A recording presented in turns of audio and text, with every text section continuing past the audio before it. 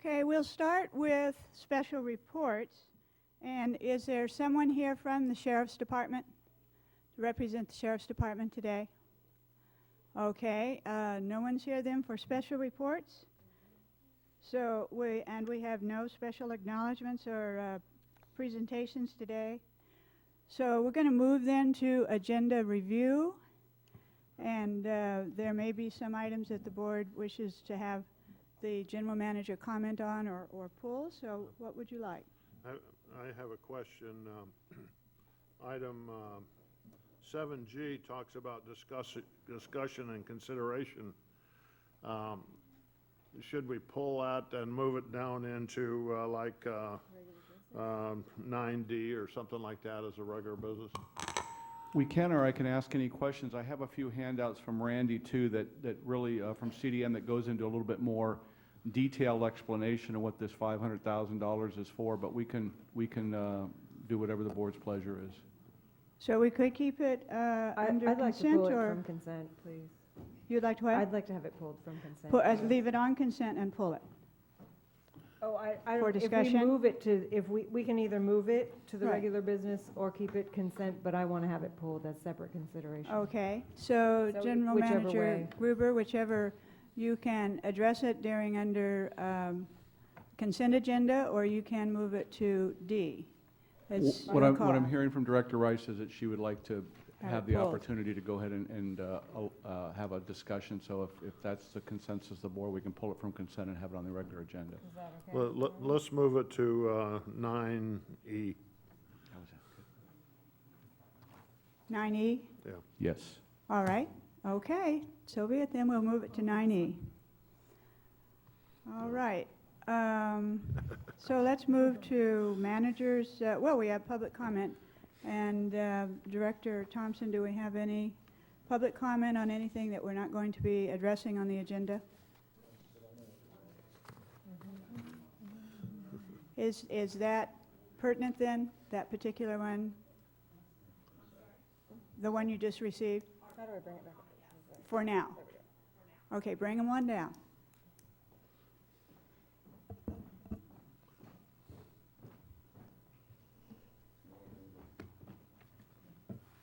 I got the timer. Okay, yes, Amanda has the timer today. Okay, so during non-agendized item, we have first Mary Webb, followed by Elizabeth Bettenhausen.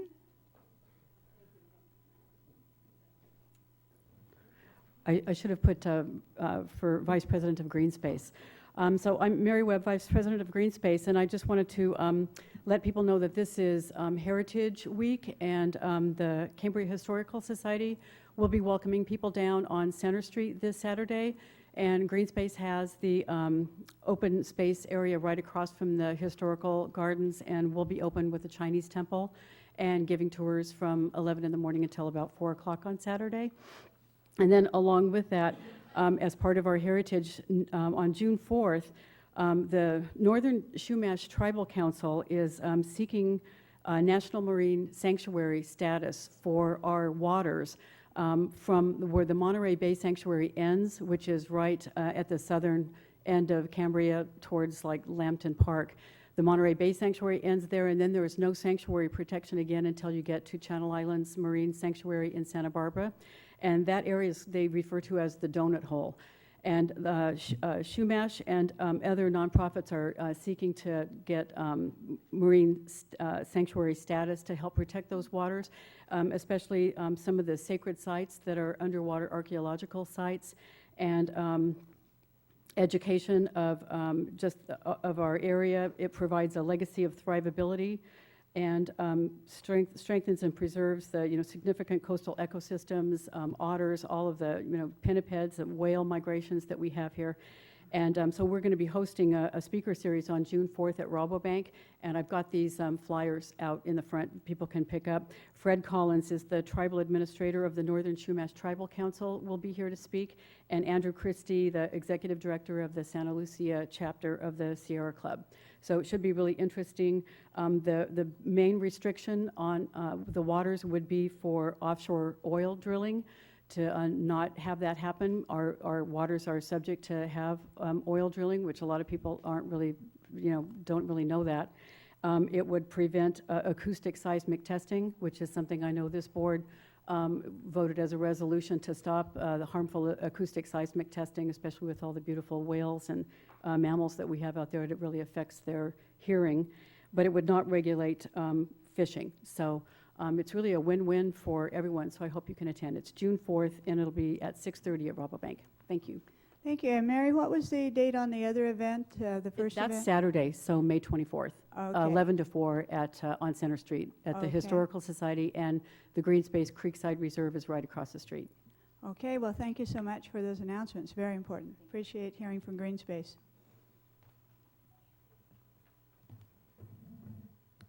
And Elizabeth Bettenhausen. Thank you very much, Madam President. I'm Elizabeth Bettenhausen from Cambria for over 12 years. And this morning I had a joy of having an email from a certain person named Cornell William Brooks. I emailed him his congratulations the other day because he was just appointed the head of the National NAACP. Mr. Brooks was a student of mine at Boston University. And I won't cite the whole email because it would sound too arrogant on my part, but I will let you know something that might be pertinent to your thinking about my presentations. He called me the, quote, toughest professor, end quote, that he ever had. So I figure that fits in with my toughest ratepayer or public commenter that you've ever had. I want to raise an issue that is only quasi-pertinent to today's agenda, but it's really pertinent in June, and therefore I think this is the right place to do it. When I was at the CCSD office the other day on 28th of April, I requested 4 public records, and I have received one, namely the task order one with the CDM Smith CCSD Emergency Water Project Agreement. And then I have not received the other 3 yet. I'm waiting for them still. But I was in the office when there was a party, a big chocolate cake and pizzas, humongous pizzas. And the party was for the departure of Kathy Fry, who had been on the staff since 2001 as an administrative technician level 3. She had an excellent record of public service, and if I ate chocolate cake in the middle of the day and pizza, I would have joined that party. But it was really for staff. She left at the end of April. And I've been thinking since then about staff changes at the CCSD, and these are going to be pertinent to you next month. As you've read today's agenda, you might well know.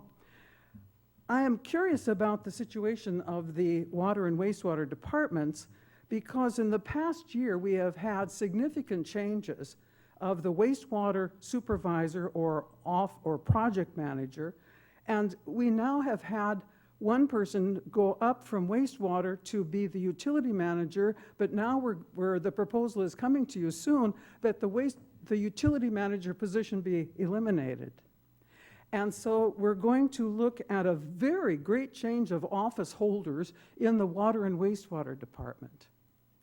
In addition to that, you're well aware what I have said in the past about the departure of our district clerk, Kathy Choate. In December, you recognized her. And this has been filled on an interim basis only. And now there's a proposal to combine the administrative services officer with the district clerk position, 2 basically full-time positions into one. I note there hasn't really been a position description of district clerk in several years, which I've told you. And the opening for the executive secretary was going to be filled. It said it should be filled on the CCSD website. I didn't see the 1-minute thing. I saw it go from 1.1 to 0. I realize what, I don't want to take extra time then, but I want to point out we have lost the water guy, the utilities manager position. We have lost the retired clerk, the retirement of the finance officer. We're eliminating the conservation officer, and I could go on if I had more time. But friends, I know you can't look at staff work. You think that, but you can look at staff work next month in the budget and ask germane questions about the quality of the management of this utilities district. Thank you. We have another person for public comment, Howard Butcher. Yep. Thank you. Thank you. Howard Butcher, I'm at 283 Layton. I don't live here permanently. I come up on weekends and when I can, like this week. And I'd heard recently about the rather large water loss that we suffered out of the tanks. And I've been on your website, and I don't find any specific information on that water loss or the reason why. Could we make sure that gets added on there? For those of us who don't live here, don't get the Cambrian newspaper, we would like to be informed about what's going on with our resources. So, as I say, I can't find anything on your website. Additionally, I saw in the paper when I got up here on Monday, the new projects, of course, about the brackish water well, but also about the storage tank that's going in on Lodge Hill. I don't find anything on your website on that project. Is that part of the 5 or 7 million that is quoted for the project? So there's a lot of information, I think, for those of us who don't live here permanently, we would like to get what's going on. Thanks. Thank you. Okay, with no further public comment, we will move on to the manager's report. Thank you, President Robinette. Because it's a busy agenda, my manager report is attached 6-day along with the other managers' reports. And because Bob and I have been working so hard on the emergency water supply, Bob has attached his district engineer's report. You have that as an addendum. And with all the well levels and anything like that. So if there's any questions, I'll be more than happy to answer them at this time regarding my staff report or any of the other staff reports that are attached.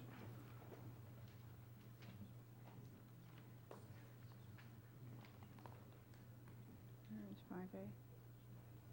Did we miss one? Okay. I'm sorry. Before we go forward, we did have another public comment, and I apologize for that. My assistant here was right on there, but not exactly timely, but helping. But I'm very sorry. Jim Walls, is it okay, General Manager, if and Board, if we go ahead and finish that public comment? Thank you. Jim Walls also wanted to have his time for public comment, so thank you for being patient, Jim. You're welcome. My name is Jim Walls, and my home's at 5270 Windsor. I have that home as a vacation home for my family, and I've also invested in the community with the vacation properties. I've complied with all of the suggested water conservation measures, and I feel it's unfair that I'm treated differently than other homeowners and ratepayers within the CCSD. I'd like to suggest that you treat myself and others like me the same as you treat everyone. I think it would be fair that we all had the same base unit of water available. One ratepayer should be the same as another. In other communities and utilities such as CCSD, they use a tier system to allocate resources such as power and water. We're given a base rate, and as you exceed the base rate, the rate goes up. So you'd have 8 units at 1x the base rate, and 4 units with double, and above that, above 12, you go to triple the base rate. I think that is a fair way to solve this problem. I also feel that it would be wise to mandate that all of the existing homes here in Cambria comply with the previously voluntary measures. We should all be willing to do our part to conserve water with the low-flow toilets and shower heads and pressure regulators, and CCSD could make assistance available to those that aren't able to comply on their own. I hate to see CSD force themselves into a legal position that can't be defended with threats to cut off ratepayers who are current with their bills and their retrofitting.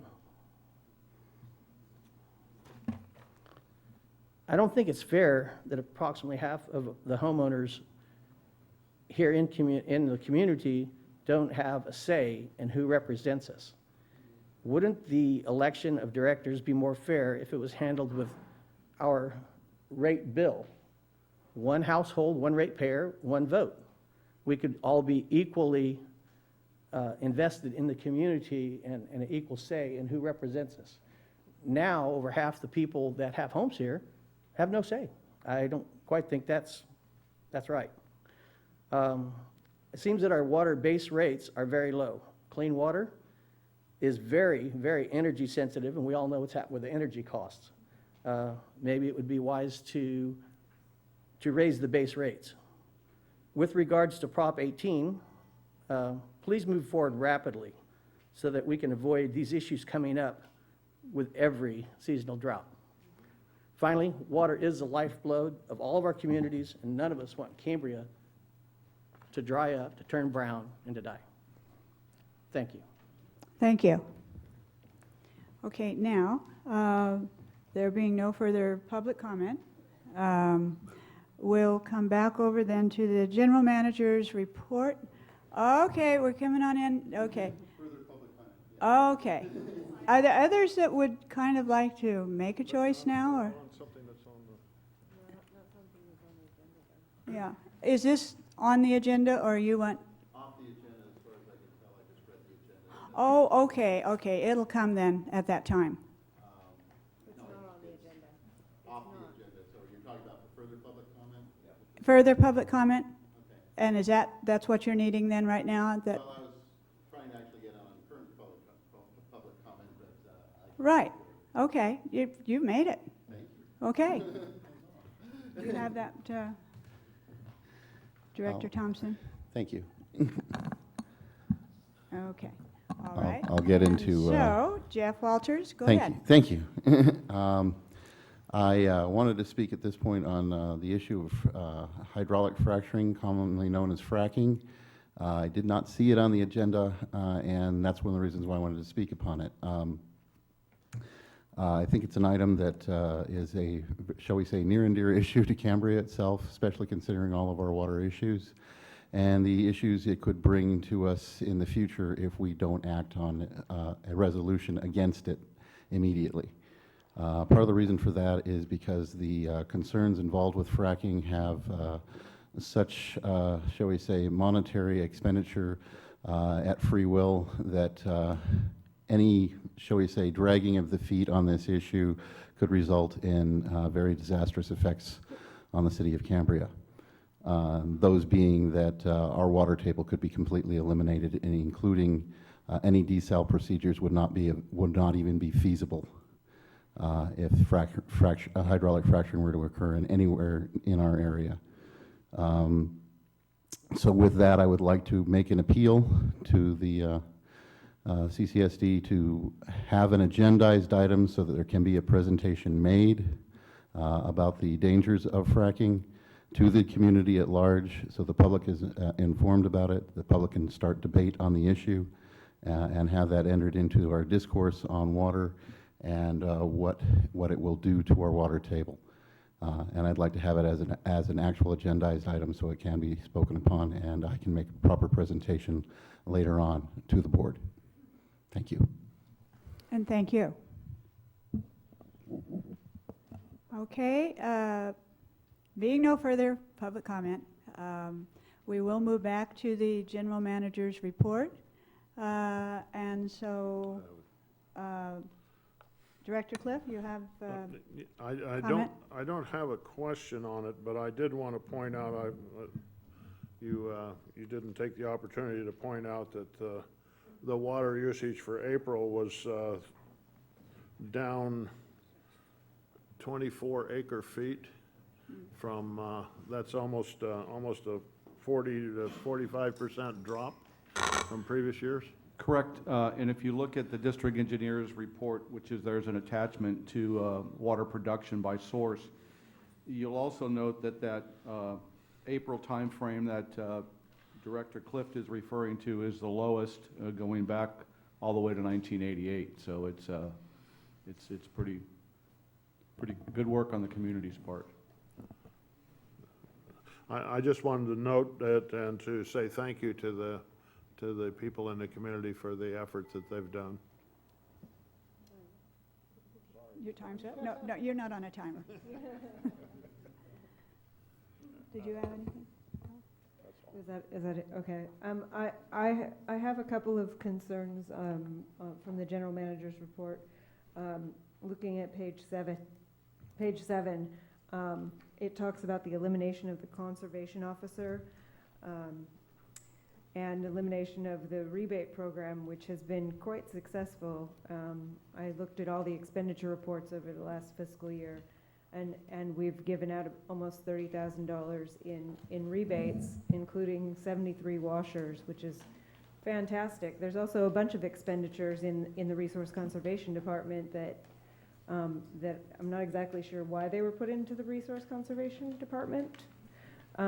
And we can talk about that more when we come to the budget. But I just, last year when we did the budgeting, this board said, let's go and take reserves out of the water fund to cover almost, it was over $300,000, so that we would have a full-time person, we would have a rebate program, and that we would be able to address these things.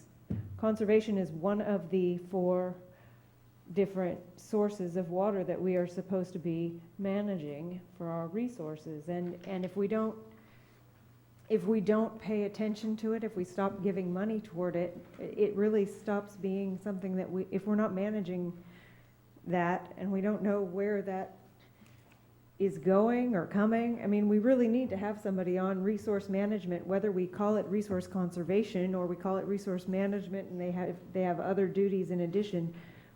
It's an important role that if we're going to spend a lot more money on an emergency project, we should not be eliminating. I know we're short of money, but we need to not be eliminating a position that will track these things, and to get rid of the rebates, I think, is shooting ourselves in the foot. I think that it's a bad idea, and I don't remember reading in the resource, our water efficiency plan, that one of the rebate programs should be for non-potable water tanks. I don't know when that decision was made, but that seems like a policy level decision that at least for right now, if you can't water outside, it's not saving potable water to use non-potable. I'm glad that people have water to use, but we can't afford to be funding that if it's not saving us water to cover that. So I just really want to hear that we're not going to, when we come to the budget, we're going to be looking at this, because you can't ignore one of our most important elements of our master plan, which is managing the resource better, being more efficient in use. So I provided each of you with a summary of the different rebates that have been given out, and there's also you also have a blue sheet that says all the different expenditures that have been allocated to resource conservation, about $105,000 this fiscal year so far, for things like delivery of the non-potable water, and well, you can see it. I put it all together because I wanted to see it, because if we're out of money, we put a lot of money into that program, and I know we're short on money because we're doing this emergency project, but we put money in that department for a reason, and I'm very disappointed to see that it just kind of wholesale seems to be tossed aside because that's it. Can I comment? Yes. So at this point, with regards to the conservation position, it's just a proposal. The board will have the ultimate decision with the budget on whether that rises as a priority in the budget process. So with regard to the rebates, we are out of money this fiscal year. The program's been such a success that we no longer have any funds for the rebate program. And so that's finished for the rest of the year, but it's almost the end of the fiscal year, and so the good part about that is that it was a successful program. With regards to the tanks, I think that was kind of a decision made by me at the administrative level. I hope this board never goes to the point where they want to be making policy decisions on operational issues, and I feel that that is really an operational issue. So I made that decision because people were hauling water around town in trash cans and whatever they could do. So that $50 rebate was really a good idea, and as Director Rice indicated, we spent about $7,500 on that, and I think the $50 rebate has been really helpful. So ultimately, the decision will come to the board. The Conservation Department is a tremendous success, and the reason it's a tremendous success is because in part of is the stage 3 that you've put into place. You could say by looking at what Director Cliff just brought up, that in April that was the lowest amount of water ever used. So by your policy decisions, conservation for the community is working. Now, we don't want to continue to do that, obviously, but when it comes to the Conservation Department, I just want to elaborate from a historical perspective. So if you go back 2 years, the intent was, it was initially introduced as a stimulus program, and the thought was that the district, before the drought came, that we would release meters based on a demand offset philosophy that was adopted by the board. We hired Bill Madaus, and that was about $70,000, and he came up with a very comprehensive conservation program. And then what we did is we realized that it was very important, so we hired a full-time conservation person, and we funded that position. And in addition to that, we funded a couple $100,000 in rebates, and so we've been supporting the conservation program pretty aggressively the last couple years. I would like to see it continue, obviously, I really would. I think it's really important. I think the position's really important. But, you know, it just comes down to resources. It's not something that I take lightly. I think it's a really important program. It's just a matter of, you know, and Director Rice brings up a good point. If we're moving forward the supplemental source of water, should we cut that? So just as a point of clarification, I'll give you options when I come back to the board with the draft budget on whether we can keep that position or reduce it or eliminate it. I want to be able to give you options. And then also, really what we can afford to fund on the rebate front. I got some really good ideas about that, but I think the days of you know, the $200,000 or $300,000 conservation budget, until we can get additional rate increases into place, is probably not a viable option. You know, the flip side of this is I hear from my guys out in the field that if we had resources, please give me another person, you know, out in the field. That, you know, and so it's not that I'm against it or don't want to fund it. I think it's important. It's just how can we all come to a balance and with limited resources and continue to address the conservation needs of the community. So I had a good debate with a good conversation with Director Rice earlier in the week, and I don't want the board to think that I'm taking a position that I don't support it. I think it's really important. It's just like anything else, to what level can we afford to support it, and what you know, I would love to see the Conservation Department fully funded. I really would. But we also realize that we have a lot of needs.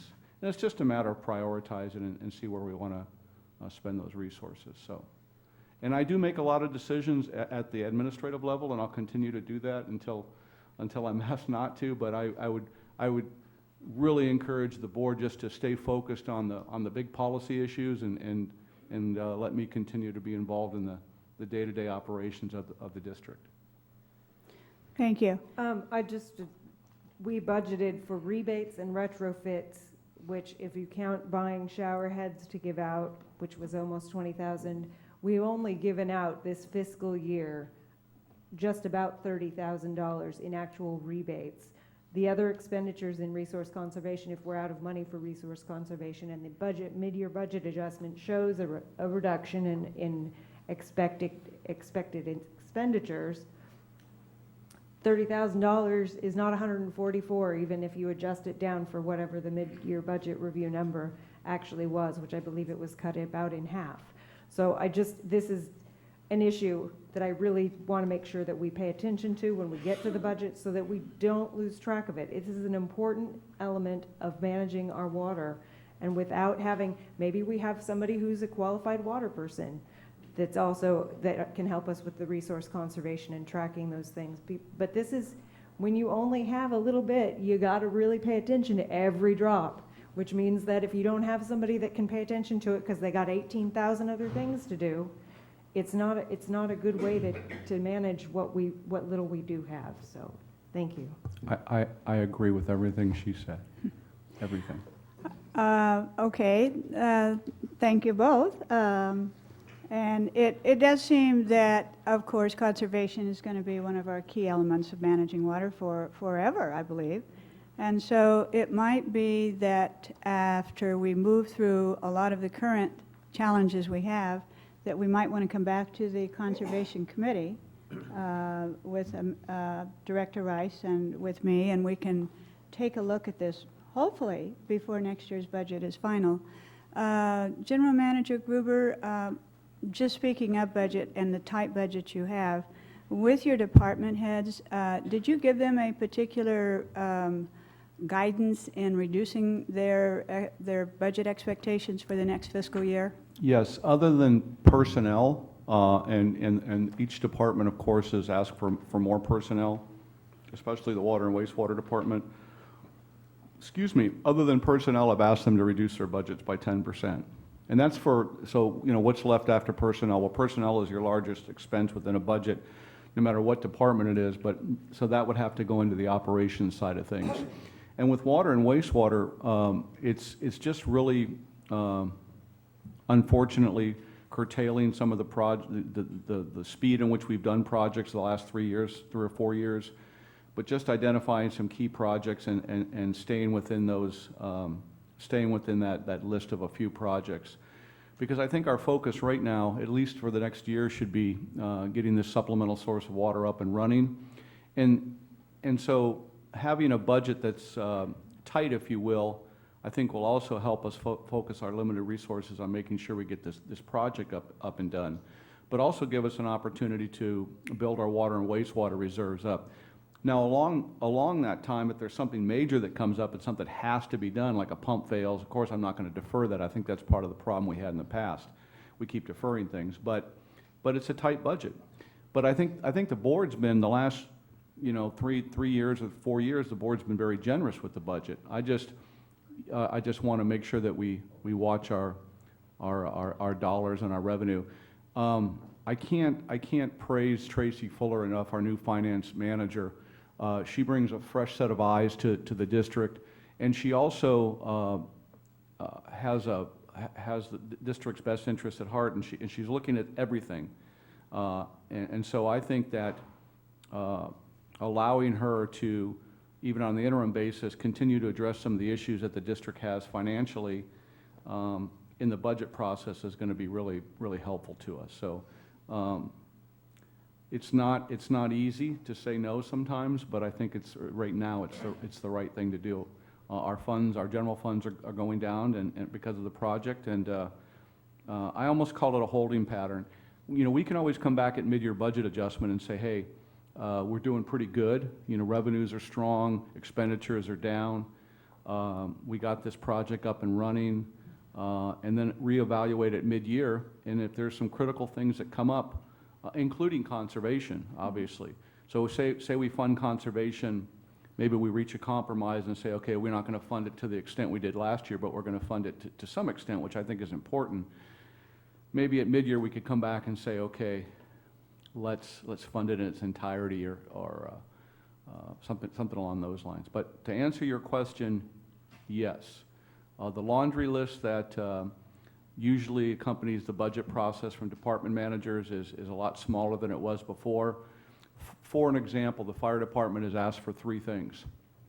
There's a need of a fire truck, there's a need of an administrative assistant, and there's a need for hiring somebody to transition into the new fire chief position when Mark leaves. Chief Miller's indicated to me that he's going to be retiring unfortunately, in March or May of 2015. So, what do you do in the interim to bring somebody up to speed? Do you bring in an assistant chief and those type of things? And those are just things we just can't afford right now. the water and wastewater departments have indicated that they need more staff out in the field. And I support that. I think it's a good idea. I think they do need more staff out in the field. It's just, you know, what can we afford? So, and the administrative, the elimination, really not the elimination of of a key position, it's just consolidating, consolidating and seeing how it works. And I'm the first one to tell you if it doesn't work, I'll be back and asking for additional funds. But that's part of the role of a general manager, is just to see how you can do things differently, maybe save some cost, and still provide a good level of service for the citizens. So. Okay, thank you. Just one other thing, since you brought up Tracy, she is quite good. I've had a couple of meetings with her, and I'd just like to request again, and hopefully have a consensus of my fellow board members, that we have not only the expenditure report, but some sort of, I don't know what the technical term would be, balance sheet, income sheet, so we can see the income coming in, and there's some stuff that, like, say for fire department in the past, that it shows up on the expenditure report, but it's not actually coming from property taxes because it's covered by a grant. Those kind of things would be easier to see if we also, in addition to seeing what goes out, if we also could see what comes in. So I would really appreciate it if we could get some consensus, and maybe we could get Tracy to give us something like that. Is that agreeable? Does that seem reasonable? I think we're starting in the right direction, and I didn't mean to gloss over it. I apologize. On page 9, if you look at the finance director's report, finance manager on page 9, it's a slight revision to Allen's, and you can see budget projections, actual receipts, the difference and the percent variance, and we go into water sales. And I think this is, Director Rice, I think this is a start to what you're asking for. I absolutely agree. We've always really been good, especially in the accounts payable sheets that we send you, on how much money we've spent. We have failed in the area of showing how we're doing from a revenue perspective. I went down to Vandenberg Community Services District a couple months ago and spent the day with the staff, and one of the staff that I spent the afternoon with was their finance manager. And the reason I went down there is they have moms. They have the same kind of financial software we do. And I attended a board meeting, and I listened to her give a presentation on the finance of the district, and I was amazed that the detailed information that they were able to provide their board as far as revenues go. And there was 5 or 6 pages that showed graphs. It showed everything. Prior to bringing Tracy on, that's one of the things I discussed with her, and that's a goal that we're going to reach in a relatively short period of time, hopefully, that we can show you on a bi-monthly basis our revenue coming in, not just from property tax, but from water sales. And once you start putting it into spreadsheets, then it's like anything else. All you have to do, in graphs, all you have to do is just update it, just like Bob does on the wells. So this is the first step in the right direction on page 9.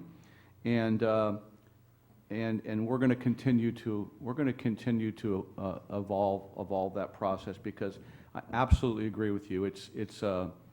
I can show you expenditure sheets all day long and AP and what we've spent, but I think it's really important, especially when the dollars are tight right now, that you see what's coming in from a revenue standpoint, especially since water sales are down.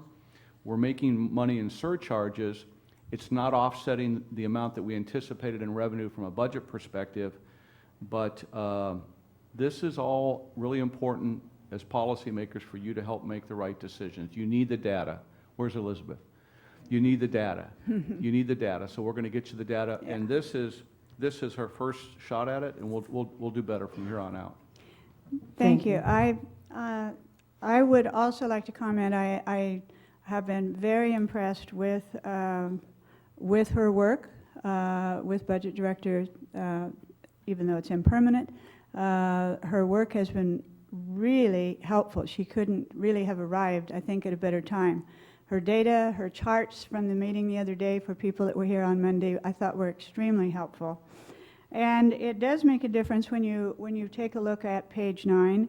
And we do see, of course, and we are down from revenues, 6% in wastewater, 2% in water.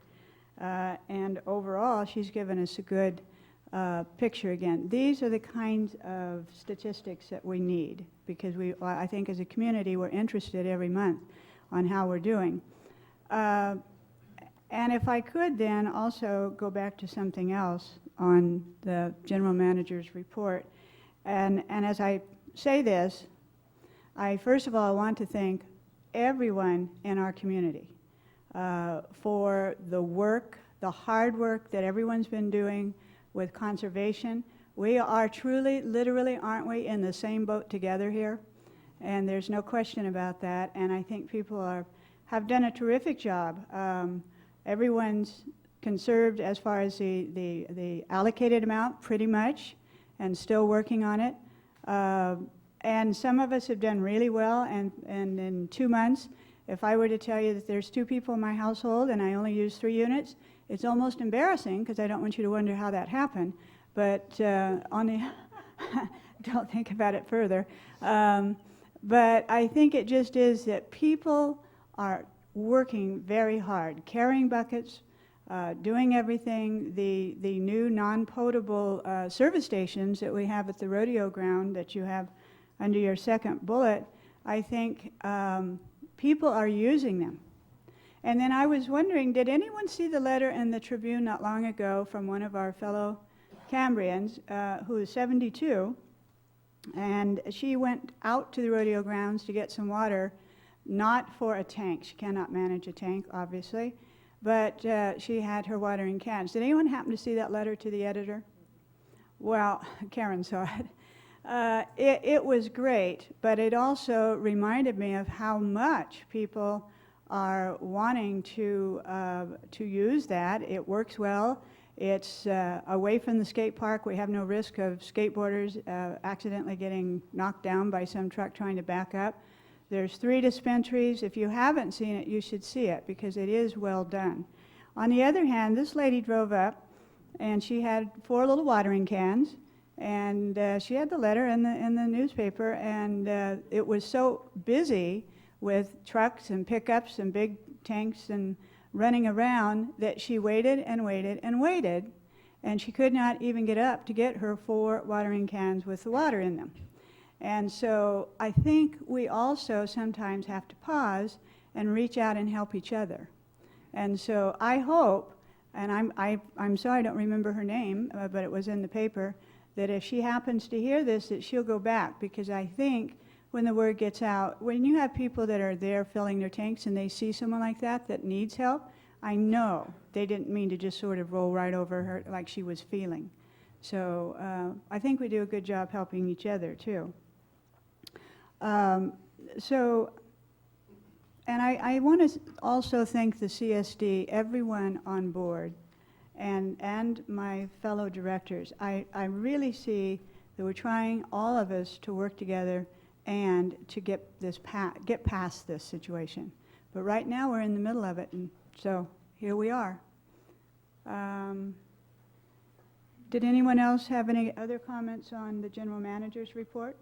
Madam President, just one other thing. If you look at the production real quick, for April for the SR1 well, it was 666,000 gallons. If you divide that by the days in April, you come out with a percentage every day. From a policy standpoint, eventually we may want to evaluate the giving of that water, and that comes out to about 2 acre-feet roughly, and so I just want to bring that to your attention to make sure that you're aware of that, because it is not being run through the filtration system right now, but I've had several people come up to me and say, isn't that a source of potable water that we could be using later on in the summer? And my response, at least at this point in time, is yes, that's true, it can be. But right now, it's deferring the use of people using it in their yards.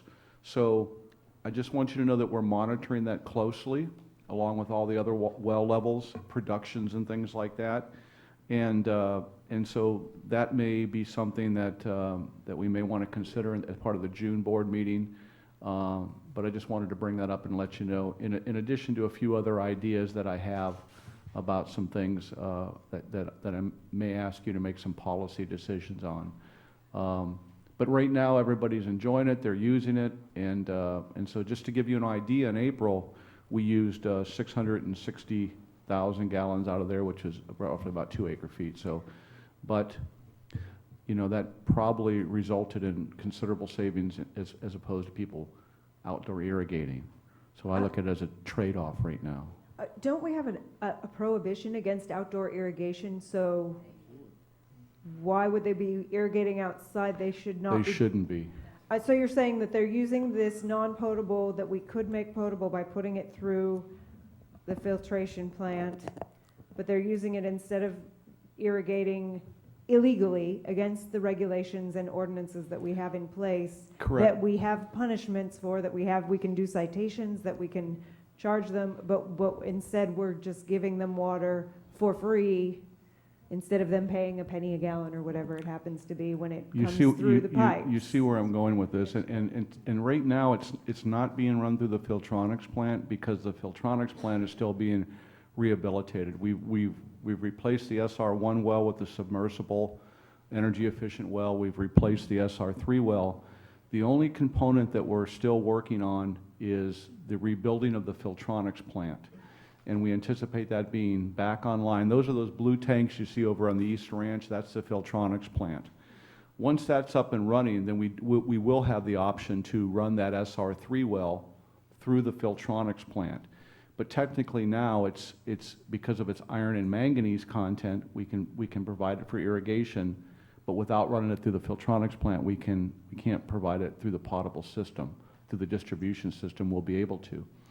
There's been some good conversations about that, Director Rice, about maybe charging a minimal amount for that water, even on a merit system or a volunteer basis. And I think that's maybe one of the things that I'll bring to the board for discussion. It would be relatively easy to do because you've adopted our master fee schedule by resolution. So we could add a component to that and just say, okay, we're going to charge what I'm hearing quite frequently out in the community is a penny a gallon and things like that. What we also might want to do is limit the taking of that water. In other words, let's limit to a couple hundred gallons or something like that. So the person that you referred to, President Robinette, that had the small watering cans, would always be able to do that.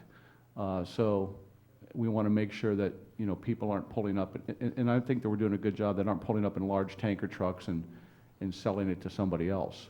I think that we need to manage it, continue to manage it, but also provide it to the community, but only, you know, just let's come up to it with an agreement on what we think is an equitable amount for everybody. So, Well, good one of the question. reasons why our Resource Conservation Fund is extinguished is because of the expenses that have been associated to resource conservation with that particular provision of water for free. You're absolutely People right. should not be watering outside, period. It doesn't save us potable water. Well, they're watering outside with that water. If we could allow Yeah. water, if we allowed watering outside right now, which right now we have a prohibition, but if you could water outside, then it does save us potable water because hopefully they're trucking it up there and using that water instead of using the regular water outside, the tap water. Right. If they can't use the tap water outside, we're not saving any water really. So it kind of makes me more than a little bit upset. So let's make sure that we get this back for a real discussion soon. Thank you. Are you saying that some people are using potable water? That's what General Manager Gruber just said, so that they don't use potable water on their yards, they're using the non-potable, but they're not allowed to use potable water on their yard. Correct. They're not allowed to use potable. Right. And the question I guess you have to ask yourself is that 660,000 gallons that was used in April, if they were allowed to use potable water outside, would that amount be exceeded? So the only reason I'm bringing this up, and this is good conversation, is we need to make some policy decisions, especially when we get the Filtronics plan up online. And I have some ideas that we can discuss, and we'll probably have the Conservation Committee and water alternatives and things like that. But I have some ideas. I just want to make sure that you're okay with what we're doing and how we're doing it, and it's equitable for everybody. That's only my concerns. Well, I think it is. I think people are very happy about it. There's still some people that I talk with that are still going up on San Simeon Creek Road to get the non-potable water there, but I think as people have tried it, it is, put here for our community to be a service to people that are, that are helping other people with at least keeping their landscape and their yards going at this point. So I hear very positive things about it. Yes, okay. All right, then are we going to hear from, do we have, well, are we going to hear from our district engineer? If it's a pleasure of the board, you can Do hear you from the want to? district engineer all Or you would not? like. He, We don't, because he's been working so diligently and hard and long on this supplemental source of water, emergency water supply project, Bob finished up his engineer's report, and we did it as an attachment. You know, you can talk about the well levels and things like that, but I just, real quick, you know, Bob is putting some tremendously long hours in, and he works from home, works on weekends, works on holidays, and you know, again, on this project, we don't have a team of people. We have Bob and me and CDM. So, so I appreciate the board's patience with everything not flowing perfectly with this agenda. There's some green sheets or white sheets or whatever you want to call them. And so with that, if you want to hear from Bob, be more than No, happy to. it seems like I'm reading a consensus here. No, Bob. No. Bob? Yeah, the report was, and thank you for the report. And I know that that was really over and That's right, above on your Bob. part with everything else. But I think we're good, so we'll actually give you a break. So, You're welcome. Thank okay, thank you. All right, so we have general manager's report. Any ad hoc committee reports? Okay, public comment before we go further. Okay. Well, you know, actually, Elizabeth was first. Okay. Correct? Okay. Thank you for waiting. And then Mary Webb. Thank you, Madam President. Elizabeth Bettenhausen. I'm sure that Mr. Gressens will put his report on the website, since it's not reported on for the people viewing this wonderful meeting today. The only access they will have is then to the website, so please put that there, Mr. Gressens. I have two areas of questions, but although I just want to add a quick one. If that SR well has non-potable water which must be treated, if we don't treat it yet, it's still potable water, meaning drinkable. If we give people free potable water from the Santa Rosa Creek aquifer so that they can water outside, which is illegal, we are giving them illegal potable water to water outside while we are depleting the aquifer for when we do run it through this great filtronics plant and we can use it for drinking. So think about a policy decision. Do you really want to reinforce illegal actions in our community by the multitude who like to water? But my first question is, when will we receive Task Order 4? And will Task Order 4, with the CDM Smith people, include an accurate stipulation of the price of the emergency water project? I ask this question because in the Task Order 2, which then got redefined as Task Order 3 at one of your recent meetings, it says that we will lease the AWTP, Advanced Water Treatment Project, equipment. Have you as a board decided that? Will you lease the major section of this plant, and therefore it is temporary? Or will you call it permanent because you've got some pipes laid? This is a huge policy decision, friends, and I want to see the dollar amounts. What will it cost to lease it? How do you know you're going to lease it for 6 months out of the year, which is what it says? Or will you only need it 3 because of El Nino? There are data here. Thank you, General Manager, for calling out my name. I once again ask, where are the data? I also want to ask, where is the emergency water project application that you submitted to the county? I have asked for that in a PRR and I don't get it. I have asked the county for their public notice of it. I don't see that anywhere either. We are not following the law in moving ahead in a water emergency. We need to notify ratepayers because we're the ones who pay the bucks, your $100 a meeting, and the exorbitant salaries we pay some people on this board, if I may casually point that out. I am tired of seeing us talk about an urgent situation of money when we're only 2% below what we earned last year on revenue on page 9. Surcharges might just turn into rates. Oops, that's a later agenda item. Thank you, Madam President.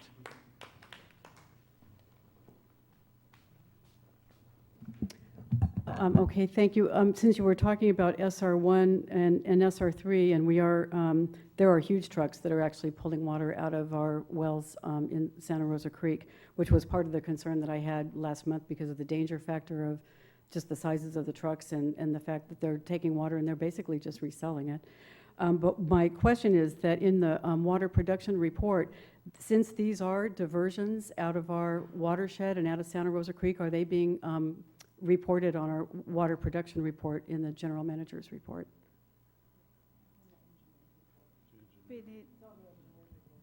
It's in the, that's in the engineer's report. Is that amount of water being reported? It is. Okay, and then the other thing, that's great to hear. I'm really relieved to hear that because it would really change what our water use is if it's not being reported. The other thing was that in Monique's, I think it's Monique's report, I'm sorry, administrative services, is that still you? Okay, so in her report, she talked about the number of accounts that received surcharge penalties, and what I'd like to see in reports like that is it's 388 residential accounts were surcharged, but it would really be nice to have what the total accounts are for residential. And I actually have that from a public records request from 2012, but I don't have the 2014 numbers. But if you take 80 vacation rentals out of that number, it's 308 residential accounts out of 3,412 that receive surcharge penalties. That's only 10%, so not bad for us residences in our little residences, right? But of the 80, which are vacation rentals, we only have 234 licensed vacation rentals. So that would be 80 accounts were over their amount of water out of 234, which is 40% of the vacation rentals are above and had to receive surcharges. The commercial accounts, there were 42 out of 229 commercial accounts. Commercial accounts should be separated between lodging and regular commercial because, you know, as we know, retail people, some of them, are, you know, they have one little bathroom back there, nobody uses their bathroom. But as far as lodging or restaurants, there's a lot higher water use. But 42 out of 229 accounts had to get surcharge, which is 20%. So of the three, it's residents, only 10% of us. Commercial, it was 20%, and vacation rentals, 40%. So we really need to look at that when we look at charges. Thank you.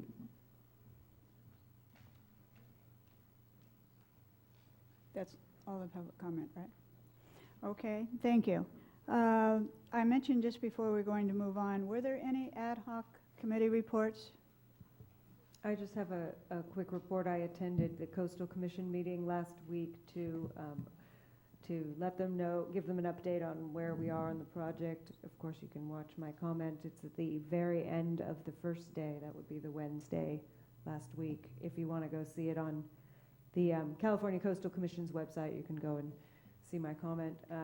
Basically, just let them know what was going on and that they may be expecting sometime very soon a regular permit, because part of our emergency permit, we have to go forward on a regular permit at within a certain number of days and such. So I thought it went quite well, even though it was the very end of the day and everybody was quite tired. So I think that it was productive in that the coastal commissioners are more aware of what. I know we've been working with their staff. Our staff has been working with their staff, but it was good for the coastal commissioners to hear what's going on with our emergencies. Thank you. Director Thompson? Yes, thank you, Vice President Robinette. I attended both the Parks, Recreation, and Open Space Commission, also known as PROS, and the board meeting of the Friends of the Fiscalini Ranch Preserve. Just a couple items from those meetings. Firstly, with PROS, they heard a presentation from David Foote of FIRMA regarding the proposal to modify the master plan for the community park. And essentially that proposal was to move the dog park closer to the parking area, and then also to have some modification of the drainage system. And that proposal went to the county planning department, which reviewed it and determined that the request was substantially in conformity with the plan for the ranch. So that was approved for the PROS folks. They did table any further action on moving forward with that movement of the dog park. They received a preliminary estimate of the cost of such activity with the dog park of roughly $180,000, and that includes funding relative to their improvements, as well as paving the road and tree removal and so forth. So they tabled that whole issue until September because of our situation with water in this community, and they didn't want to further request any kind of modification at this point. With respect to the Fiscalini Ranch folks, couple items of interest. The fundraising kitchen tour, which I know is enjoyed by a lot of folks in town, is set for July 26th, and Elise Bell is again spearheading that, along with a very formidable committee, so we expect that that'll be a terrific activity again. They also reported that they have a new office space, and for your information, that is located right next to Sandy's Deli in the West Village, and they're anticipating having a grand opening at some point in time in the near future, along with ribbon cutting and this sort of thing. So that was another thing that that they're excited about.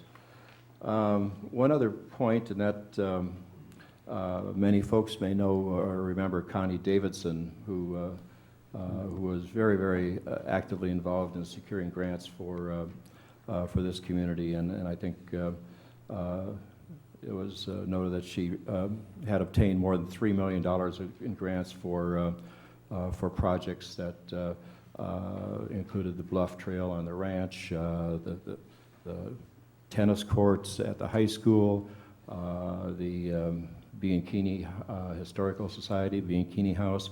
And so she was very, very actively involved and was just a terrific grants person. Connie passed away a couple months ago, and she lived in Morro Bay, and so there was an obituary in the Trib, but not in the Cambrian. And a lot of folks at the two meetings, both the Fiscalini Ranch and the PROS meeting, were of the mind that at some point in time we should have some way of commemorating her involvement with our community, whether it be in the form of a medallion on one of the benches on the Bluff Trail or something of that matter. So this is something that we'll be exploring in the near future, because Connie was just a terrific, tremendous asset to this community. Mm-hmm. And that's it. Thank you. I think we should just have a moment of silence for those that knew Connie. She did a tremendous amount for all of us.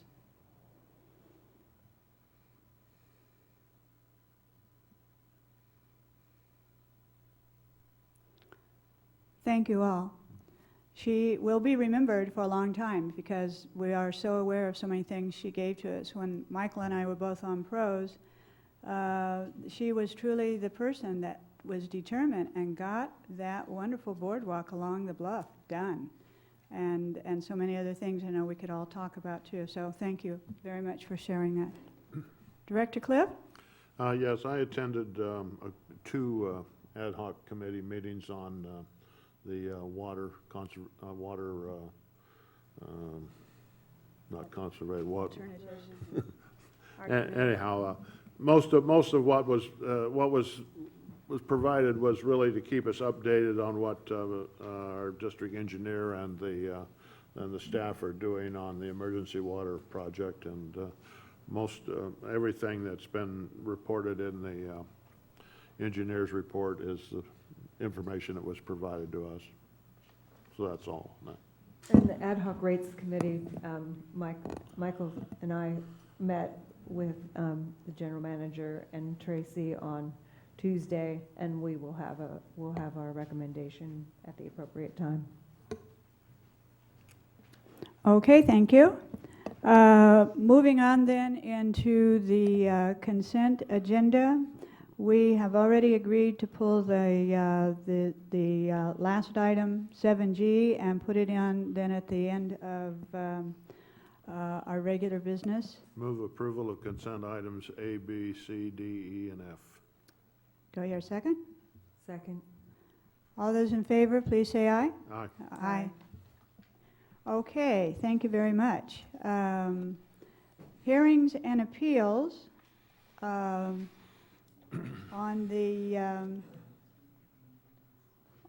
A, General Manager Gruber, do you want to introduce that? If you don't mind, I would like to defer this to the Administrative Services Officer. She just heard this. I wasn't here last month, so I think she was a little more up to speed on it than I am, unless you don't have your agenda with you, and I'll go ahead or Tim can do it. Yeah, Tim, you want to? We haven't heard from Tim. Yeah, Okay. Tim, take it away. Thank you. I got the short straw again. At your last meeting, and I wasn't here, the board considered revisions to your water conservation restriction. Is this working? An allocation resolution that you originally adopted in January and had amended several times. The only substantive change you made to that was using a different methodology to calculate the rates for commercial uses. You're using now a 3-year average for the same billing period. You at that point apparently requested that the item be returned to you, and you continued the public hearing. So that resolution, which involves all the conservation measures, restrictions, and the allocations themselves, are open for discussion and direction. I'd be glad to answer any questions. Would someone like to go ahead and start the discussion? Okay. Yes, this is a public hearing, so we're going to have to open the... Yes, okay, so it is a public hearing, and do we have some requests? Okay. So first up, we're going to have Richard Breen, followed by Nick McGrath, and then we have some others, and so we'll just start with the first two, okay?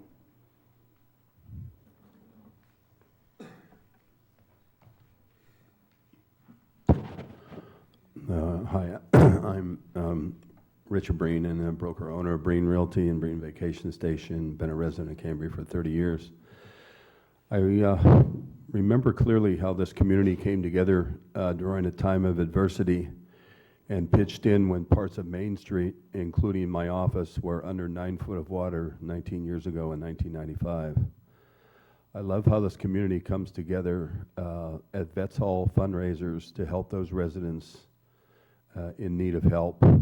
This just doesn't happen in other towns. This drought is real. We are in a time of adversity with a limited water supply.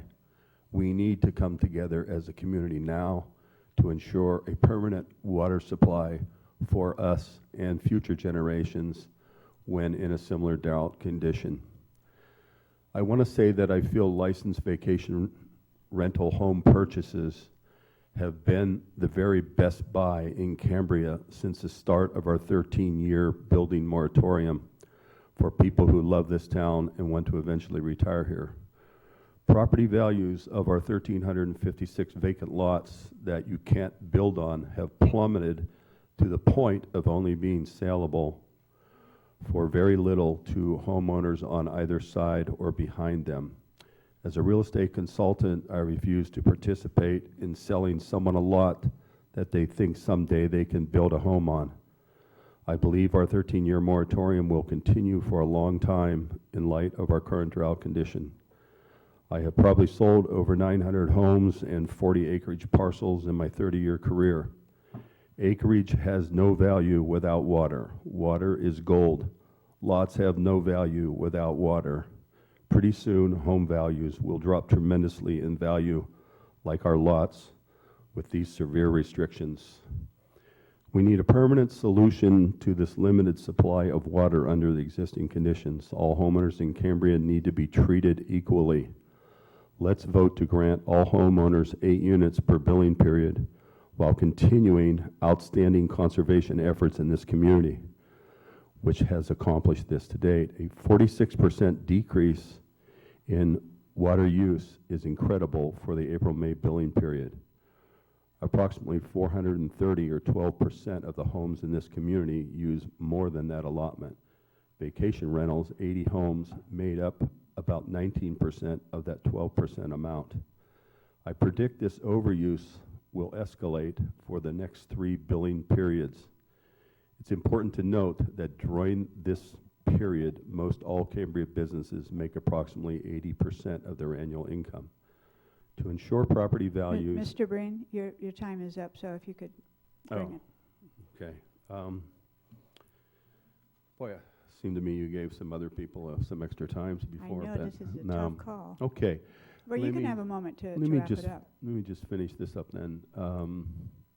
Here, I want to say something to you folks. Our current situation is real, and I know that the majority of this community will support your efforts to ensure relief as soon as possible in a time of adversity. I've always found in life that out of adversity comes opportunity. This situation is an opportunity for this CCSD board to accomplish what no other CCSD board has accomplished in the last 40 years. I respectfully request a vote today for at least 8 units of water for every residence in Cambria. I truly believe it is the fair and equitable thing to do if we continue our conservation efforts. Let's keep things simple and avoid preferential treatment to anyone. Thank you.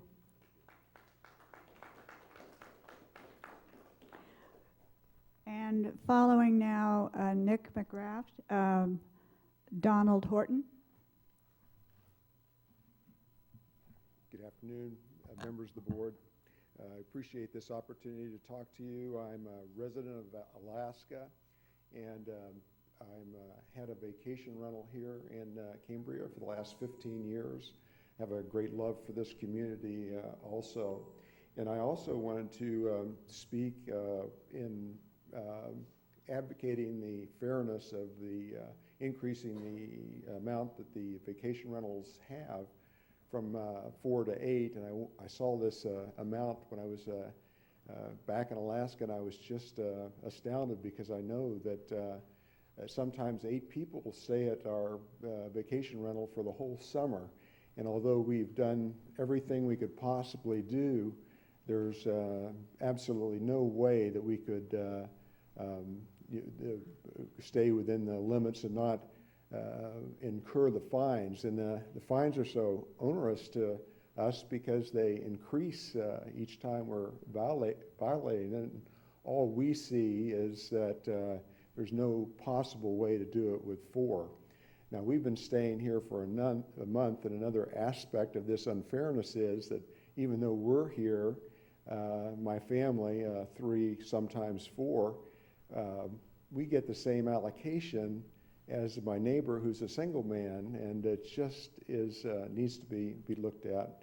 So I urge you to consider seriously making everything fair here so that each house can have the 8 units, because what will happen is that we will really just have to stop taking rentals. And you may think, well, this only affects me and the vacation rental company that handles it, but you know, these people that come here, they eat in restaurants, they buy gasoline, they pay taxes. So it's if it does get to that point where we have to stop taking rentals, then we would have to, it hurts the whole community.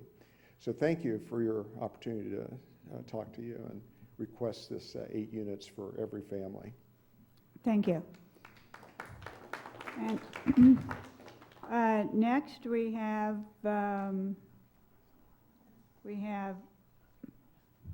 Stephen Pullen.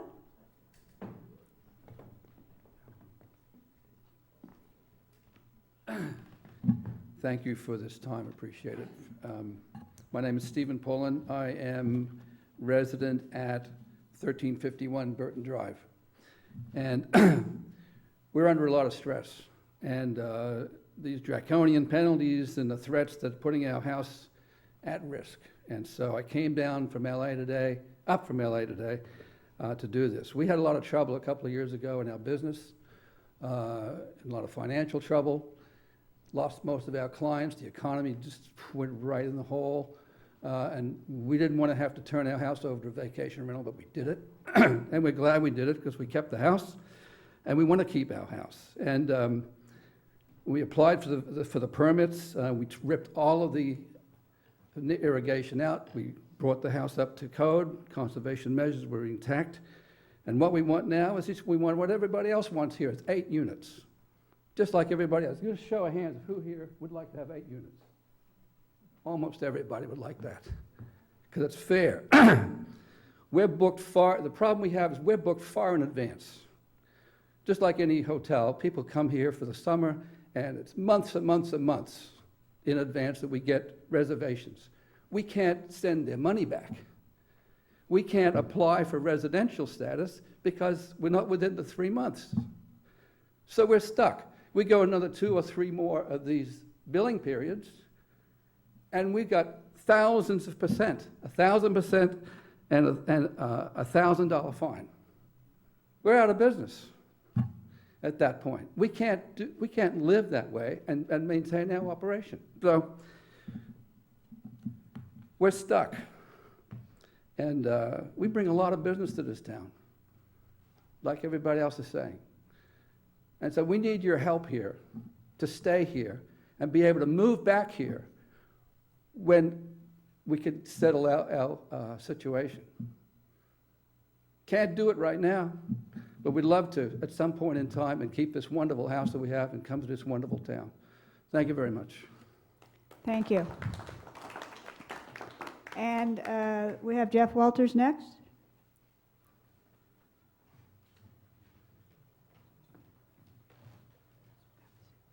Thank you.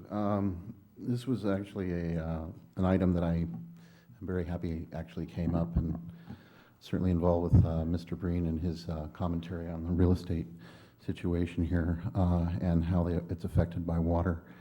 Some of the things I also understand, at least as far as the big thing about water is economics, really. The economics of water, especially as Mr. Breen indicated, is that water is gold for real estate. That's completely true. And sustainability of the economy of the city of Cambria. As far as I know, the current population in Cambria at around, as far as I know on the sign, it's 6,444 people. Current permanent residency. I'm not sure if I'm included in that. That might be 6,046 by that point because my wife. But anyway, the point that I'm trying to make is that I have heard that economic feasibility within the city of Cambria is really at 8,000, not 6,000. And currently we live in a economically unstable environment right now, which is indicated by the amount of businesses that tend to go out of business and the amount of time that they tend to spend in town, which is also unfortunate. Some people might have also noticed a business that has been in town for, I think, almost the last 30 years.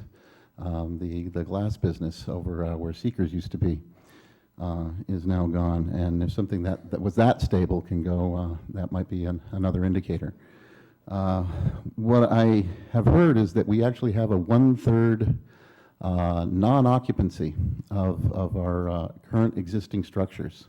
That 1/3 actually fits with the 8,000 figure. And if there could be a real plan for real property crafted amongst the local realtors with the CCSD, I think that might be something that you guys might want to look into.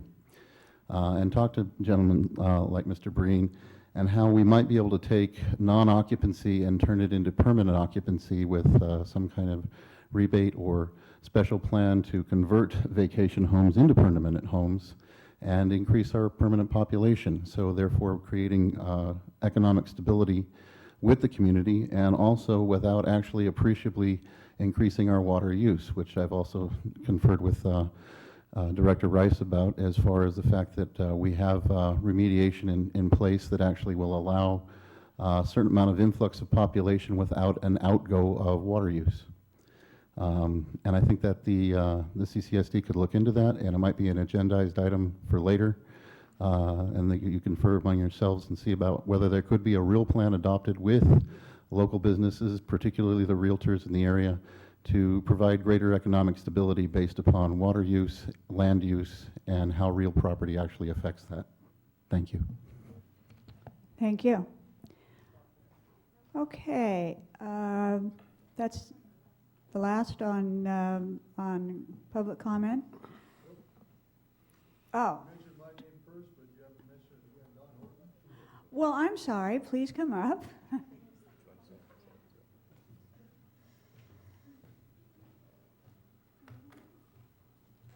My name is Donald Horton, and we have a rental down on Marine Terrace that we've had for 17 years. And we built the house there. Also, before I get started on that, I would like to make one comment about a figure that was given, which I think is a little misleading, that of the rentals, 234 rentals that are in this town, that there was a 40% overusage of water. Well, they were working with a 4-unit capacity, not an 8-unit capacity like everybody else has. And most of those rentals, I'm sure, have at least 2 people in them. So I think that should be clarified. I was frankly astounded when I got my bill and this last month, and saw the surcharge and then the penalties that were going to be assessed against me if I couldn't get it down within 3 months. I was going to have my water shut off, even though I paid my bill. And if you want to, I have here my CCSD water usage over the last almost 3 years, and it's averaged 7 units per 2-month period, which is not too bad. And, you know, and that's with having sometimes, you know, 6 people in the house renting it. And I thought to myself, well, maybe what I'll have to do is not rent the place every other month, you know, so I'll just rent it 1 month during the billing period, but that's going to cut, you know, a lot of revenue out of my income. But what happens if I get shut off and I don't have any water? What can I do? The other thing that concerns me is the fact that nothing has ever been done, nothing substantively has been done in this community to face a shortage of water like we have now. And this idea of when we have this ocean out here full of water, of not using a desalinization plant to get that water so it can be used for potable water, just seems like a great oversight to me. Because we're going to have droughts in the future. There's no question about that. And we're also going to have times when there's 9 feet of water on Main Street, I imagine, as well. But anyway, those are my concerns. I just wanted to mention. Okay, thank you very much. Mm-hmm.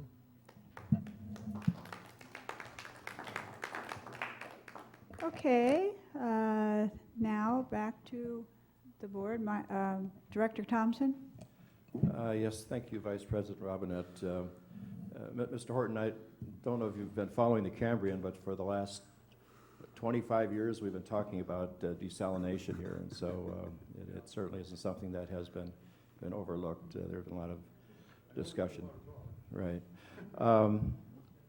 Ms. Webb actually commented a little bit on what I was going to comment on, and that was in terms of the water usage for March and April. And I took her numbers just a little bit further. Certainly the 4,000 some odd connections, hookups in this community have been doing an exemplary job of conservation over the past 2 months. I think it was, the figure was 300 or, let's see, 308 of the accounts exceeded their water allocation and were surcharged during the past period. But of that 308, there were only 81 that were over 12 units, and which is 26% of the 308. So certainly of the folks that received a surcharge, most of those were for being only 1 or 2 units over their usage, and which I think is terrific. There were very few accounts that were really over, that had some exorbitant bills, and I'm hopeful that staff will explore with these folks what the situation was that caused them to be so far over their allotment, and help them to reduce their consumption in the future. It was also mentioned that there were 42 commercial accounts. And again, in looking at the individual accounts, I thought the business community also did a very terrific job of keeping their water usage down. Very few of the accounts that were surcharged were restaurants. And in fact, in talking to Steve Niffen of the Sea Chest, he indicated that they were actually 13 units below their allocation. And I know that most of the restaurants in town are doing a terrific job of conserving, of offering bottled water, plastic cups and so forth, and really making a conscientious effort to reduce their consumption. In addition, I think the lodgings also did well. There are some that need to have some additional work done, but again, I'm hopeful that staff will meet with them and see if we can get them down. With respect to vacation rentals, there were 80 on the list out of, what was it, the figure, 240, Monique? 400. 295. Howsoever, only 17 of that 80 exceeded 8 units, which is 21%. So I think 17 out of 295 in terms of exceeding 8 units is significant. And I saw maybe only 2 or 3 that were really again off the chart in terms of where they should be, and so I think we can deal with that. So I think all in all, every account in this community should be commended for the work that they have done. With respect to the notion that, well, let me just put out there, my wife and I used 4 units last period. We're entitled to 8. Because I'm 4 under does not mean that I'm going to open up the tap and run out the other 4. So I think that we need to be cognizant of the fact that people who are conserving, if we were to give them an additional allocation, are not necessarily going to use it or going to waste it. And the only thing that we gain from not doing so is surcharge money. You know, we're basically it's a revenue thing. So we're not encouraging them to use more water. We're just saying that we're going to hit you with less of a penalty. I noted in the Tribune today that Director Rice saved water by not going pink. And so I assure you that I'm not going to color my hair pink in order to or whatever's up there. So again, I think that basically it's a long way of saying that I think the folks in town have done a great job. I think we need to recognize that if we should make some adjustment to the allocation, we're not encouraging folks to use more water. We're just putting them in a situation we're not going to whack them as hard with penalties and surcharges and so forth. And I had discussed last meeting about the notion that I've come to the conclusion that, and I guess I attributed it to Ms. Webb, who made mention of it at during public comment, that all hookups, all accounts should be treated equally and should receive a base level of water. Not just vacation rentals. I've heard from a lot of folks who have a second home here, who don't rent their home out and who only have 4 units, but are not able to enjoy their home when they come here or have their family stay because out of fear of exceeding their allocation. And likewise, I've heard from folks who live by themselves, who again get 4 units, and are not able to enjoy their family visiting them again because they're afraid of exceeding the amount allocated to them. So I think that out of consideration for people who live here full time and live by themselves, we need to be mindful of the fact that they should not be penalized if they would want to have their family spend time. So my position is basically that let's cut the red tape on all this. Let's just make it a flat 8 units for every hookup, and if there are families that have more than the 2-person household, as we have done to this point, based upon their certification, that they then could be entitled to additional water. But I think 4 units is just really too little, and I don't think we're going to encourage anybody to use more water just by not fining them, at that point. And after discussion, I would be prepared to make a motion to that effect.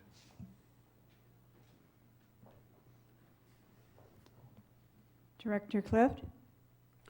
I couldn't agree more with you, Director Thompson. I don't think I've received as many postcards, emails, letters, and conversations on an issue as I've received on this. And they haven't come from just vacation rental people. They've came from permanent residents who are concerned about family members. They've come from people who, like my next door neighbor, who is only in the home occasionally. It's their second home. But when they come, they bring, generally there are 5 or 6 people. And if they stay for 2 or 3 weeks, they could wipe out that 4 units in 1 week's summer visit type of thing. So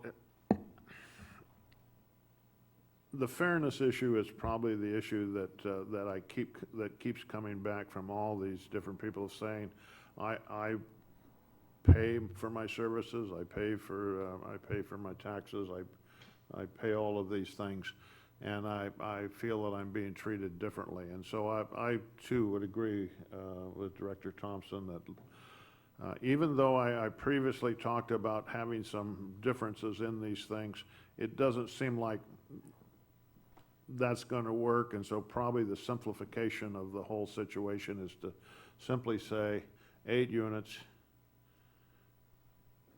and then if there's more than 2 people, they can apply. And I too don't believe, and I think it's proven in the numbers that we've seen here, that people are not going to go out of their way to say, okay, I'm going to run out and look at my meter, and I'm going to I'm going to keep running the water till I get up to 8. That's just not the way the people in this community to work.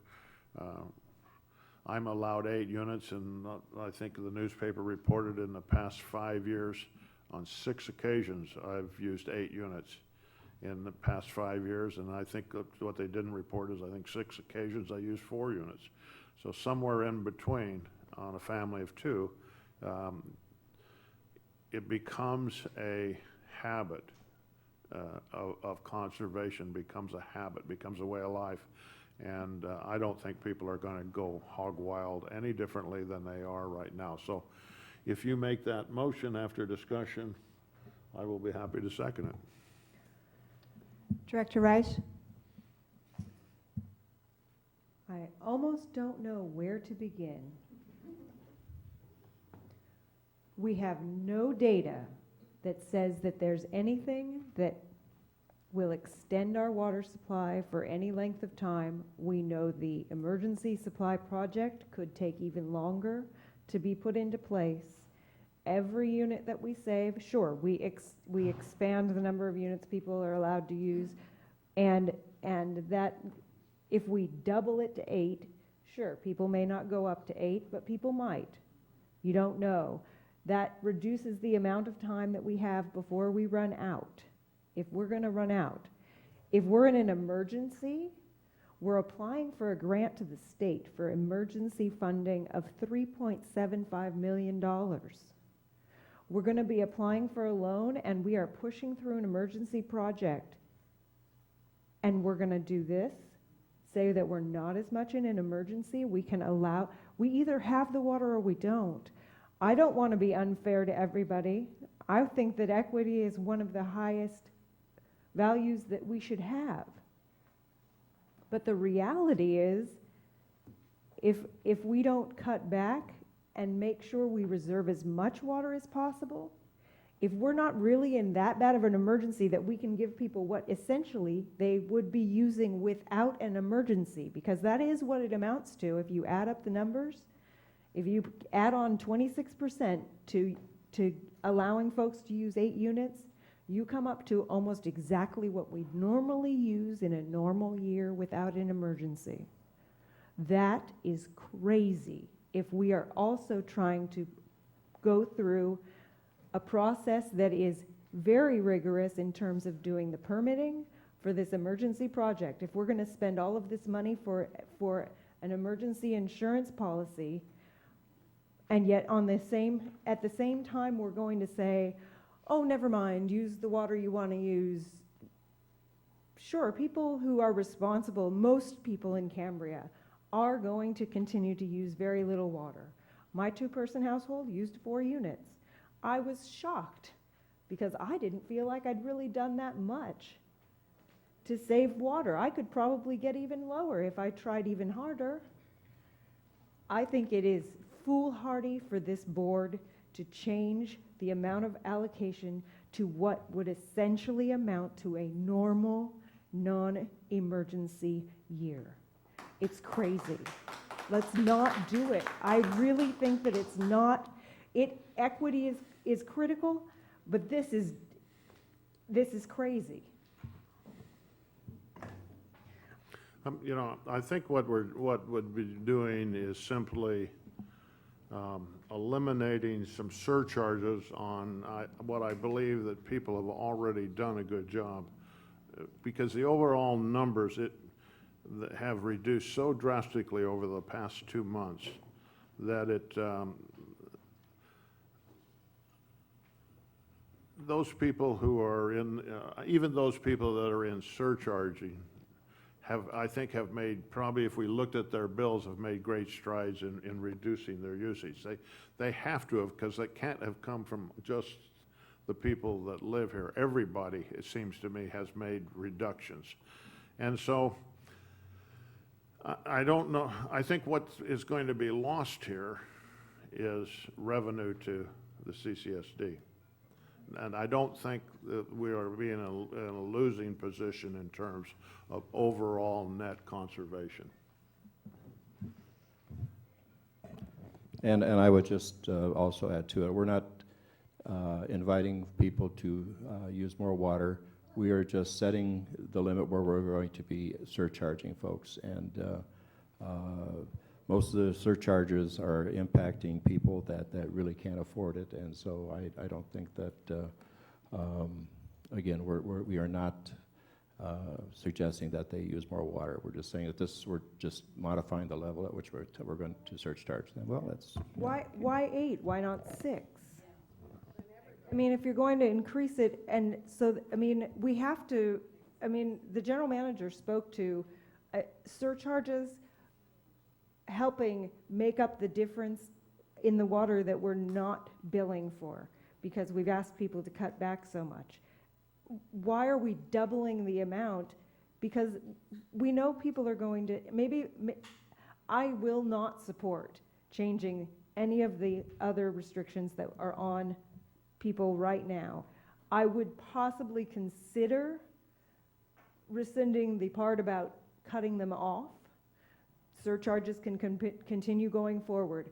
For people who are using their homes for an economic benefit, whether it's to pay the mortgage or just because it's a business, that's not the same as somebody who's living in the home. Now, if these people are living in the home and it's their second home, that's a different situation, but unless you're going to grant these on a one-by-one basis, I just think we can't, on the one hand, say, oh, we cut back too much, you don't have to cut back that much, and then on the other hand, say to the state and to the county, we're in a drastic water emergency where we're going to run out, and we've lifted the restrictions a bit because we've had some people complain. And I'm not saying that the people that are complaining are not correct. I am saying that you probably do feel that you're treated unfairly. I'm saying that the equity is difficult right now. We have to make a hard decision, and I don't think it's the right decision to be changing this right now. I just want to read something that Phil Eisenberg, he was the chairperson for the the Bay Delta Conservation Program Committee, which is, in case you follow water in the state, and an elder statesman. He used to be a state senator. He said, water and the environment in California is an intractable social issue. We have been battling about it for almost 100 years, 140 years. There's nothing going to change. You can't solve it. The history of California is you don't solve the water problem. You adjust things so you can get through with relatively small amounts of pain and discomfort for 20, 30, 40, 50 years. And then attitudes change, society changes, the economy adjusts itself, modifies itself, and another group of people who are just as frustrated as us up here and you guys out there will sit in this very same room endlessly talking about how we're going to solve this water problem. We haven't ever solved any other major social problems. War, I don't see that being solved. Poverty, I don't see that being solved. So all we can do is do as much as we can to make advancements. We've created infrastructure. What we really need to do is we need to make a hard decision. We need to decide that instead of matching the demand for water to what we need to do is we have to match the demand for water to the available supply and stop trying to pretend that we can match the supply to the demand. We can't afford to match the supply to the demand in this community because it's going to cost us a heck of a lot of money. The drought does not cause the water problem. The drought exposes the problem. Just like a wet year doesn't solve the problem, it hides it. We can't continue to try and say that we will meet the demand by providing additional supply. I just think that it's a falsehood, and I absolutely will not support a change to the conservation measures we have in place. I think it jeopardizes our position with our permitting for the emergency supply, and I think it's silly to think that this is a good idea. Okay, this is how I see it. And I do see that what we're talking about here is fairness. And everyone wants to feel that they're being treated fairly. How we're going to be able to accomplish that is going to be the challenge. I do believe that people have shown over the last 2 billing cycles, we had that 1 month on the first billing cycle and now a full 2 months, we are, as full-time people, and I would have to say some part-time people, probably then that includes vacation rentals, people are trying to do their part. I do think we have to have an equitable baseline. I don't think 2 units per month is an equitable baseline for, that is not a fair thing. Because if I were a part-time person and I didn't get here too often, not that I'm going to be able to just run the water and be wild about it and just overextend and deplete the water and not use conservation measures. On the other hand, my house, and there are a lot of them, doesn't use any water for a whole lot of the year. So that's where it gets really, you know, how do you treat everyone fairly? So I do think we need to adjust the base to a standard, and 2 probably is not enough. Is 8 too much? Should we try to find our way to the middle? I'm not sure. But I think I don't want to leave it the way it is. Can I just say this? The American Waterworks Association did a study in '98 on the Central Coast, and this is '98. This isn't even with the things that have happened between then and now to increase efficiency with the kinds of fixtures and washing machines and things that are using water more efficiently to do the exact same thing. 47.5 gallons per day per person indoor water use. We can do 50 gallons a day. It's not an impossible standard to meet. We have been gluttonous water users in this country for decades and decades because there was so much of it. Now there's more people, there's more competition. I don't think that it's a good idea for us to say, okay, sorry about that, we were wrong, and we're not going to cut you back. It is a drought. There is not enough water. That's the definition of a drought. You have to cut back. I'm sorry if you don't like it, but this is a decision I'm prepared to make. I'm doing it in my own house. I'm making sure all of my friends and family are doing it, and nobody likes it.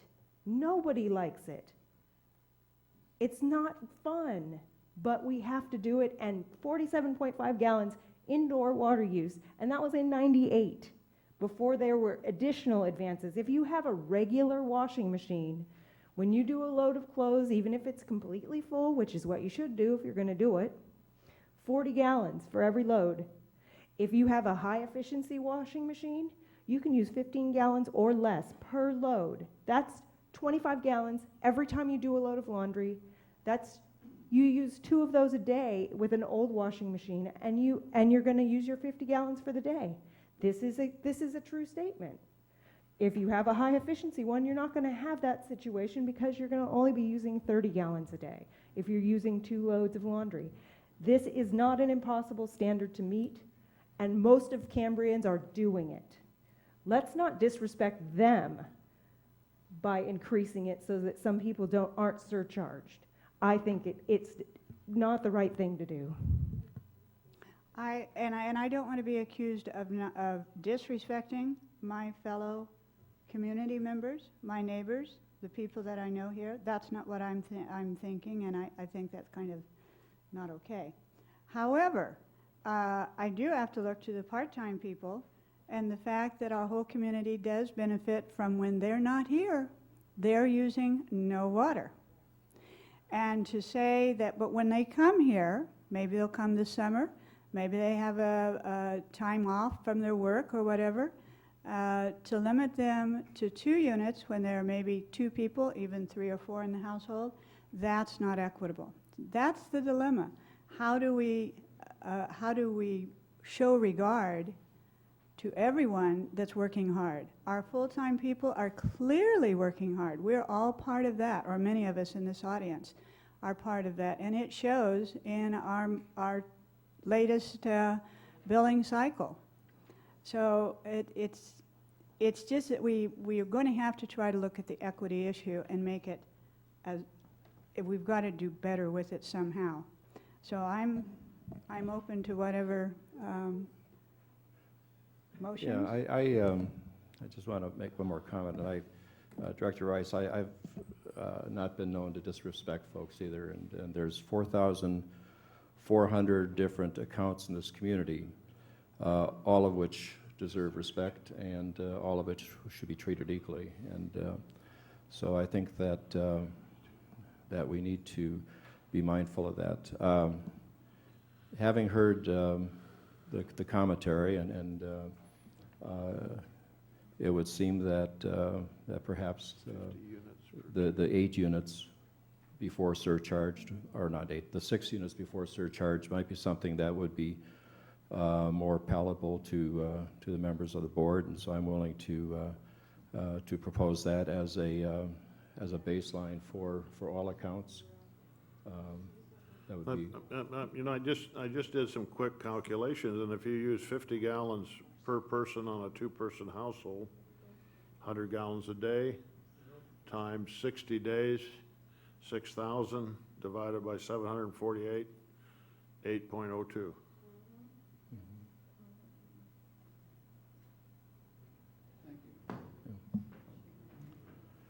You know,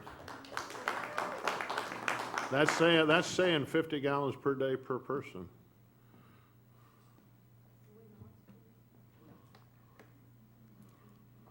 If you go to 6 units, It's 75 gallons per day. how much 75 gallons per day. per household? Per connection, if you go to 6 units. That's Divided per by- connection, so then divided by 2.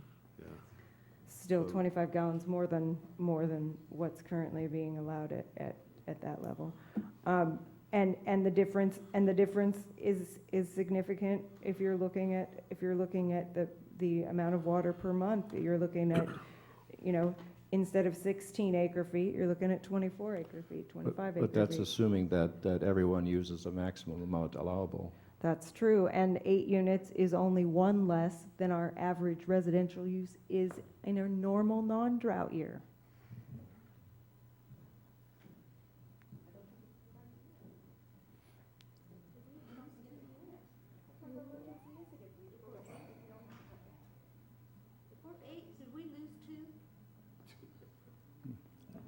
There's a motion on the floor right now.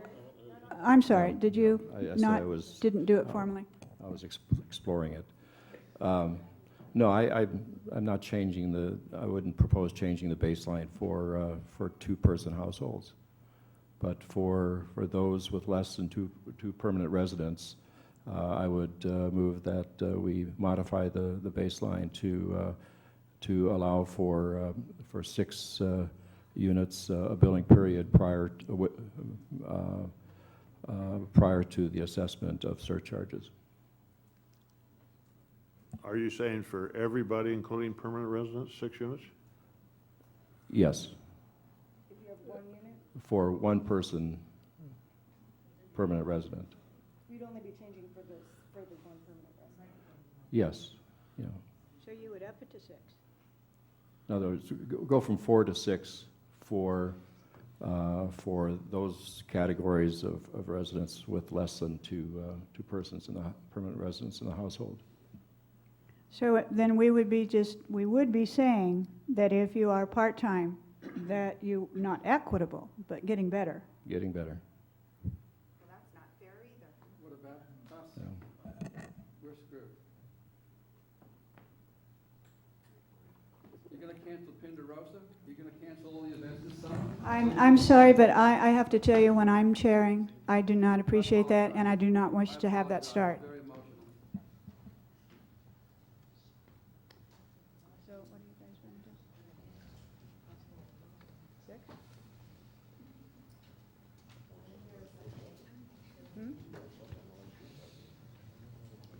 Okay, so right now, your proposal is 6. Is that correct? Correct. Okay, but that's then a baseline for all non-permanent? But that fails, that motion's done, there's no second. Okay. So 6 would apply across the board to everyone unless they've gone in to sign up to say there's 2 people, they would have 8. Right. Okay. Okay, that's There's no clarification. I'd rather see it better than at an impasse, so I will second.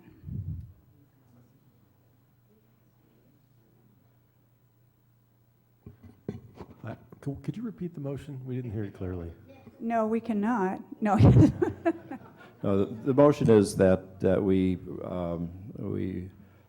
raise the baseline from 4 to 6 units for households with less than 2 full-time permanent residents. Yes.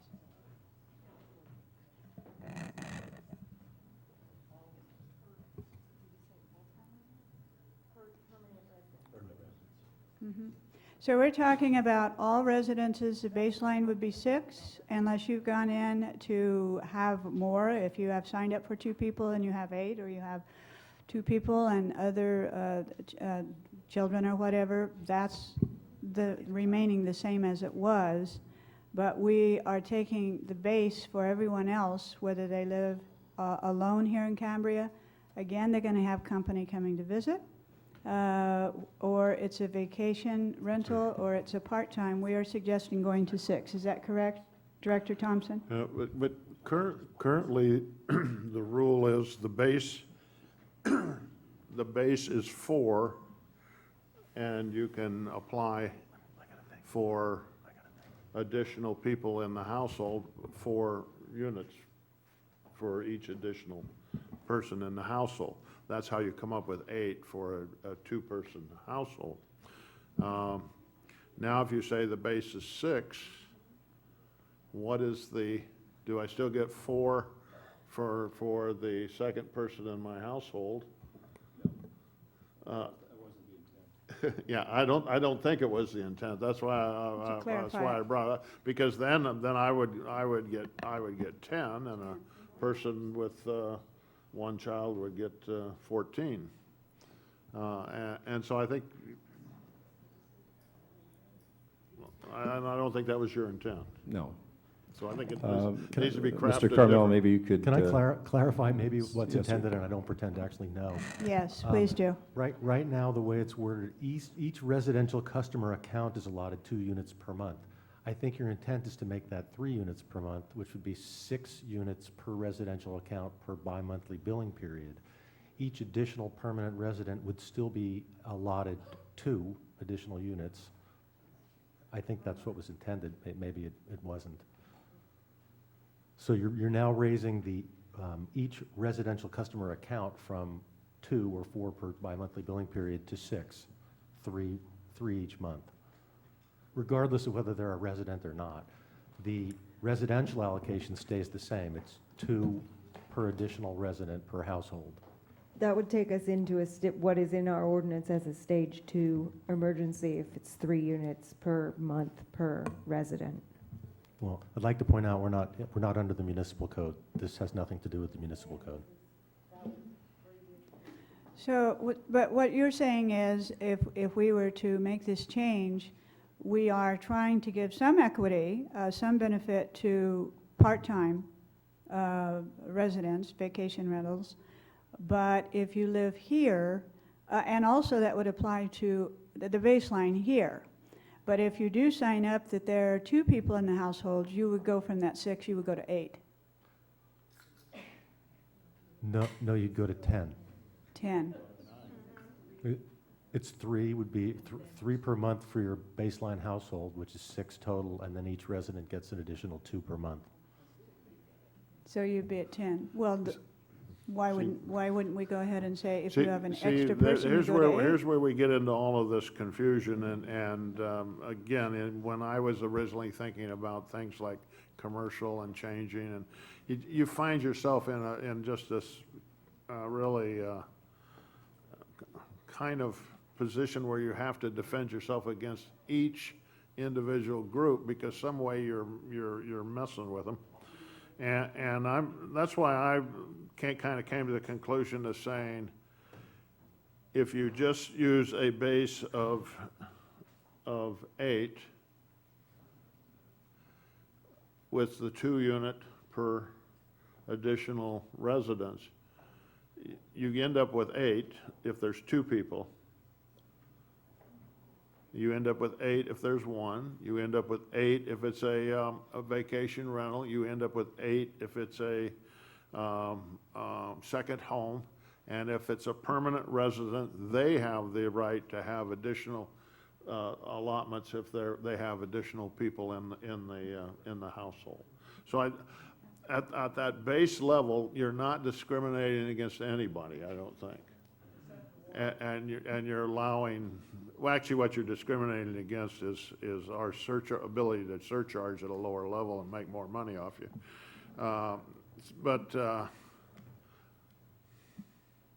Yeah, it gets down to somehow how do you simplify this so that it can be done?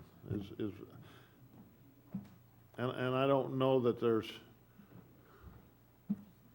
I wouldn't support a middle. I don't think I would support a position that actually ends up getting more units.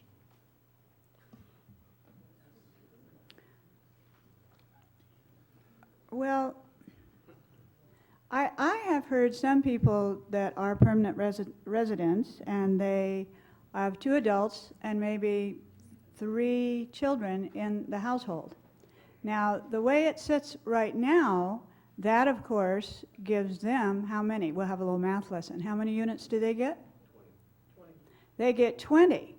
I have had the same people say there is no way we can use 20.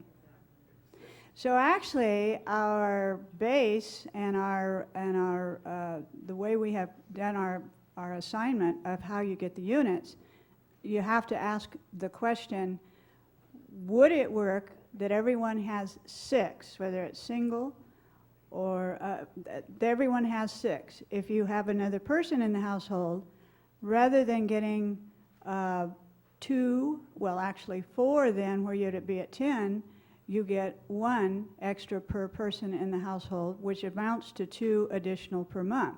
I mean per cycle, rather. Because I have had people, as this goes up, say, this gets way off, you know, I'm not using that much water. So maybe we have to look at the whole relationship between the numbers is off if we just arbitrarily say 4 extra units per person, on and on and on. Because you have then some people with quite a few units allocated that we hope they're not using it all. So that's just another thought, that we start with a baseline of 6 for everyone, and then if you're a permanent resident or you're someone who's here for 2 months, I believe you can also do that if you're part-time, where after the baseline of 6 per person, it is 1, which really amounts to 2 a month. I could again say in my case, I could live within that very easily. So you're saying base of 6 and then 1 per month per person extra? Yeah, which comes out to 2. And the way we've been conserving, I don't think it's going to create much of a hardship for anyone, actually. I move that we leave the current conservation measures in place except for removing the contingency of shutting people's water off if they continue to exceed their allotment.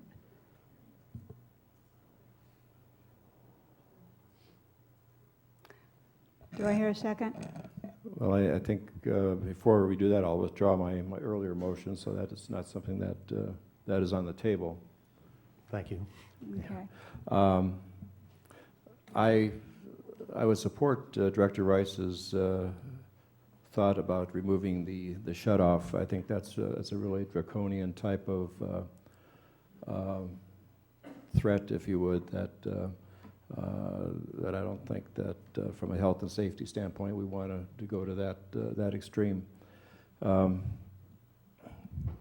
with that, maybe I'll try again. Well, you have to see if there's another. Okay, so it does fail for a lack of second, and I would like to say too that yes, I agree with the not shutting water off. It's draconian, But I really think then that you can go ahead and make another motion, but that should be in there. I would like to see Yeah. it. I think most people would. Well, then my motion, and I'll try this again, Mr. Carmel, if you want to assist me through it, would be to have a base of 8 units for every account, and then that there be whatever what is it, 2 units per each additional person in the household as it currently exists, and that within the stipulated penalties that we remove the threat of suspension of service from the resolution. Do I hear a second? I'll second it. Before you take your final vote, because it's very important and we're going to have to embody this in a resolution, let's make sure that everyone understands what I think Director Thompson just did. So we're back to 4 per each residential customer account per month, or a total of 8. Okay, and the permanent resident unit still stays at 2 per permanent resident. Over and above the 8 that you'd get in a bi-monthly billing period. Would you want to consider moving that down to 1?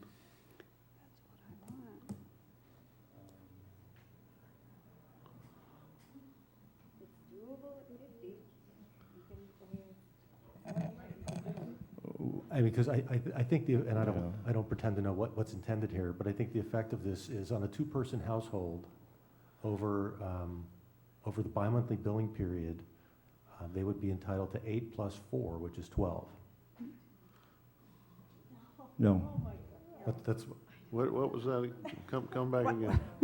well, sure. There's 4. Each additional permanent resident is entitled to Over 2. 2 per month. So that's Yes. 4. At the current time, yes.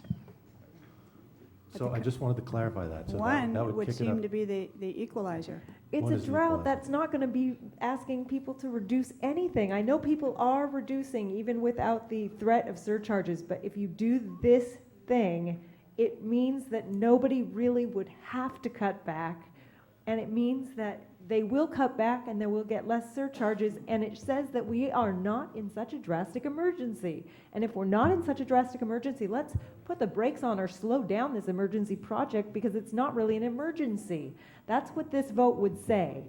If I were outside of this building in some agency outside of the state, please, if for no other reason, consider that. There is a, if I can just babble, there is a way to potentially deal with it. If you set the residential customer account from 0 to 2 residents, and then anything above that would kick in whatever you choose, either 2 units per month or 1. That would at least address the vacation rental issue and not make it disproportionate to, in other words, now you have a household with no people, a vacation rental getting 4 per month. You also have a household with up to 2 persons in it getting up to 8 for the bi-monthly billing period, and then anything above that would kick in either a 2 or a 1. But essentially, by hemming in the phrase each residential customer account of a household from 0 to 2, it's something to at least talk about. Okay. I didn't mean to intervene. No, I'm good with that. Did you want to restate your motion? Well, that would be the motion as stated by Mr. Carmel, that each residential household be set at from 0 to 2 residents, be set with a baseline of 8 units. And then? And then each additional member of that household. Is that could be set at 1 or 2? I guess that's 1 or 2. You go 1? Okay. I didn't hear that. Was that 1 or At 1. 1?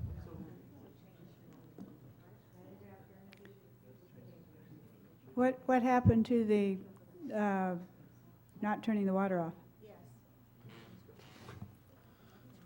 Well, you know what would be a great idea right now? Could we take a short break so that at least Yes. staff, that issue Let's- is in several places within the resolution. I want to make sure we're not fumbling it up. Sir, you're suggesting we take a break at this time, so when we walk out and visit with the audience, they kind of grab us up and shake us around a little bit. I'm going to request you stay in your seats. Stay back. No, I think a break is in order because this is a very important conversation and the calculations that we're trying to make this as equitable as we're going to get it. So we'll take about a 10-minute break.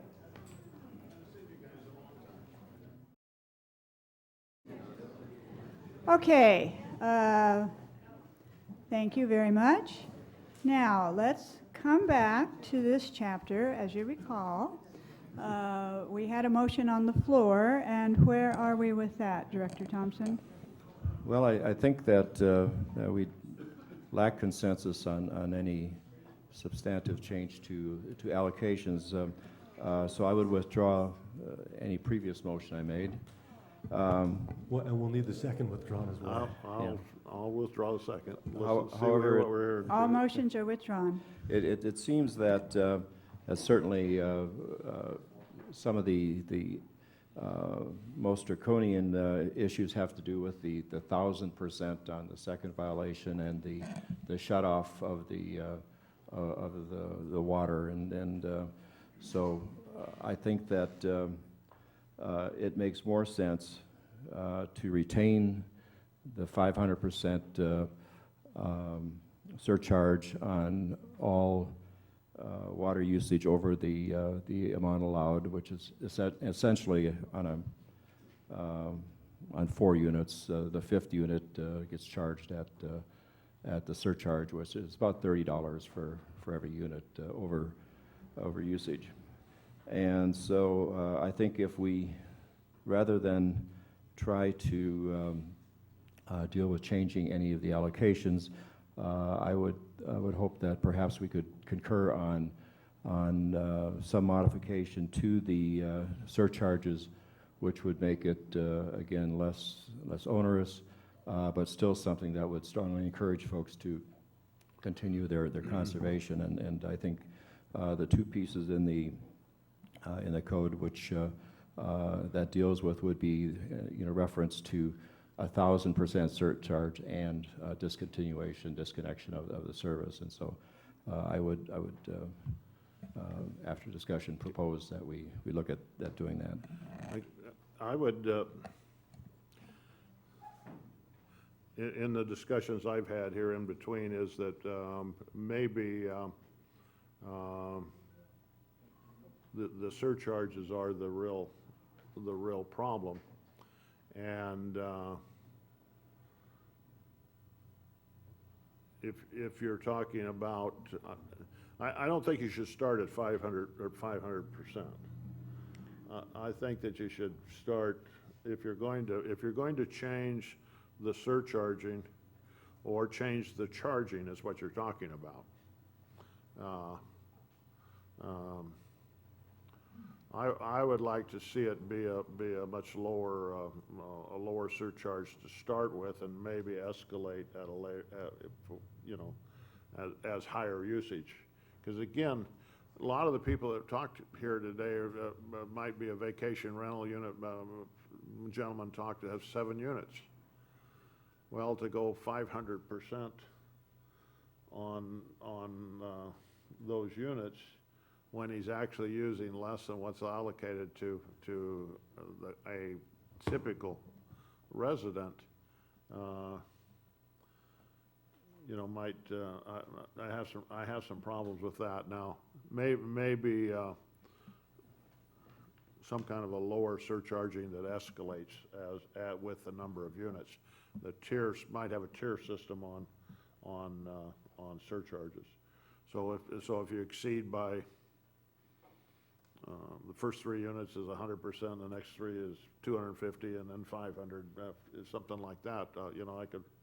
I could probably maybe support. I still think you're subject to the problem of saying one group of people do better than the other group of people because they live here, which still gets to be a little bit of a problem, because those people who don't live here, it was pointed out to me, if you look at their usage on an average for the year, they might be using less than the average person who does live here. But they use it all within a certain, certain couple of months period of time. Could we perhaps do this? Could we refer it back to staff and ask that they take a look at this, and then perhaps also look at perhaps a seasonal, as we do with commercial, looking at it from a seasonal basis? The only problem with that is that we're into time situations here, and I would suggest that if we refer it back to staff, we suspend all surcharges until we get the information. I'd like to raise a suggestion that Ken Cooper brought to the board a couple of months ago, I think, that maybe one thing that we could look at is kind of doing, if you're under during this billing cycle by 2 units, then the first time you go over by 2 or 3 or 4 or 5 units, those first 2 units wouldn't be surcharged. Kind of like I don't know. Credit, yeah. Kind of like a credit going forward. I wouldn't necessarily support it, but I wanted to put it out there because it sounds like something similar to this, and it's not a bad idea in terms of creating an equity situation. So if I'm a vacation rental and I don't rent it January and February, I've got a credit that I can use later in the year? You still will be surcharged, but not until after those units would be. Now there's still the problem that in the summertime is the time when we have the most use and the least water available. So I'm not sure that that's a good idea to go forward, but I did want to toss it out because when Ken said it, and a couple of other people I've talked to have raised this as a possibility, I wanted to make sure it was on the table for consideration. I still think that it is a very bad idea, especially in terms of keeping our eligibility for getting grant money for our emergency project, to do anything that makes it look like we're not in as much of an emergency.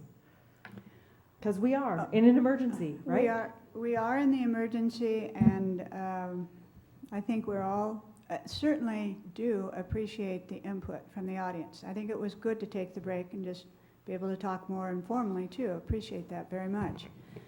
Can I briefly interrupt, Madam Vice President?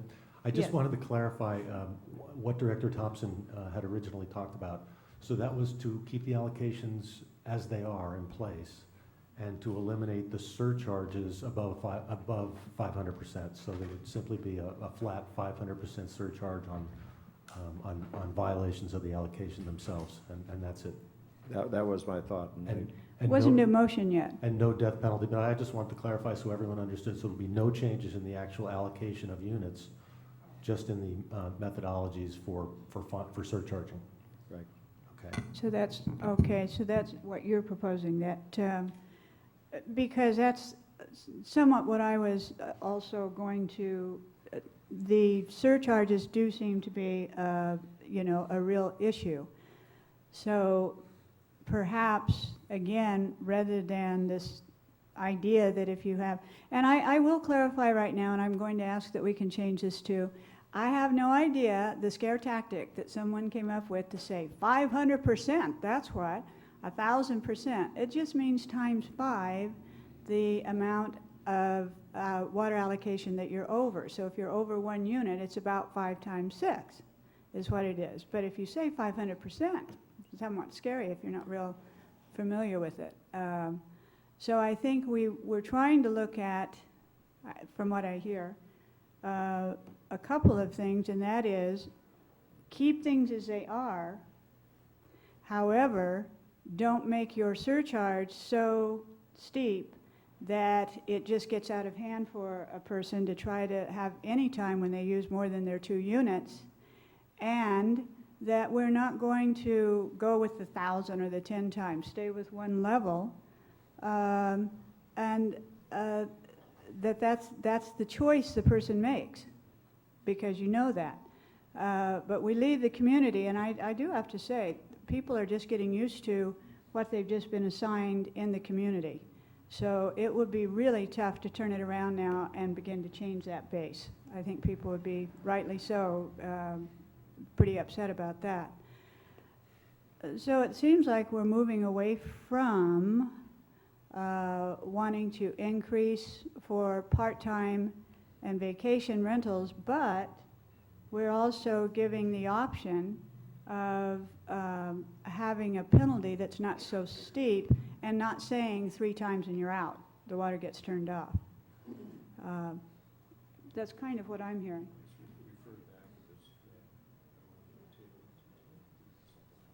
Okay, so why don't we, it's been suggested that we table it until we actually have this spelled out on a chart to really see what it looks like, to really have it quite clear so everyone understands.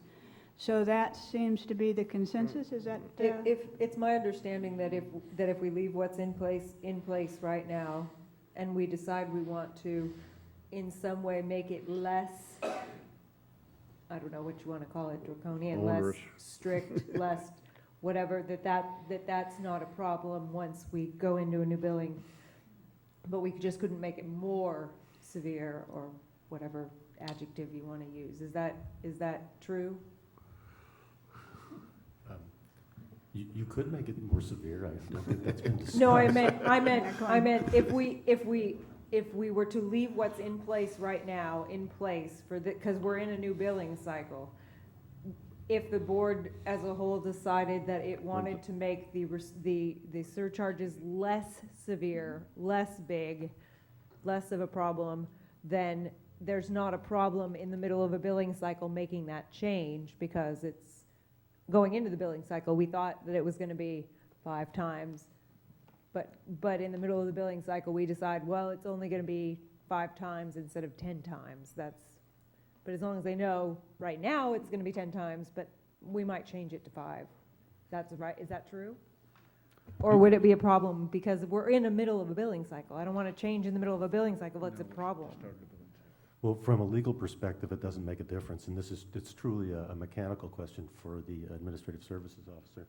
In other words, you could make that change right now, and frankly, you could enforce it any way you wanted to. But Monique, how would that impact you?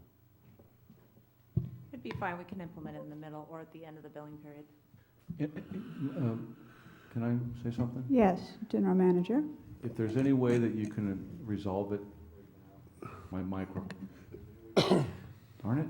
If there's any way you can resolve it right now as opposed to tabling it, if you, I know you're tired, I sure would, it's up to you guys, but if we can resolve it now, I think just with everything else we have going on, we can table it and we can bring you information back. The information that we would bring you back is probably fiscal information with regards to what impact it could have financially, but as far as the equitability of it as it relates to addressing that issue, hopefully it could, that can be resolved today. But if you want to table it, but I would prefer if you could push through this and try to make a decision today so we could continue to focus on other things. But if you don't feel comfortable and you want additional data, I think it reaches a wonderful compromise. It reaches the concerns that Director Rice has had regarding are we really in a drought or not?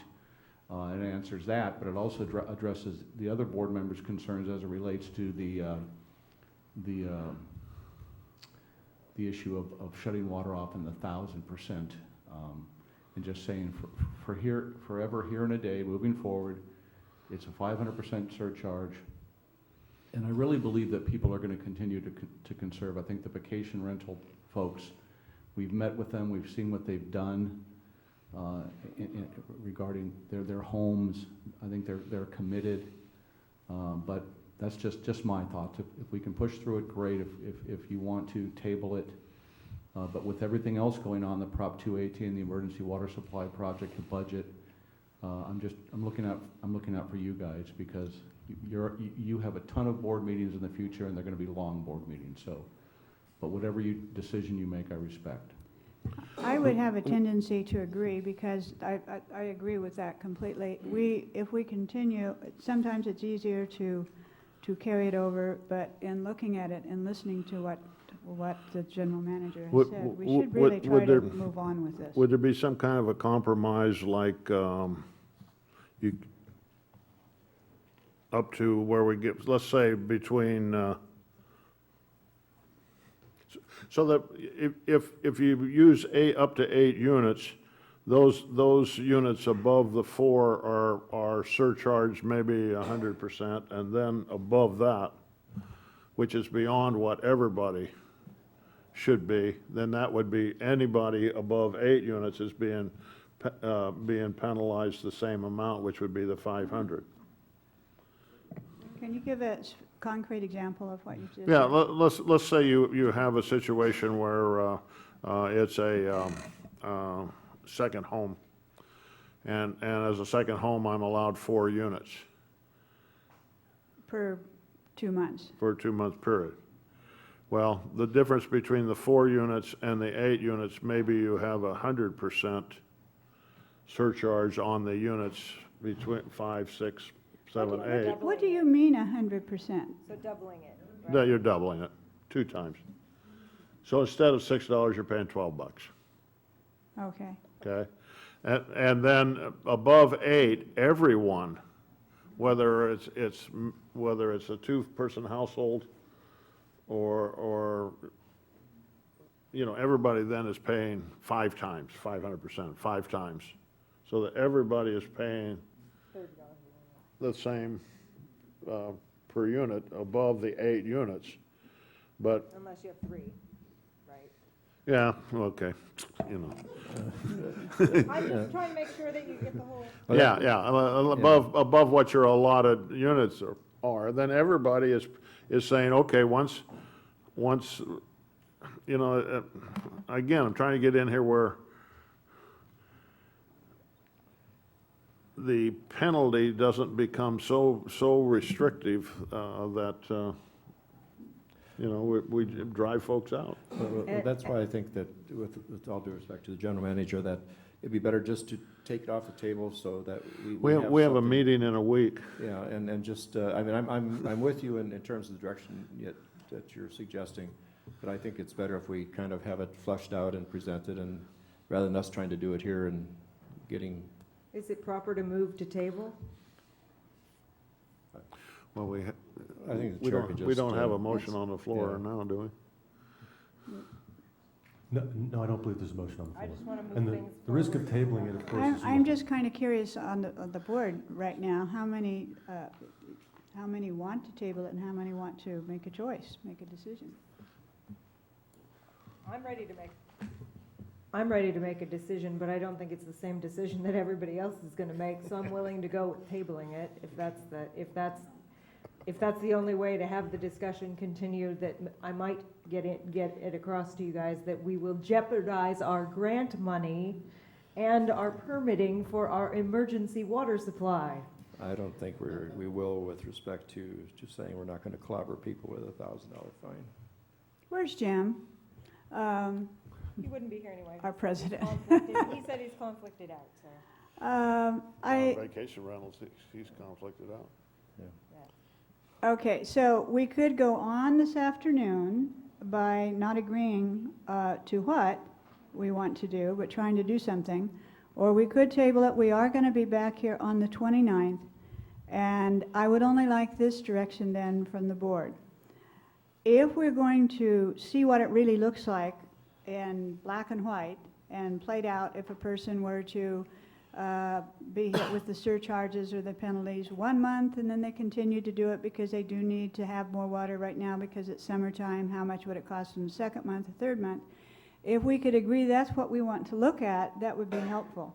But we do need to give direction if we're going to carry it forward to what is it we want to see next month or next week, really. Well, I think what Jerry already said was that he's going to provide the fiscal impact of the change to the surcharges might cause, right, General Manager? Well, we could take the data that we have now and run it, and that's, to be honest with you, that's probably all the data you're going to get, because we got a meeting on the 29th, and the focus on that is the Prop 218. And So I don't want the, I want to level the expectation bar of the board that you're not going to get a plethora of, you're going to get the best we can do with And that's that. what I agree, that we need to let him know, if we want to really see how it plays out and what it looks like, we need to say, are we saying that anyone that gets a penalty first time, it's like just double it for whatever you're over, and then each time thereafter, is it times 5 the amount that you're over? I'm asking. And I would the want to board. ask Monique from a programming perspective, because we've made some programming changes in MOMS, and also from a staff perspective with regards to how difficult would this be to implement and track. I guess I have to have a feel of, I don't want to commit to something and then we're not able to do it internally with our billing software, because we did modify our MOM software to implement the 501,000, you know. So there was some programming changes made. We've also done a lot of the waivers, so it needs to be a part of the conversation, not just from a policy standpoint, but from an operational standpoint, and to see how difficult it would be to implement anything above and beyond what's being recommended. So if I could just ask Monique, what's being proposed by Director Cliff is a less severe type of fines or surcharges, 100%, 200%. I have to have a better understanding of that, but is that even doable by staff in such a short period of time? And to be able to come back on the 29th and bring the board a good recommendation, I guess, is a question I'm asking. Just say. That's a lot of questions. I'll answer the first part of the question that I think I heard first. So I think what Director Cliff was suggesting is penalties be at 100% for anybody who exceeds their allotment of 4 units, from 5 to 8 at 100%. Anybody who exceeds their allotment of 8 units at the 9th unit, it's 500%, right? Right. So I think that we can do that programming fairly simply. It'll just be tweaking it to, changing it to recognize those increments. That I think would be fine, but trying to come back between now and the 29th, this is a 4-day weekend, and we're gonna be scrambling to do the Prop 218. That's a super important process, and getting those parcels identified is what our priority is right now. But we'll do whatever you ask us to. When's our next meeting after that? After the 29th? Don't we have another special meeting? We're shooting The for the 12th? 17th, which is the special, let me know if I skipped a board meeting in there somewhere. We're shooting for the 17th for a draft meeting for the budget, which you'll be adopting at the June board meeting for the fiscal year 2014-15 budget. So we have one the 29th, and we're shooting for the 17th. Did I skip one between the 29th and the 17th, staff? Did I? Okay, so that's what our schedule is. Yeah, I'm thinking of, Monique just reminded me that sending out the Prop 218 notices, which is on the 6th of June, so we're just on a real compressed calendar. But this is an important issue too, and we don't want to, we'll do whatever we need, do what we never need to do. I'm just wondering if the data that we provide you would be that important to help you making your final decision. That's.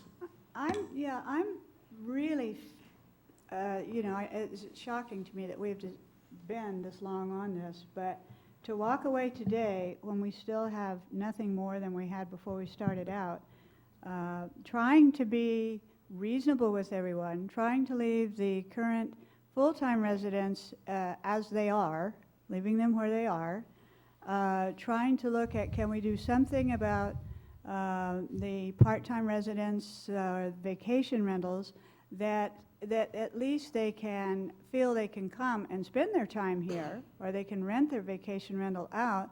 We're looking at now, I believe we are, aren't we talking about on the penalties or the surcharges, that we're going to try to make it so, first of all, we don't shut them down, turn the water off, but if they are renting during a certain period and they go over it, we're trying to make the penalty reasonable that they could afford. Isn't that what we're trying to do? We're not giving them more water now. No. At the risk of further alienating myself, Um, The concept that was put forth by Director Thompson, the reduction to 500% flat penalties throughout and eliminating the death penalty would be very easy to implement for this ongoing cycle. And I'm not suggesting that has to happen, but it wasn't put in the form of a motion, and it may work. But it is something that you could walk away with something tangible today without getting too complicated. And further changes later. My problem with that is when you look at the vacation rentals the figures you gave earlier were that only 17% of them exceeded the 8 units. 17 out of 295. So you're applying the maximum penalty to those who are living within what is normal for most other people. Now, I'm proposing that you still penalize them, but not as severely as you're talking about on the 500%. Can we negotiate maybe an agreement here on the amount then? Well, do we have a motion on the Well, floor? yeah, Are we going to go somewhere? let me try for a motion that, we leave the, what do we call it? We leave the, no, we leave the current allocations in place, but we modify the surcharges to a 100% surcharge on usage in excess, usage between 5 units and 8 units, and a $500, or $500, Times 5. a 500% surcharge on usage above 8 units, and we eliminate the turn-off position for anyone who continues to pay their bill. Is this just for vacation rentals or for For everyone. everyone? Okay, I just needed that For everyone. clarification in the motion. And that would include full-time people that only have 2 units. If they go over, that would apply to them. That would include full-time people who that have current allocations of 4.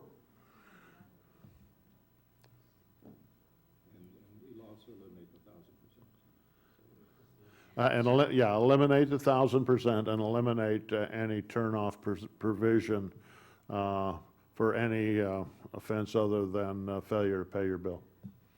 So can I ask you to just clarify the one thing then? And it sounds Between 5 and 8 units, times 5, not 500%, please. times 5. 500% is times 5. 5 to 8, but he's saying 5 to 8 would be 2. 5 to 8 units. between 5 to 8 units, it's 100%. So double. So you're doubling. Mm-hmm.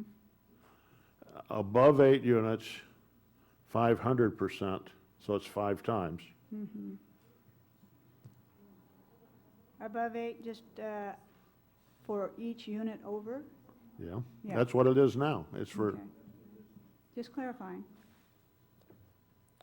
that we eliminate the 1,000% level, and we eliminate the turn-off provision. Was there other fines in the current one? There are citations based on violations. $50 for the first, $150 for the second, $250 for the third, and $1,000 for subsequent. I would eliminate those also.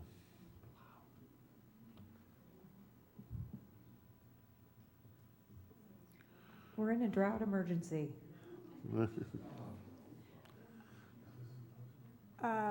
Do you want to keep those? It Mr. hurts. Carmel, which one did you just read? Would you say that again, please? That's section F. It's the citations for violations. $50 for the first, $150 for the second. This is outside use, right? Yeah, that's for outside use. I think that needs to be left where it is. These are all for water use. Yeah, these are violating the restrictions. They're not surcharges. This Okay. is a separate issue. All right, This is all just right. for the restrictions themselves. These should stay in And place. so they're unrelated to actual bills and billing and Okay. allocations. All right. Yeah. So I think we're getting close. It sounds like we're going somewhere a little bit. So we back up again and we say 100% surcharge on 5 through 8. Or actually what you're saying is 100% surcharge on above your allocation for up to 3. No, you're not, are you? No, Per unit.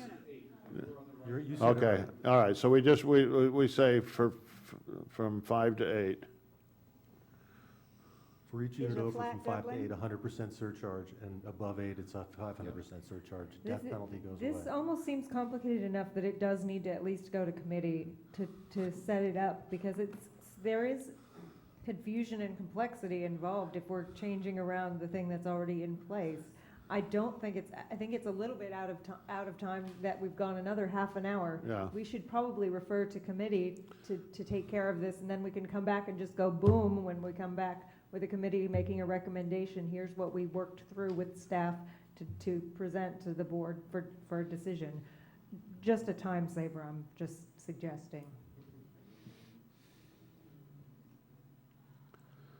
Well, I'm prepared to either support the motion or to send it to committee if that will get Director Rice's support.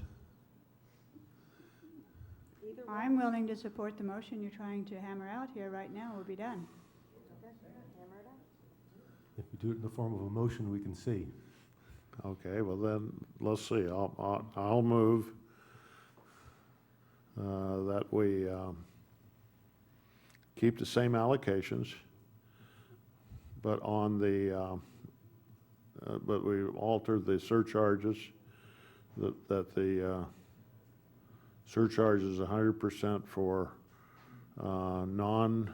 what category is that, It's residential. what?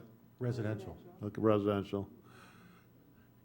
What, non-permanent, No, it would still be the residential. same. Yeah. That'd be the same. Just residential.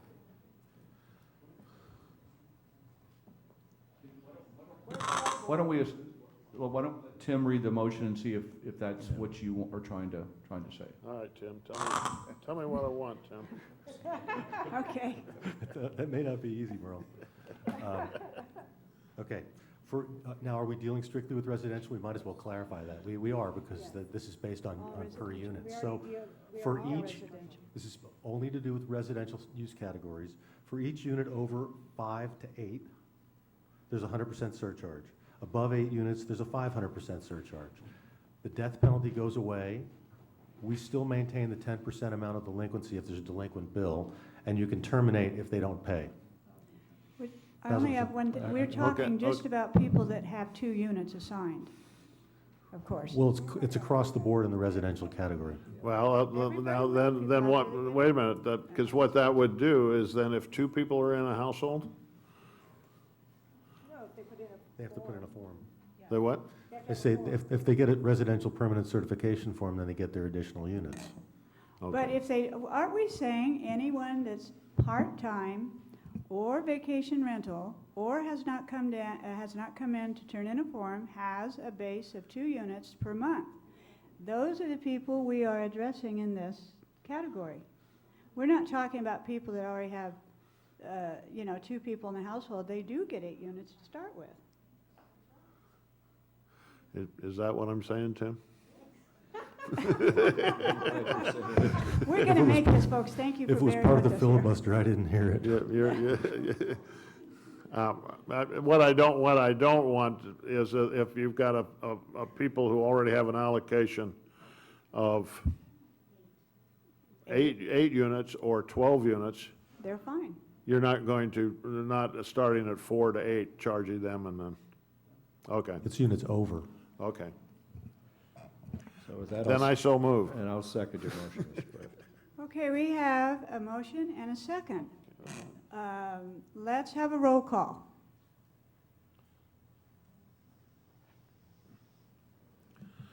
Director Clift? Yes. Director Thompson? Yes. Director Rice? No. Vice President Robinette? Yes.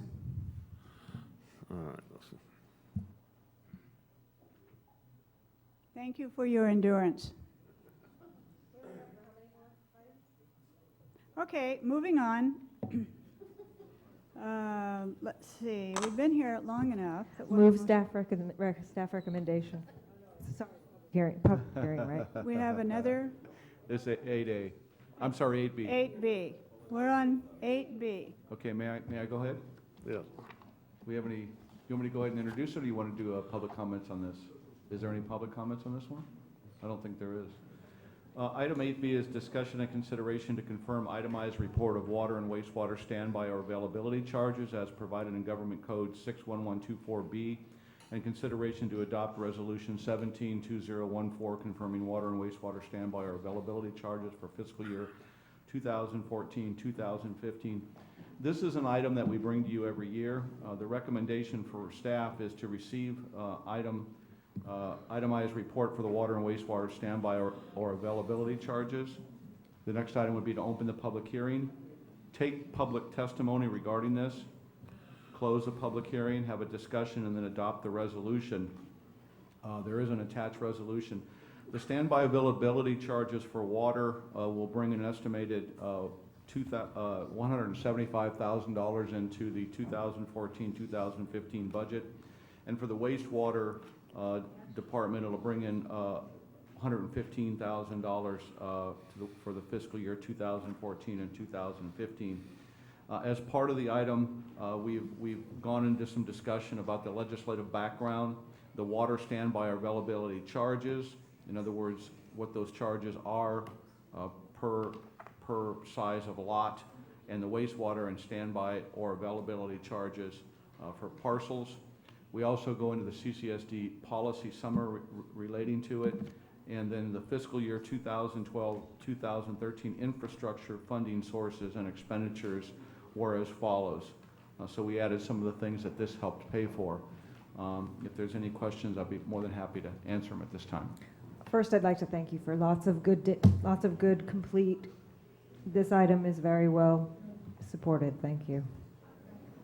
We're open now on this public hearing for public comment, and I do have someone that would like to speak to this, Mary Webb. Okay, so the last meeting we didn't have the parcels listed, so I appreciate this time we do actually have the parcels listed, and I checked the parcels and there's no duplicates. But so I did notice on this one that so these are all the parcels in our services area that have water, and there's 3,941, and so People, excuse me just for a moment, Mary. If you need to talk, that's certainly fine, but let's let our person who's making public comment now be heard. So there's 3,941 parcels with water based on water and sewer availability fees. Is that the same number of parcels then that would be counted in the Prop 218 for water? Because we probably will be doing Prop 218 based on per parcel. That's how we decided in 2008. Do we know that? It's per ratepayer. It's per parcel. 218. We believe so, Mary. Okay, and then, but there was no number for wastewater. So and Monique may not have it now, but at some point I'd like to know what the number is for wastewater. How many people are on sewer?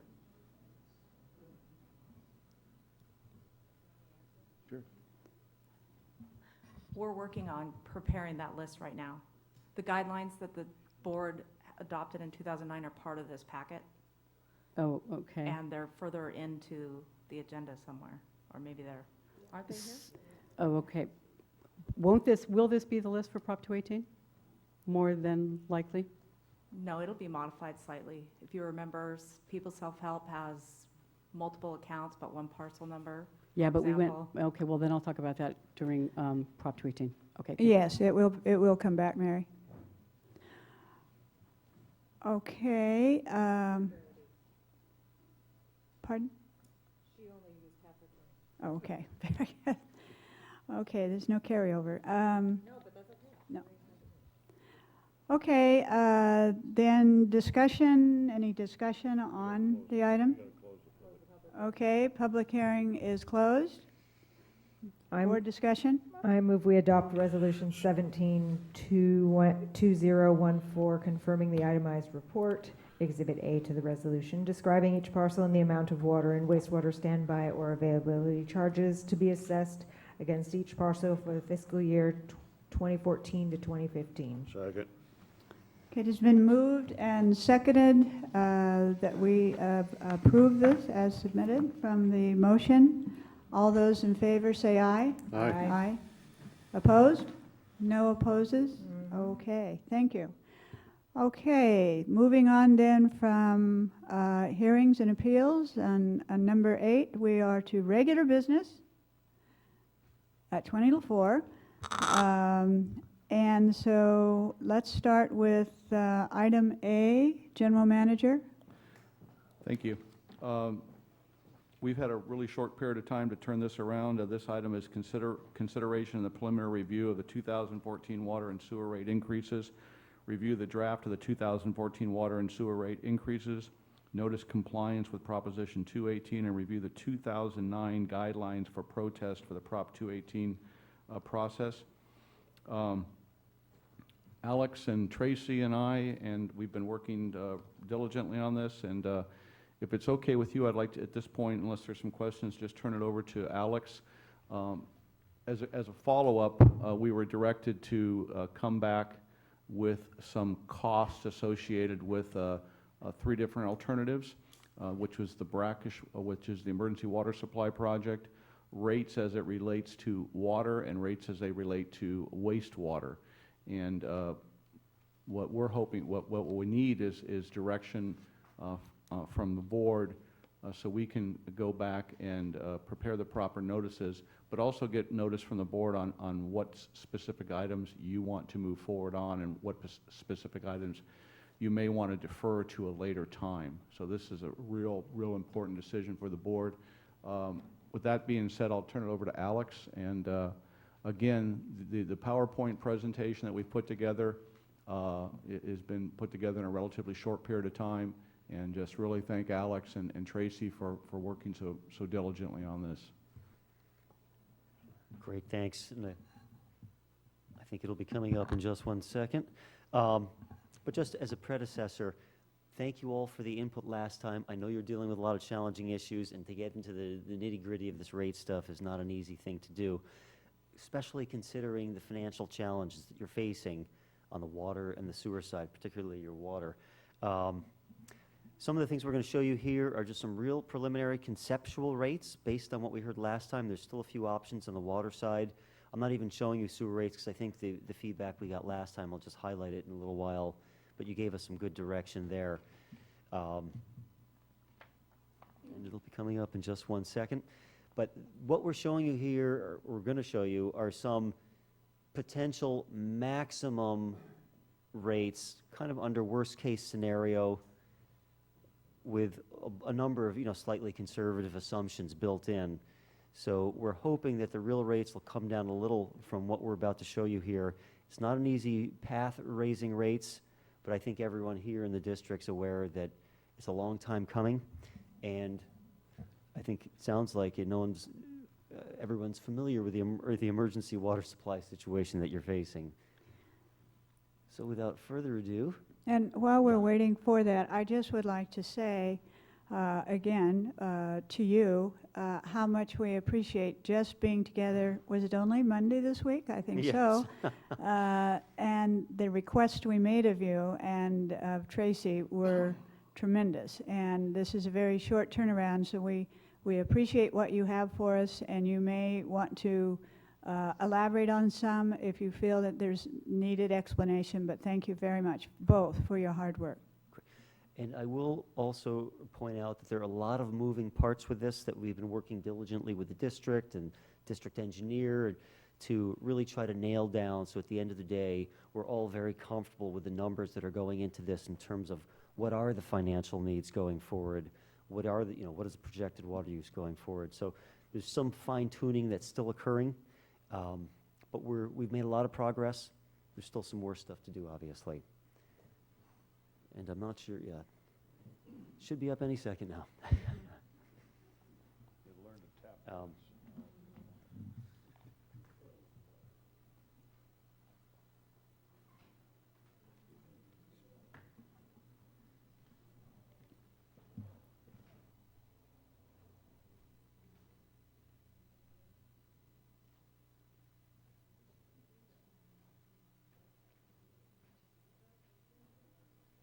Do what?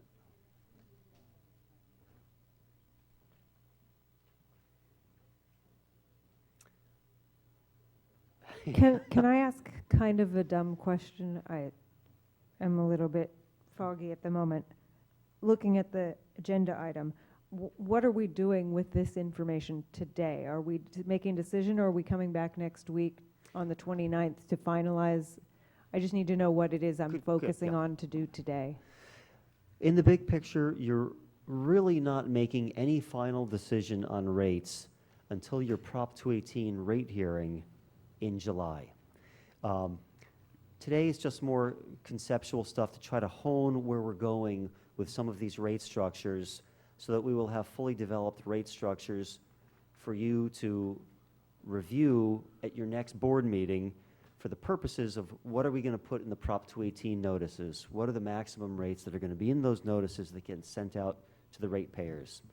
Again, you're not adopting those rates until the actual Prop 218 hearing, and you always have the leeway of adopting something lower than that, but we want to make sure that we've at least done our homework to getting to the point that what's in the notice is reasonably reflective of what the board's preferences are and where this community's preferences are, understanding there are no good answers, and it's going to be a little bit painful no matter what you do. So this is still not about what's actually necessarily, this is another refinement before next week when we approve what the notice is going to be including, is that true? Yes. Thank you. And my understanding helps. also, there were still some unsettled issues regarding how the process would go forward regarding the emergency water rates versus the regular service charges for water and sewer. So Thanks for the today, clarification. Sorry. so today, you're bringing back then the direction we gave you on Monday, and then our task today is to look at that and give you direction for what we consider to be on the 29th,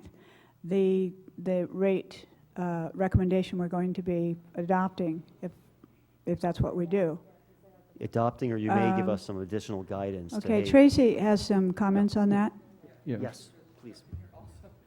I just want to clarify that the rates that Alex is preparing, do not, I mean, they are the emergency water supply, assuming no grant money and no financing. So they're the absolute worst case scenario. I just want to prepare you for the shock. Okay. But as those other pieces of information become available, then you can always refine the rates. But right now, it's worst case scenario. Worst case. The purpose here today is to really have you focus on the alternatives of structure. So don't focus too much on the numbers. Focus more on the structure of the tiers, the structure of the rates. And you're going to have an opportunity on the 29th to then get what I'm going to call final maximum rates, really emphasizing maximum. And then between the 29th of May and the hearing on July 24th, as more information becomes available, as the project cost tightens up, as more certainty evolves around grant opportunities and financing, those numbers will continue to tighten up, and we expect them to come down. So this is truly a maximum number, and they should come down fairly dramatically in a best-case scenario. Thank you. Thank you. Okay, thank you, Tracy. That's very good points there. Okay, first, just a few seconds on the background, if I can get this thing to work. I thought, yeah, they just informed me the computer back there, or maybe I could. Yeah, well, the things aren't functioning perfectly today, but there we go. There we go. Okay, 10-second overview from last time. I know we've got some new folks in the crowd this time that weren't at the last presentation. We focused more on the big picture needs that the district is facing. But, you know, from my perspective, this is your rate history. Minimal rate increases over 20 years. You've been starving, and the sewer enterprise is the same. This is the water enterprise rates. The sewer enterprise is the same story. The water and sewer enterprises have been starved of funding over the years. If you had just, you know, if rates had gone up by inflation, they'd be a lot higher, and you'd be in a much stronger position. but there's been a big push to keep rates down, both from the ratepayer side, I know with the prior Prop 218 issues. People want low rates. Unfortunately, what's happened with the low rates is it starved the systems of money. A lot of deferred maintenance has occurred. People have put off projects that probably should have been done a long time ago. So not only are you facing this big uphill climb of emergency projects, critical capital needs, you're also facing the emergency water supply project at the same time. So it's kind of a double whammy, unfortunately, but that's the reality. Quick rundown of the challenges. You're in budget deficit now. You can't do that forever. You've been relying on some general kind funds from the general fund to keep the water and sewer systems afloat, but that money's going downhill, and these funds need to be restored to at least basic financial stability. Major infrastructure needs. Little news there. Last time we were talking about the Rodeo Grounds Pump Station and Fiscalini Ranch. Well, there's actually a third project that needs to get done in course at the same time that or very soon after the Rodeo Grounds Pump Station. It's the Stewart Street tank. So that's another critical need. I'm forgetting the cost. It was somewhere around $600,000-$700,000, I believe. So there's been some additional things added to our analysis. Ongoing repairs and replacements. Every agency needs to be setting aside a few $100,000 a year to fund ongoing infrastructure needs. You've got a lot of facilities here that are 50, 60, 70 years old, ancient pipelines. I know you're doing a process to identify the needs, but really this is part of operations, the ongoing need to keep everything in good working condition and make sure you're setting aside a little each year so that the facilities don't completely fall apart. This is a big one here too. With the drought response that this community has had, which has been tremendous. I was just looking at some numbers earlier with the prior finance director. Water sales are down 40% from the average of the prior 2 years. You break it down even more, residential water use is down 50% from the same billing period in the prior year. So that's amazing. You already had low water use. I'm impressed. The community has seriously responded.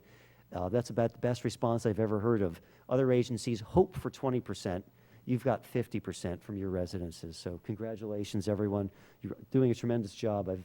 I didn't believe it could happen considering your water use was already so low to start with. Ongoing cost inflation. Water and wastewater agencies typically need 3 to 5% cost increases, rate increases each year just to keep spinning wheels in place. Every year you go without a rate increase, your costs keep rising, you're really falling behind. That's why your rates today in inflation-adjusted terms are 15, 20% below where they were 20 years ago, which is quite amazing. Everyone knows about the emergency water supply. This is an expensive project. The numbers are being honed. The latest numbers we've heard are, the 7 to 8.8 million range. There's hope those numbers can come down, but as Tracy pointed out, in all our numbers, we're not taking a rosy scenario. We're assuming the worst, 8.8 million. Obviously, there could be worse than that if they start getting into the project, but so that's what we're assuming. 8.8 million, no grants, repay the general fund. It's a lot of cost that you're facing. So this is your current rate structure. We talked about that last time. 6 units of water at no additional cost once folks pay their basic minimum bi-monthly charge of $23.82, about $12 a month. The commercial's a little higher. At first we had some concerns about that under Prop 218. There has to be some reasonable proportionality underlying the rates. But in analyzing the water use data, this is very well justified. Your commercial users typically use a lot more than your residential users for the same meter sizes. So we were recommending keeping something along those lines. I'll show you that in a second. And the other thing was all these tiers here, very little difference between the tiers. It's almost a uniform rate. Almost all your residential use occurs either here, 50%, here, another 35%. So the residential use is really pushed down to the bottom of the tier. So the tiers really have no meaning. So with that, we came up with a few different options. First, I'm going to talk about, for the water rates, there's 2 components. There's that fixed bi-monthly charge, and there is the water quantity charge based on metered water use. First thing I'm talking about is just the fixed charge that's billed every other month regardless of whether someone uses a drop of water.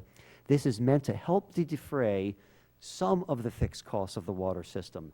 This does not come anywhere close to funding all the fixed costs for salaries, debt service, et cetera. But at least it's a good start. Most agencies actually try to keep their fixed rates lower than their actual fixed costs, or else they'd wind up with a very high fixed charge and a very low water use rate, which wouldn't have much conservation incentive. So the current charge was about, if we go back, $23.82. The board liked the notion of keeping that fixed charge low for folks.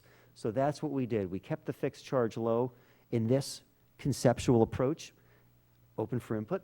$24 going to $25 to $26. So we kept the fixed charges low.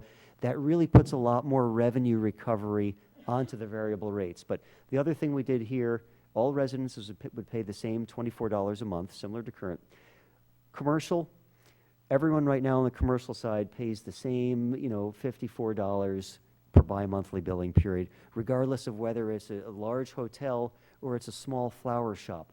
What is normal in the water industry is that commercial pays based on meter size being a proxy for the demand that the different meters are placing on the system.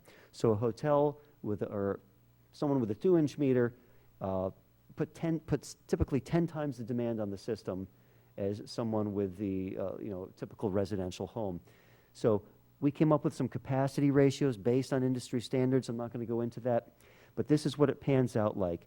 The small commercial customer currently paying $54 would see a little reduction to $48, $50, $52 over the next 3 years. A 1-inch meter, I don't think you have any of those, but in case you did, it would be $80. You do have some meters that are 1.5-inch, 2-inch, or larger. Again, these are conceptual drafts, so don't anyone think that these have any final meaning. It would be higher charges because they're placing more impact on the system. Sometimes these charges can get run out to the 3-inch meter, and I think you have one customer who's a 6-inch meter, but the capacities there get very large. They'd be hit with some very high charges. We thought it was best to compromise, to limit it to the 2-inch and larger, where the fixed monthly charge for these folks will be going up significantly, but it's well justified. No one likes their rates to go up, but you got to look forward in these things and do what's fair. The reason the rate's going up is because they've theoretically potentially been underpaying according to some perspectives all these years. So that's the fixed charges, and I think we were pretty comfortable with those. At some point we want to get input, whether you think those are too high, too low. When it comes time to the water quantity charges, what people are paying per unit of water, we came up with a few different options, trying to be respectful of what some of the ideas we heard from the board and that we had presented as well. One was a simple, kind of a sample 3-tiered inclining rate structure. Currently 1 through 6 units gets provided at no charge. So under this scenario, we try to keep that low. We try to keep that first tier of use low, understanding historically people are used to paying nothing for those units of water.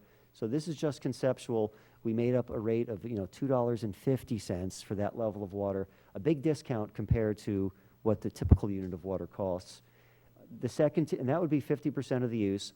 The second tier would be about 30% of the use, would be $8 per unit, a little higher than what folks are currently paying.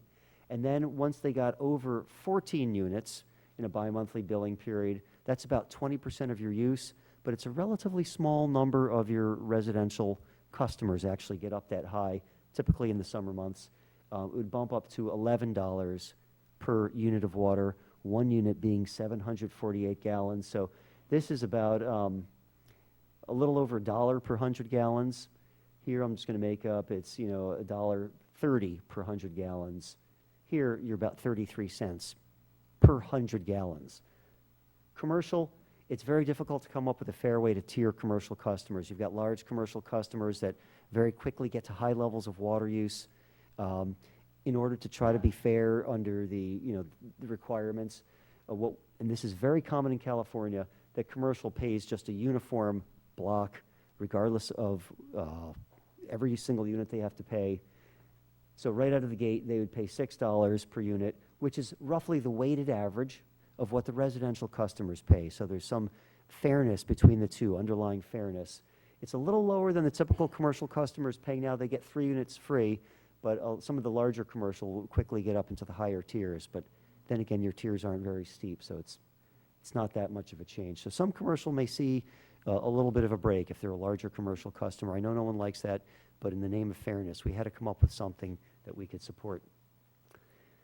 The next water quantity charge option, Concept B, again, conceptual.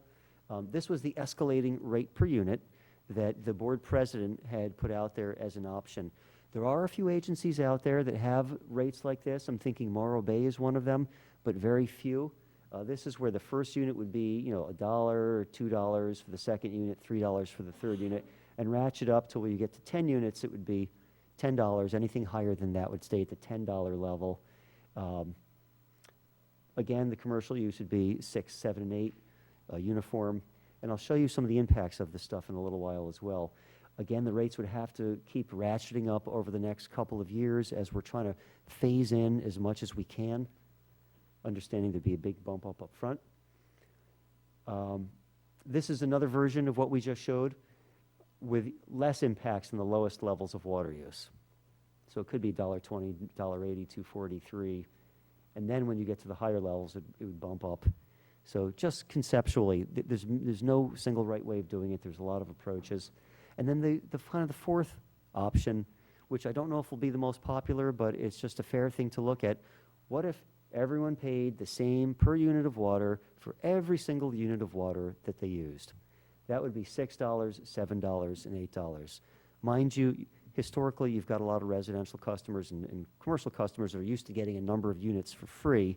So this would be an impact, a larger impact on those who use less water. But there's certainly a notion that this is a fair approach, and there are many agencies in California that have rate structures like this. Impacts. I'm going to walk through this, and I hate to throw charts out there, but we really had very little time to prepare stuff. We're still scrambling with the numbers today to try to come up with some of this stuff, so we couldn't make some nice charts to show these things graphically. But I'm just going to walk through them really quickly. I ran through a bunch of scenarios with a range of customer types. Most of your customers are pretty low use, so we have a very low use, up to high use. The second column shows what percentage of bills are at or below that level of use.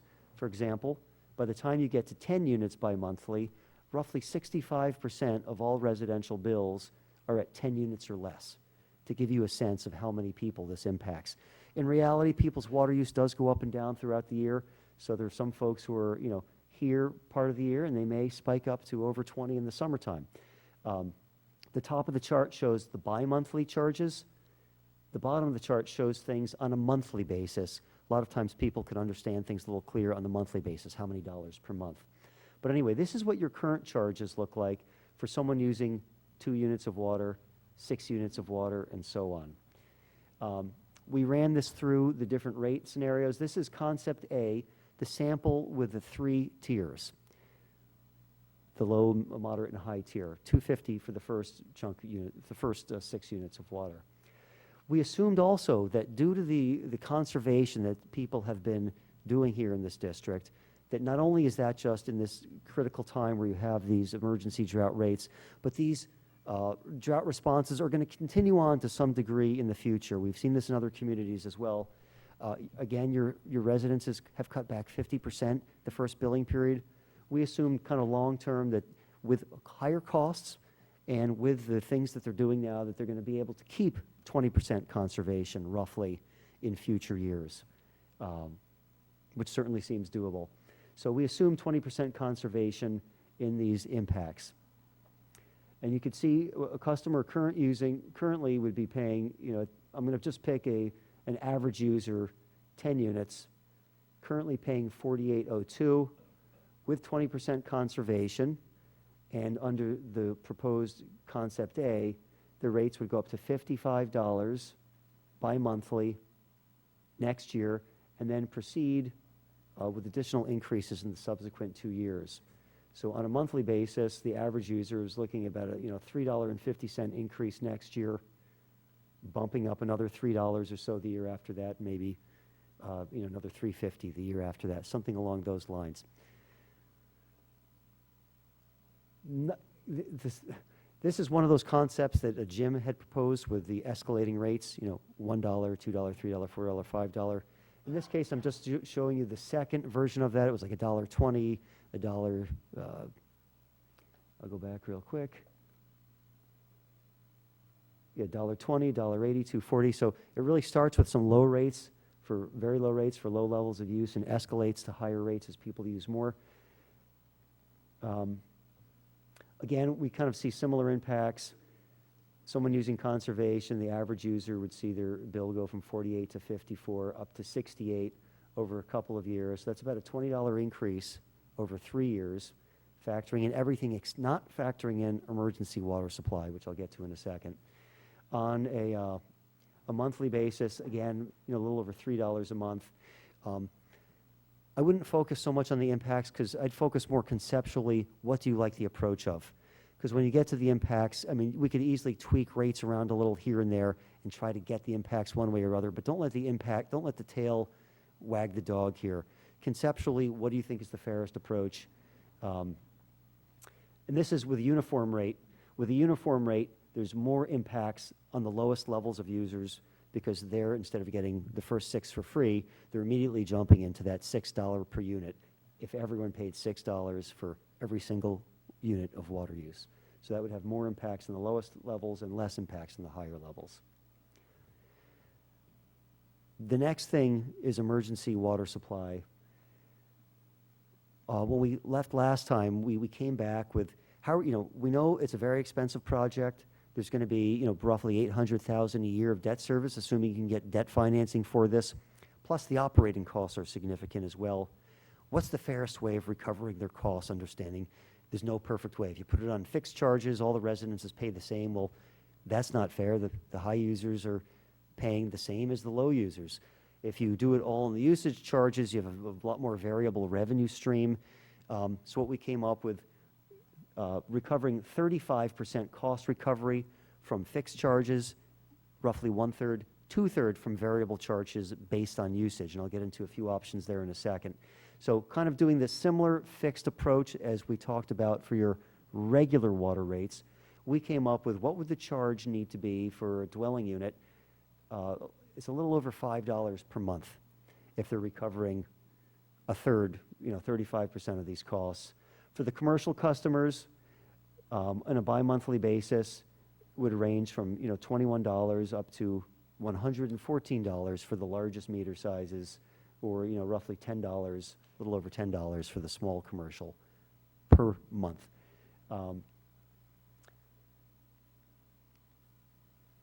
So we didn't really have any options on that, but what we do have options on the variable side.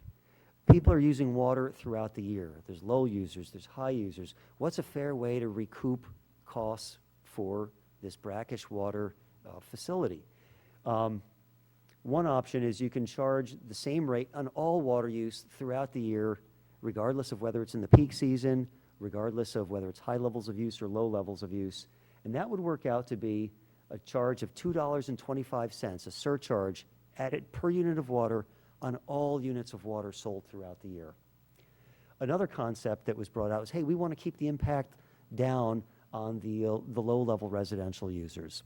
Well, if you're going to try to keep the rates low for certain residential users, you can't, in order to keep it fair between residential and commercial, the residential customers would get a break in Tier 1, that's for the first 6 units, half of their water, but they would have to pay higher charges once they got over that tier.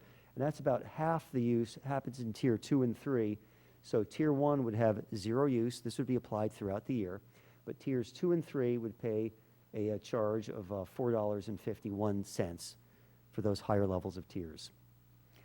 Concept C is more of a seasonal approach, recognizing that the demand placed on your aquifer, July, August, September, October, that's really the peak time when your aquifer is under strain. Towards the end of the summer, there's a lot of water use, the aquifer is not replenished, and the rains haven't come back yet.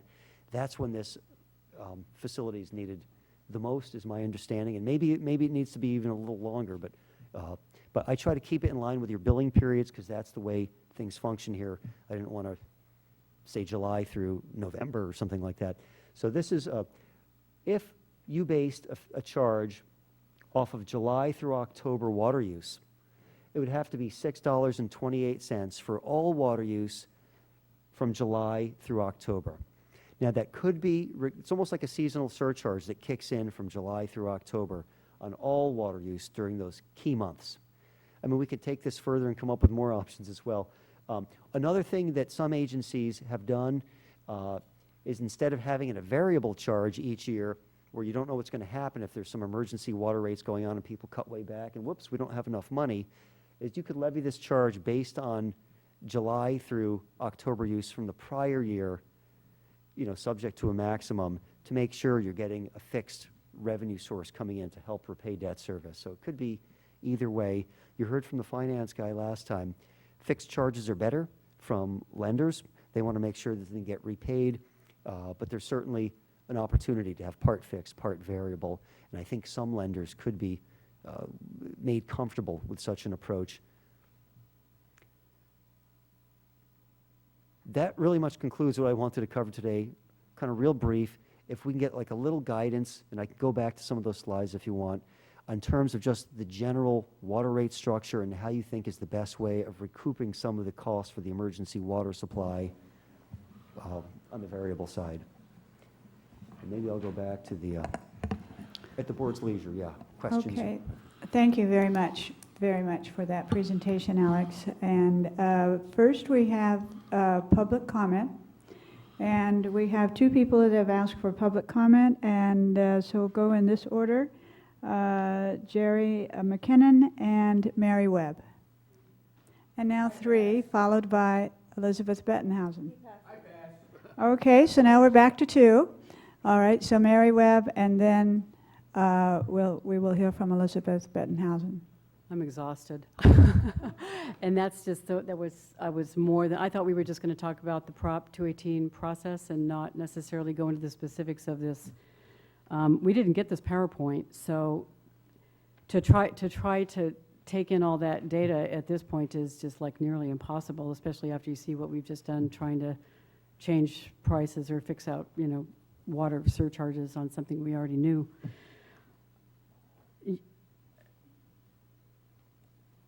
On the Prop 218, what parcels would be different than the parcels that were named in the water standby availability list?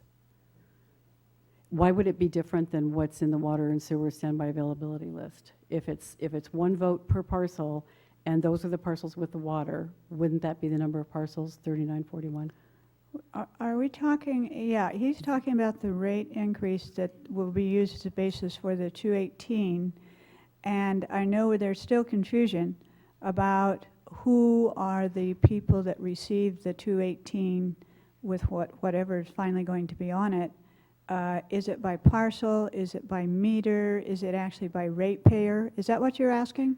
Well, that's 9A, and the resolution and the instructions for Prop 218 are in 9A, and so the description of how the Prop 218 will run is actually in Agenda Item 9A, and so that's what I was actually wanting to talk about.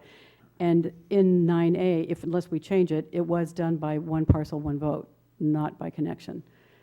So my question was then, since that's the water standby and availability fee for each parcel, that's the water that's on the parcel, that should be the number of parcels. Okay, yes, go ahead. I can just say, if you're asking us to compare the list on availability charges in 8B to the list of APNs that are going to be used in the Prop 218 process, I have no idea. I just know that I don't think it's based on APNs and the availability charges.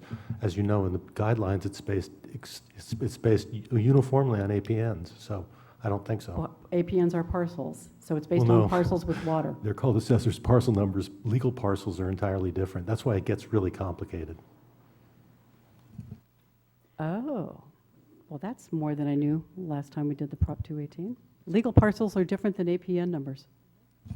Yeah, the assessor can designate an assessor's parcel that's not consistent with a legal parcel, or can be much larger and can have 5 or 6 underlying legal parcels. Well, or lots. Those are lots underlying. Lots and parcels are used interchangeably. Yeah, well, but they shouldn't know. Parcels are parcels. Oh, is that right?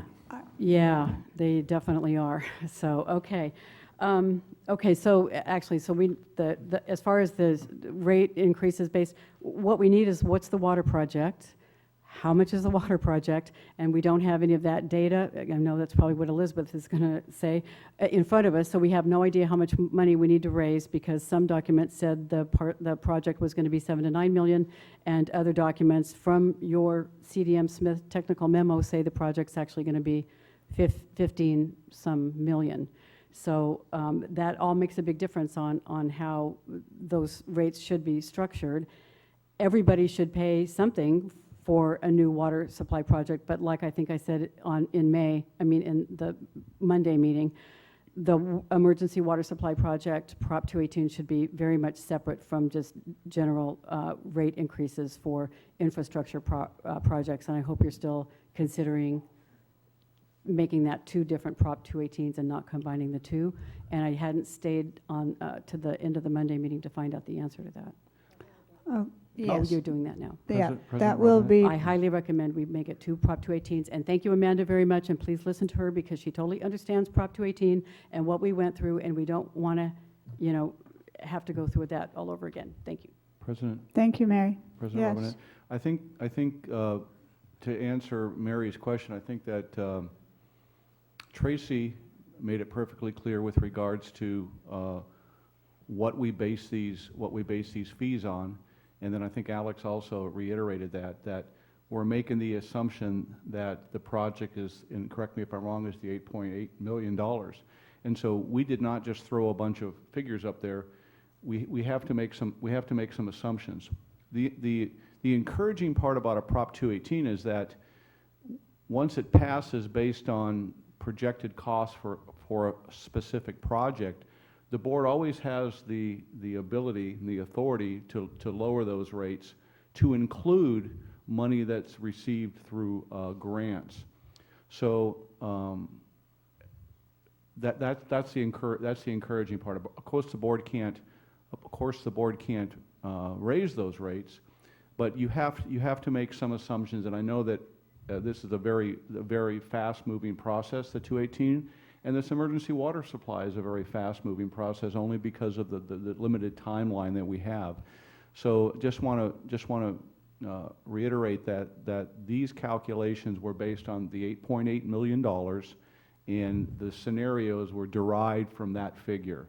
So I know that everybody would like task order 4 finished right now, and as Tracy indicated earlier, as that project gets better defined, or the task order 4 gets better defined, and as the numbers get better defined, in parallel to the 218 process, we will bring those back to you, and so ultimately we'll have a number that we feel a little more comfortable with. So, but am I hearing you say then, though, on the project, on the Brackish Water project, that the bottom line and the rates that were up there are based on a Brackish Water desal that would cost $8.8 million. That's correct, and that does not include the money that we've spent so that we've far. already invested, and Right. that's the worst case. That if we were to get grants, that then possibly that could change the picture. Oh, I'm sorry. It does include the money that we've spent. It does include the money that we've spent. So right now, because I know it's been frustrating for everyone because we've been trying to get our hands, our arms around how much will this cost, this emergency supply.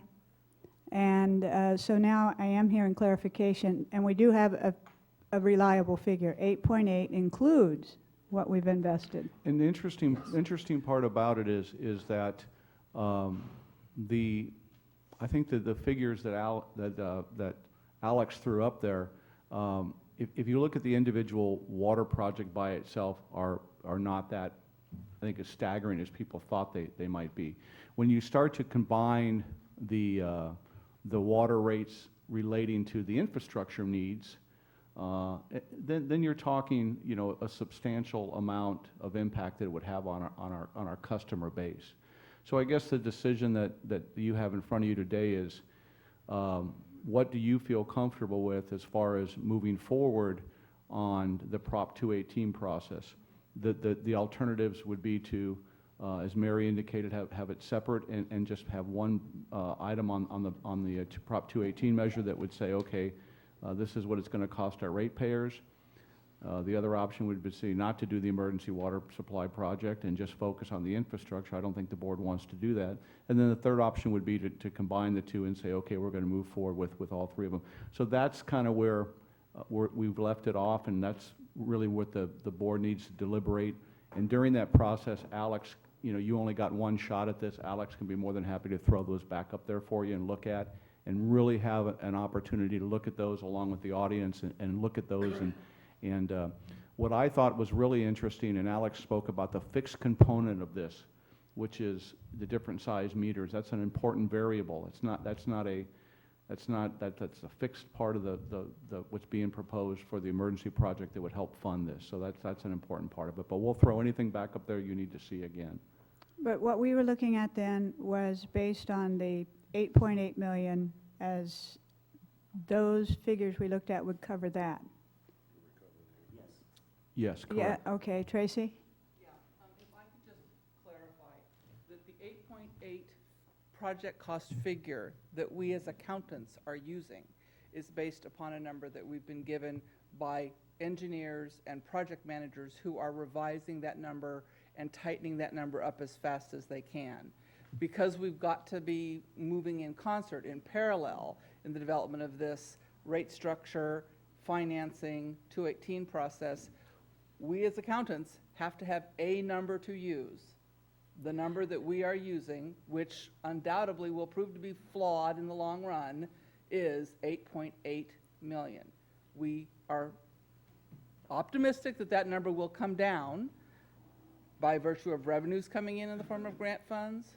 But as a practical matter, we have to put some number in there. So I don't want there to be any confusion that we think that the 8.8 number is the project cost. We think that the 8.8 number is the number that we can put into our spreadsheet to illustrate rates. That okay? you've been So given don't get married to 8.8 based upon a couple of accountants working spreadsheets. But the figure reflects, the figure does reflect what people have given their best thinking to, so that Absolutely. you've It got reflects- you've got valid figures. Now, Yes. then there's no infrastructure rate built into those figures.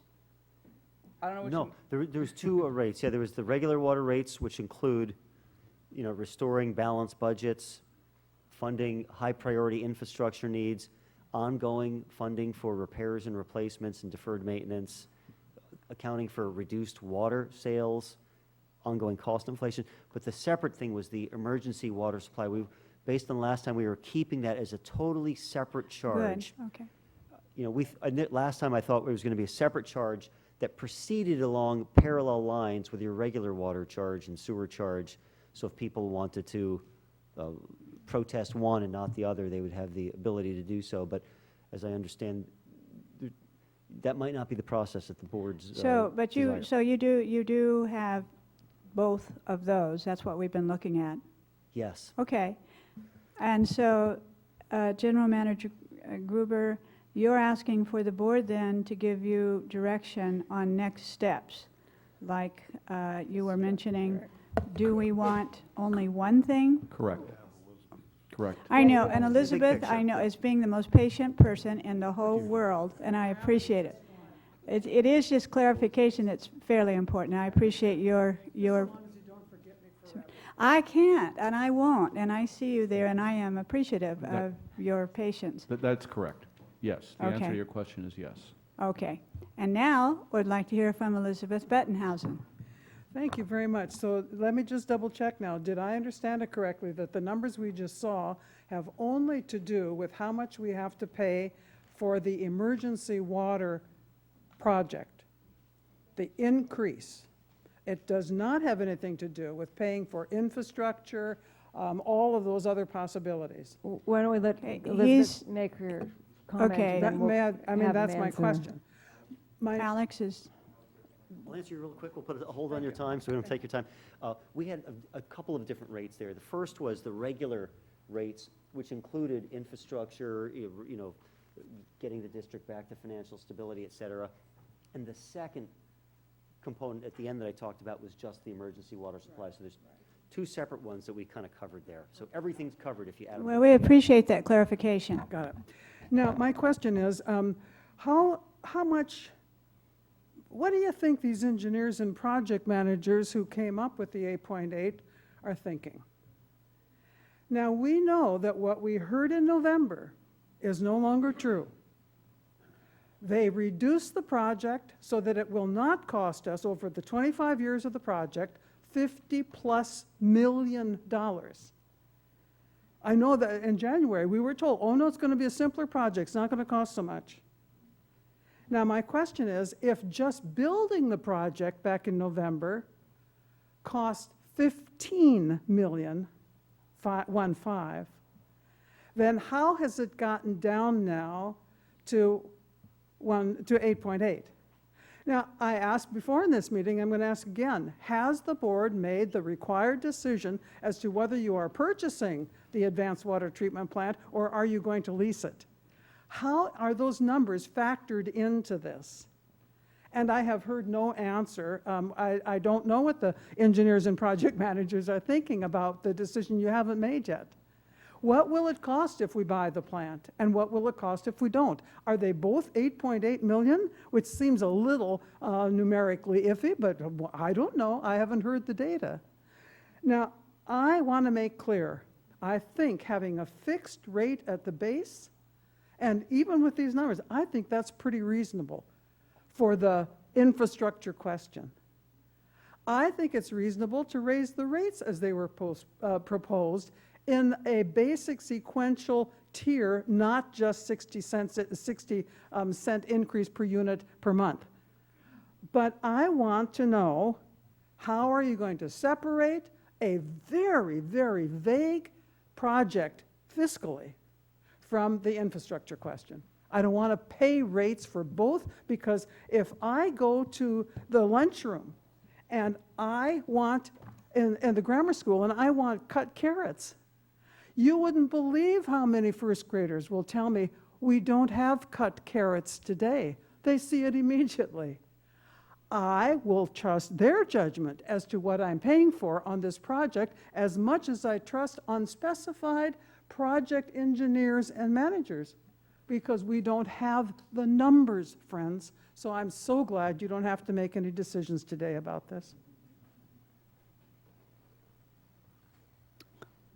Okay, we are to board discussion. Yep. If I might start, Director Thompson and I met with General Manager Gruber and a lovely new finance person on Tuesday, and had some discussion about both the structure and how we structure the 218.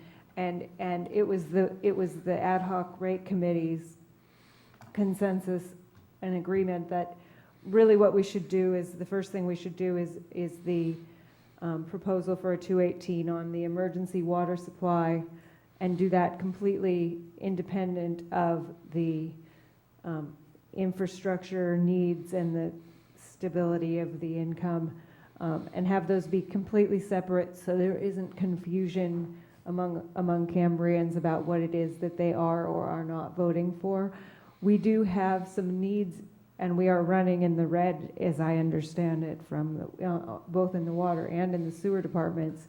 But because of the emergency nature of the water supply and our need to do this project, that we thought that we would be recommending to the rest of the board that we just do only the emergency and then go forward with the water and sewer rate increase, which also needs to happen. And both of those, all that information needs to be clear, I think, in the notice, that this isn't the only potential increase, but this is the first one, and it's only for the emergency water supply so that we can cover it. If I may address Elizabeth's concern, I think what I've been hearing from staff is that the 8.8 is the is the worst-case scenario that we've got right now in terms of what it might cost, and that it might actually be less than that. That's what we're hearing right now. Correct me if I'm totally mistaken, but that's what I was hearing, that it might go down from that, and therefore that's the maximum worst-case scenario on the rates. Whether or not that happens, hopefully we can reduce it because we'll get a grant, and there will be other things that happen and it'll be less. But so there's that one, there's two things going on here, and I think we first do the emergency water supply 218, and then we have a secondary one a little bit down the road, not very far down the road, but a little bit down the road, that will be to cover the costs that everybody knew was coming because we haven't had a rate increase and we have a lot of needs in our infrastructure. And I would just concur with the comments that Director Rice made. That was my understanding also. And just to reiterate, the notion of a grant, I think, is a very real possibility. For the folks that weren't at the last meeting, the state has allocated $19.7 million for Santa Barbara, San Luis, and Monterey counties. And our project is one of 4 that was included in San Luis Obispo County's application. And it's a pretty reasonable expectation to think that the county will get some funding. To what extent, I don't know, but it will get a fair share of funding, and that we will also be a party to that funding. Our project is included in that application at the rate of, I believe, $3.5 million. Hopefully we get it all, but at least I think we'll be in for a fair share of it. And then there's also the second question, I believe, about how do we set those rates? I saw something, Alex, the one slide that you had about the how do you separate out who pays for those? Like, didn't you have something that said there's like $10 bi-monthly and then there's $5? That, you know what slide I'm talking about? If you could, I'm sorry, I can't be more specific because the numbers were making me, yeah, that one. Yeah, I'm sorry for all the numbers. And then what's the one right after that one? Yeah, it's the one right If I could boil it down, I think This is the one that I'm Yeah. interested in right here, the concept A, concept B, concept C. So we need to be giving Yes. him direction on which one of those 3 Right. options or some hybrid, right? Yeah, this is for the emergency water supply. We assumed about a third would be recovered via fixed charges. Everyone's paying in a fixed amount per month. And there'd be a variable component to recover these costs based on actual water use. So the 3 big picture scenarios are, one, we're going to cover it based on every drop of water sold throughout the year. 2, are we going to recover it based on all water use, but give a break to the lowest levels of residential use? So residential would pay 0 for the first 6, but twice as much for the higher levels. Or 3, base it on use during the peak season when that's putting the most strain on the aquifer, from use July through October. So those are 3 kind of conceptual approaches, which can be refined too. But My thought on this particular one here is that you use, I want to talk on concept B. I think it should be applied all year, first of all. But I also think that, as Barry Webb said, everyone should pay some. Now, I am for skewing this so that those who do conserve pay less than those who haven't. But, like on tier 1, might be $1. oh, so a small amount, yeah. They do have a fixed charge, but at the same time, it's a concept that everyone gets benefits from this emergency water system because, and so they should pay something. Whether I don't care whether it's 50 cents or $1, but I think it should be something. And I don't have a problem with the other tiers being similar type of rate. But I like the concept B because it does promote conservation, and I like other systems that promote conservation as a general rule in terms of your rate making. And I think it should be applied yearly rather than during the peak season time, because all of a sudden you're getting hit with the biggest charge at the biggest time of billing, and it may get really out of whack, rather than leveling it out over the whole year. Just to make a point, the billing could be spread over a year, like this, similar to what the city of Davis did a year ago, where they came up with they have a big fixed charge based on prior year peak use, but it's collected on a monthly basis throughout the year. Yeah, there are ways of, it doesn't all have to be billed during those months. I'm not Right. pushing them, just want to make sure. Okay, my first concept is it ought to be over an even period, over the whole period of time, whether it's a lower amount over the whole period of time, or whether it's that fixed amount over a whole period of time. It doesn't matter to me, but I do think it should be spread out over the whole year's bill, and I do think that everyone should pay something, but it should be skewed towards those who conserve. Madam Chair, may I just interject one moment here? I would like the district engineer just to clarify, to answer Ms. Bentonhausen's question, and clearly go on the record with regards to this is purchasing the equipment and not leasing it. That, we want to get that out there. And also on our website, and Karen brought this up. We're doing our best to get information out in a timely manner. There's a fact sheet on there. There's also a press release, but we're going to continue to keep the public informed to the best of our ability on this project, on the website. And so we're clearly meeting with the Cambrian tomorrow and discussing the project, but we at staff level will do our utmost best to communicate with the community on the importance of this project, but also what's going on. So with that being said, I'd like Bob just to clarify and I hope it answers Elizabeth's questions regarding this project. Sure. We are looking at purchasing the equipment right now instead of the lease, so that $8.8 million is the best information we have to date purchasing the equipment. It can change some, as Tracy mentioned earlier, because that's a preliminary design number, but 8.8 is the best information we had to provide Alex at this point in time, and that's based on buying the equipment as opposed to leasing the equipment. There was a couple reasons for that. Back when we were doing our Prop 50 application, one reason we didn't get that grant that was cited to us is it was too temporary of a project that the state was worried about investing grant money into. So that was a little bit in the back of our minds. The cost to rent the trailer-mounted equipment was around $700,000 for 6 months from one vendor, and a second vendor who had a more competitive price is selling the equipment for around $2 million. So it has a fairly quick payback when you compare a lease cost of $700,000 versus a purchase cost of $2 million. So these are some of the things that are going on in detailed discussions that we're having with CDM Smith. And again, we're still ironing out the numbers, because as you go through the design, you go through the permitting process, which is still ongoing, things will change. So that's the best information we had today to give to our rate consultant, Alex at Barlow Wells, and that's based on purchasing the equipment. Thank you. Thank you for that clarification. Very important distinction.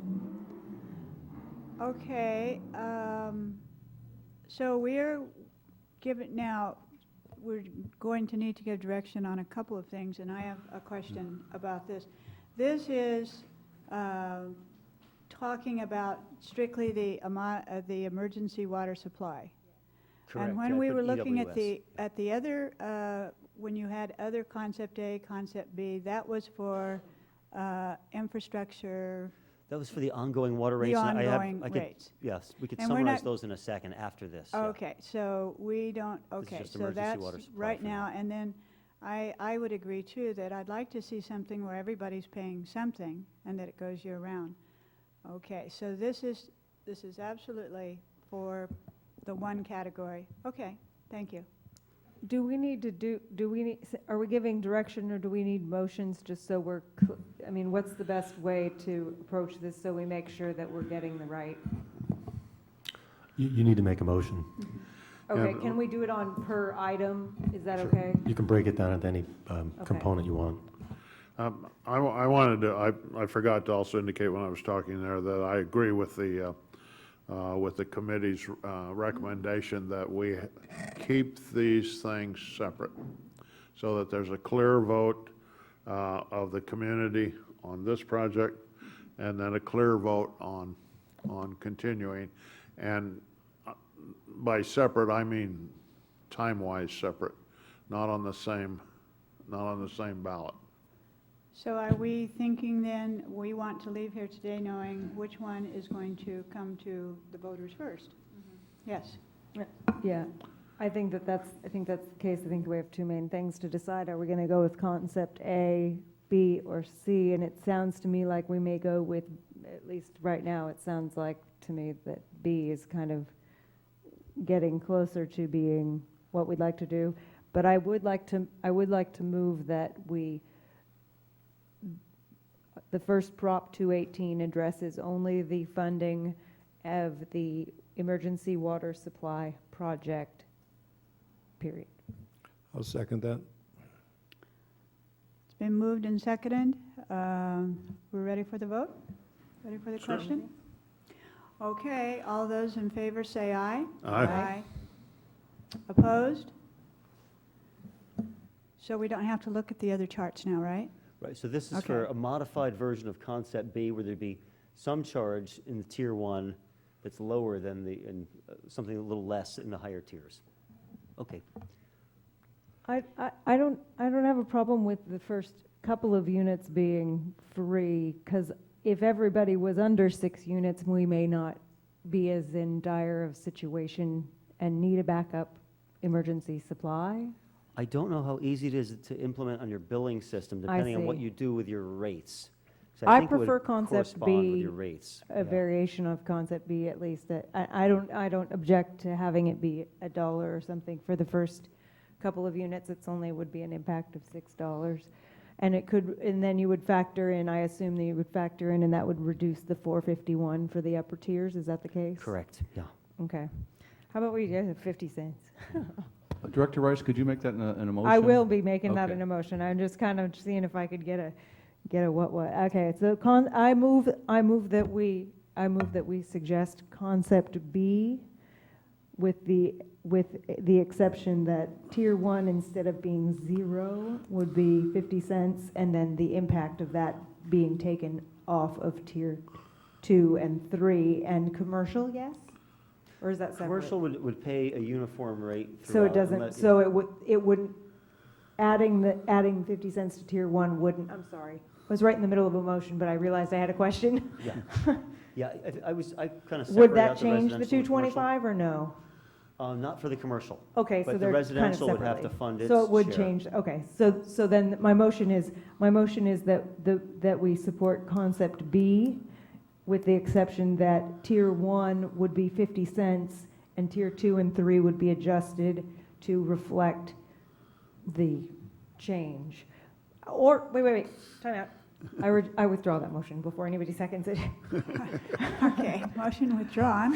Okay, I'm gonna take a breath. Okay. I that's move closer. that we support concept B with tier 1 being 50 cents instead of 0, tier 2 being where it is, and tier 3 taking the impact, take the impact off of tier 2 from what tier 1 pays. So tier 2 would go down, tier 3 would stay the same. Can we do like that? Yeah.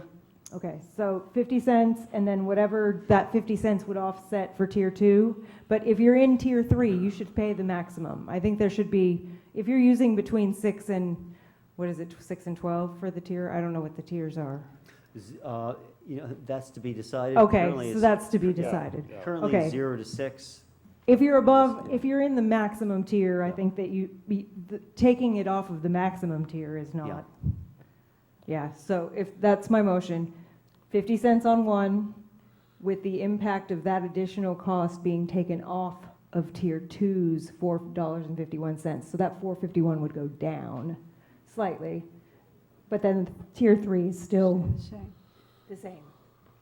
Does that make sense? Do we have the motion over there? Does the board understand?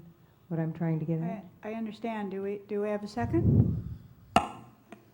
I'll second it. Okay, discussion. I have a question. The figures that are up there under concept B at this moment, are those actual Yeah. figures that would in fact pay for this 8.8 we're talking about and operations? No. Oh, operations of the emergency plant? Yes. Yeah, that's built in here too. The O&M costs are $380,000 if it was operating for a full 6 months. But we can reduce that down to a per unit cost, so if it's only operating for 1 month, you only have to pay 1 month of operation. Yeah, I believe that's baked in here. That's in there. Okay, so it's in there, Yeah. and this is for 1 month. Yeah, this would apply to all the water use throughout the year, but it would generate enough funds. That is a Yeah. good question. But it's a monthly- Is it's this a per monthly month or per charge. bill? Oh, this year, per month or per bill? Yeah. Well, it's a usage charge, so it's per bill. Yeah, it's per whatever the water usage is. Oh, I see. On a usage basis. Per The f- unit on yeah. your bill. That seems like an incredibly There was a low separate amount. fixed charge that was, yeah, it's not cheap. $4.51 times, $4.51 times, like if you use 8 units. Okay. It's Okay. $4.51 Okay, per unit, yeah. per unit. Per So unit. if you use above 6 units, each Right. unit would be, so you pay, if you use 8 units, you would pay $9.02. Yeah, good clarification. Thank you. Okay, so we have a motion and a second that we're going to use concept B, and that it will change in that Tier 1 will have 50 cents per unit, and that will be taken off Tier 2, so we have $4. The effect will be taken off. $4, and then on Tier 3 per unit, we would have $4.50, about. Something in that range, yeah. Okay. We're going to continue to hone the numbers as they come in. Okay. But yeah, that's the general concept, yeah. All right, are we ready got then? Ready for the I question? would just make one other comment. With respect to the commercial charge on this and the commercial structures on the, for the other rates, the other Prop 218, if we could perhaps ask the chamber to get a sense from its membership as to what their druthers would be in terms of these various yeah. On the regular rates or on the emergency supply? Well, they can input on this too, but just on the regular rates, just to kind of get a sense as to whether or not, you know, it's option A, B, or C. You know, how does the membership feel about? I think we can get their input. We're going to be making a decision going forward once we get these adjusted numbers next week. So definitely getting their input's a good idea, but I think we need to make the decision today Well, right, about no, I have no problem with which that, one we but I just wanted- recommend. that was just an aside, Yeah, so. absolutely. We want the residential input too, frankly. Okay, all those in favor say aye. Aye. Aye. Opposed? Okay, so we have some. Do you need direction on the regular rates today? The only caveat I will add to this, just for full knowledge, you've got financial problems with your water enterprise. Just raising rates for the emergency supply to cover those costs exactly, is a lender going to be comfortable that, hey, look, you can afford the emergency water supply here if you're still running deficits over on the other side of the coin? There may need to be some conversations that happen with different lenders to figure out if and how this could work, if these funds could be segregated specifically for the emergency water supply, because they were not designed to, you know, generate Cover debt service everything, coverage right. and everything like that, just so you know. So the numbers may tweak a little bit, and we'll have a conversation with Mark and Tracy, and probably get some input from some lenders as well. Good, so We you don't would want you to actually adopt the find charge, out it doesn't from the, work, yeah. find out from the lenders, and what you bring back then next week would reflect that next investigation of that. Yes. I would also move that the board support making sure we include in the notice the maximum rates we're thinking may have to be implemented before the end of the year or before January? I mean, we're going to have to go out for this additional rate increase. I think that's a very good point. We but I need to think- at least let them know it's coming. Yeah, I think we could do that through other means. I think it would cloud the 218 notice. Which I don't want to do. Yeah, but I think you bring up a very good point that, and I think the community, listening to Elizabeth, Mary, and a lot of other community members, I think over the last 3 or 4 years, we've done a really good job in telling the story, if you will, about the infrastructure. Not only the work that we've done, but the work that needs to be done. But I think that's important, Director Rice, that we communicate that there are still needs within the community. But as far as the specific language goes on the Prop 218 ballot, due to legal requirements, it would probably be, we wouldn't be able to state that in there. I just want to make sure we pair every time we're saying we're going to ask for this money from you guys. Please make sure that you don't protest this, that we also say, in addition to this, you're going to see another increase relatively soon because we have other needs besides the emergency supply. I just want to make sure we're constantly reminding them, because I don't want to get to that rate increase having them say no, say this is okay, and then they go, wait a minute, you just raised our rates. What's up with that?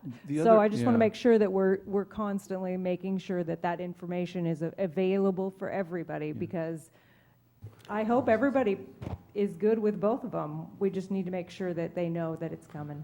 If there's an advantage to waiting a small period of time, it's this. I think that with Bob and me, and then Justin in the water department and Mike in wastewater working together, we can refine the existing CIP list. We can add to it if we need to, because now Justin has brought some things to the forefront that maybe weren't part of that CIP list. We can refine it, and then collectively staff can prioritize it. And I think that's, I think on the wastewater side, we have a really good feel. On the water side, we don't yet, we have a good feel, but there's some tweaking to do. So between the administration and engineering and operations, both on the water and wastewater side, we can have a good, solid list of priorities, infrastructure needs that need to be done. And then when our constituents ask us a question regarding, does this really need to be done now, we can provide the analysis not only to the board but the community and say, yes, we've prioritized these things. We, not only the engineer and the general manager, but the field people have had a part of this process, and I think that'll go a long, long way in helping the community and the board understand what those infrastructure needs are. I would say we're about 90% there. We've revised the complete capital improvement list, but we still need to do some tweaking on it. So this time would give us that opportunity. One quick thing too, I just got I got a call from Jeff Jensmore, California Department of Public Health. He reached out to me today, and there's one other grant opportunity through the California Department of Public Health. He was contacted by OES at the state level and was instructed to call us and contact us. So I just found this out 5 minutes before I got out to the meeting today, but we'll be pursuing that also. This is in addition to the Prop 84 through the Department of Water Resources. This is a direct grant request directly through the California Department of Public Health, directly through Jeff's office. So he wants to help us. He wants to be able to provide us some funding. It's not of the level that that some of these other ones are that as Director Thompson referred to, but I got to tell you, every little bit helps, and I don't want to shy away from not applying for anything. So that's other good news. So that's encouraging. So. Definitely encouraging. Thank you. In the report, it says there's a draft notice for consideration and discussion under the recommendations, and I didn't see one in here. You didn't get that done. Okay, that's fine. I just wanted to make sure we weren't missing something you need. And thank you for catching that. It says a draft notice is in the process of being prepared and will be distributed to the Board of Directors prior to the May 22nd meeting. That's what Director Rice is referring to. Now that we didn't get to that, but now that we have specific direction from the board, we will be working on that notice, and you will get that notice, and that'll be part of the 29th meeting. So Okay, our- so we're our- good to move on. Yes, that doesn't hold up your action today or the process. Okay. And Madam Vice President, I want to underscore something because it's really critically important. What Alex said in the very end there, and that is that your stream of revenue determines the quality of your financing and your ability to get financing, is really important. And you really need to make sure that the amounts you're including in the Emergency Water Project 218 notice include that amount. It's absolutely critical, because ultimately, if you can't finance the project, you're going to be in the same position in 6 months, upside down, trying to figure out what to do. And if you're going to split them out, make sure that you are, and I don't mean to overstate, it's not my role to do this, but it's of critical importance that you're setting it with a buffer in there, so your financing is available. I absolutely agree. It's not only just for the qualification for the loan, but it is, again, this commitment of this board and the CSD, full disclosure. While we're not going to have them vote on 2 items, different items, again, we need the community's involvement. We need the community's support to know that, yes, if you look at our financial picture as it is right now and has been, that we're still going to have to address this key piece.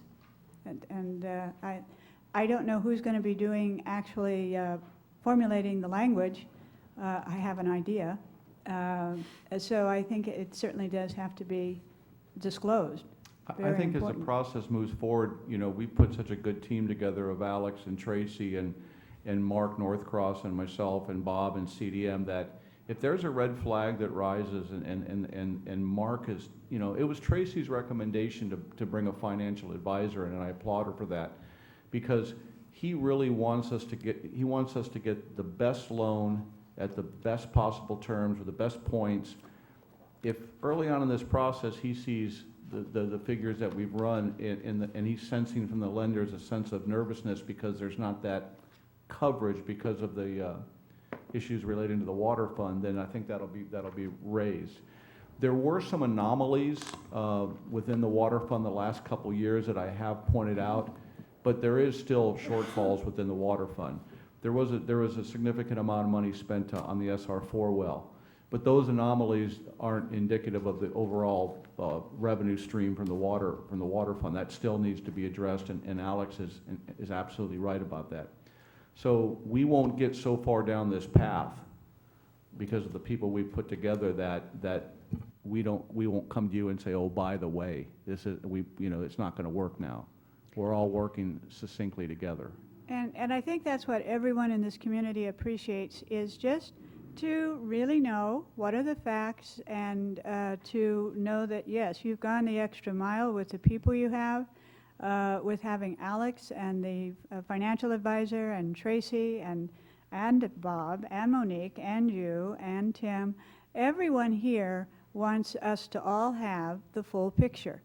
But taking this in steps, as we just voted, I think still is an important idea, as long as it's clear in that Prop 218 that we still have other, we do clearly have to consider what will it take to qualify for the loans. And we're committed to doing a follow-up with the rates. That's one of the things that's why I wanted to make a motion. I wanted to make sure that it was clear that the board is committed to moving forward on the other set of things that need to happen, the water and the wastewater rates, and have those things addressed also, that it's just because we're not doing it at the same time as the other one, that we are definitely committed to doing that in very short order, I would hope before October, November, but I don't know, I don't want to speak for the board on that particular part of it, but I think that the board is committed to knowing, and we know it's critical. So, I mean, I don't know if that will help with the financiers,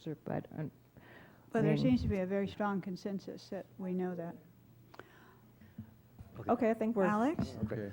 I just want to reiterate one thing that your council has mentioned, and I think is a very good point. Building in some buffer, because our numbers were just designed to recover the 8.8 million plus the operating costs that are needed to keep the facility going. But I think when we come back, just what we had there was more conceptual. We're going to have some numbers. I think they do need to be a little bit higher, provide a buffer. There's a lot of unknowns still with project costs and still with what is the water use that's actually going to occur next year. We try to be err a little on the conservative side, but it doesn't hurt to have some buffer in that Prop 218 notice. Then you can evaluate the reality as reality unfolds and only charge what you need, but you can never go higher than what's in that notice, so you have to make sure it's going to be adequate to get the I job was done. under the impression that this is the worst-case scenario based on the numbers that you guys had. If we think that we need to build in a buffer on top of that 8.8 or whatever, then that doesn't seem like we've gotten the worst-case scenario then. I don't know if there ever is a worst-case scenario, but I think when they're saying worst-case scenario, it's like, hey, the range is from 7 to 8.8, we used 8.8. You know, something along those lines, you know.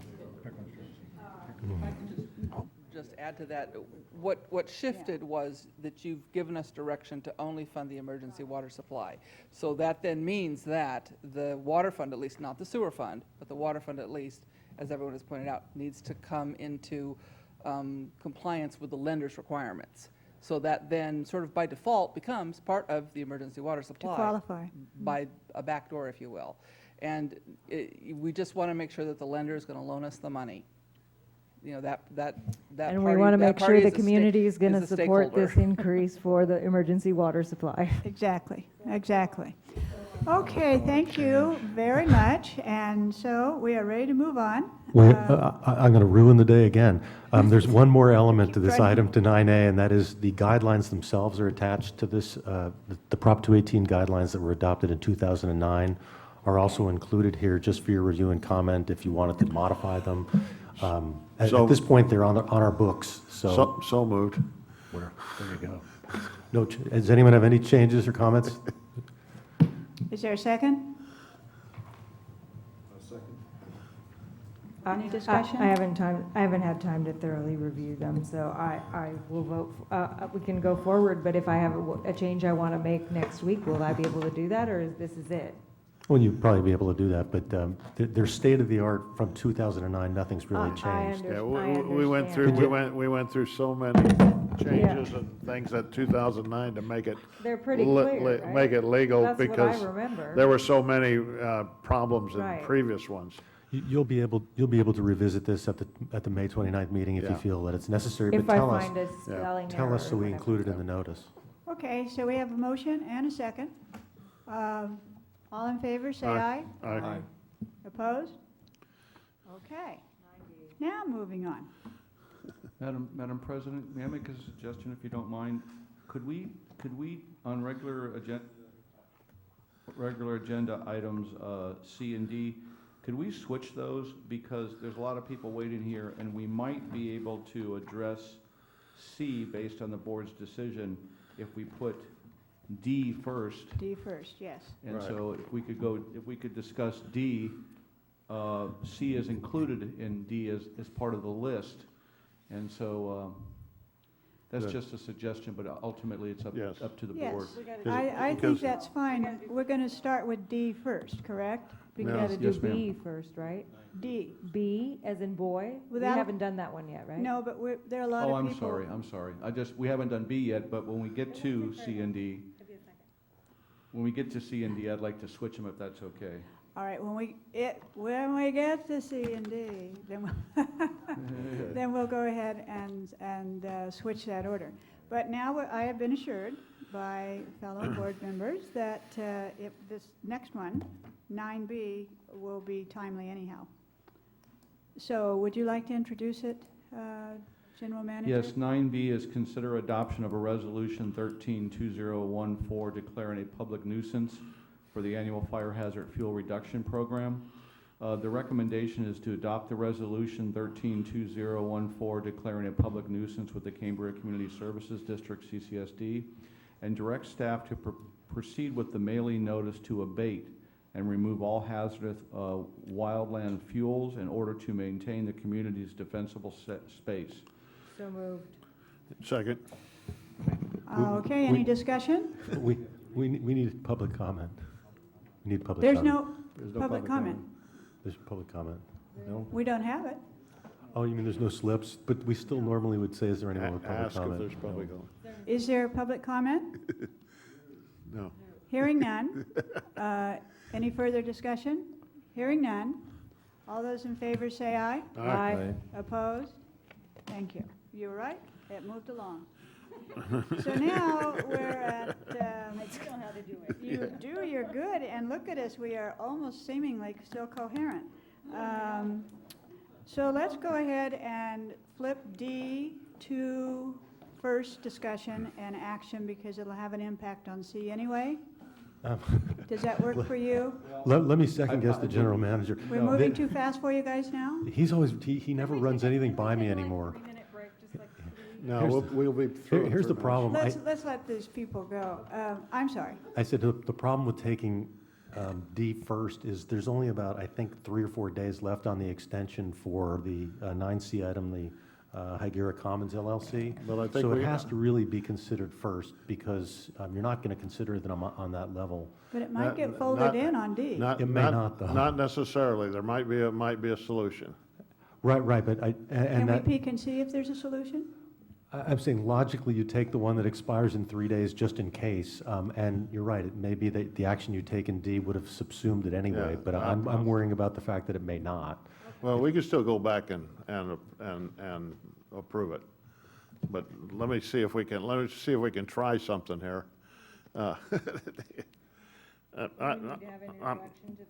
I'd like to make a proposal on this one, On which one? 9D. 9D? Which is possible suspension of all outstanding intent to serve letters. I'd like to make a proposal that we instruct the general manager to make 2 amendments to all outstanding intent to serve letters. One, all outstanding intent to serve letters which should expire on 6/1/17. That's the date of the latest one on this list, so that all of them expire on 6/1/17. And number 2, that we also amend them to say no connection will be allowed while a level 3 severity is in force. Now, that would extend everybody that's listed here up to that one date, so the staff doesn't have to keep bringing back these things all the time. And secondly, it would clarify the point that they can continue to process their permits and their activities, and with the understanding that no connection would be allowed during a level 3 severity. Mr. Clift, I support your, in concept, my concern, I think, is with the library and whether the library feels that would be detrimental to their ability to sell their property as they're attempting to do so. And Mr. Barnacle, the county librarian, is here, and perhaps, Madam Yes. Chair, we could hear from him on that?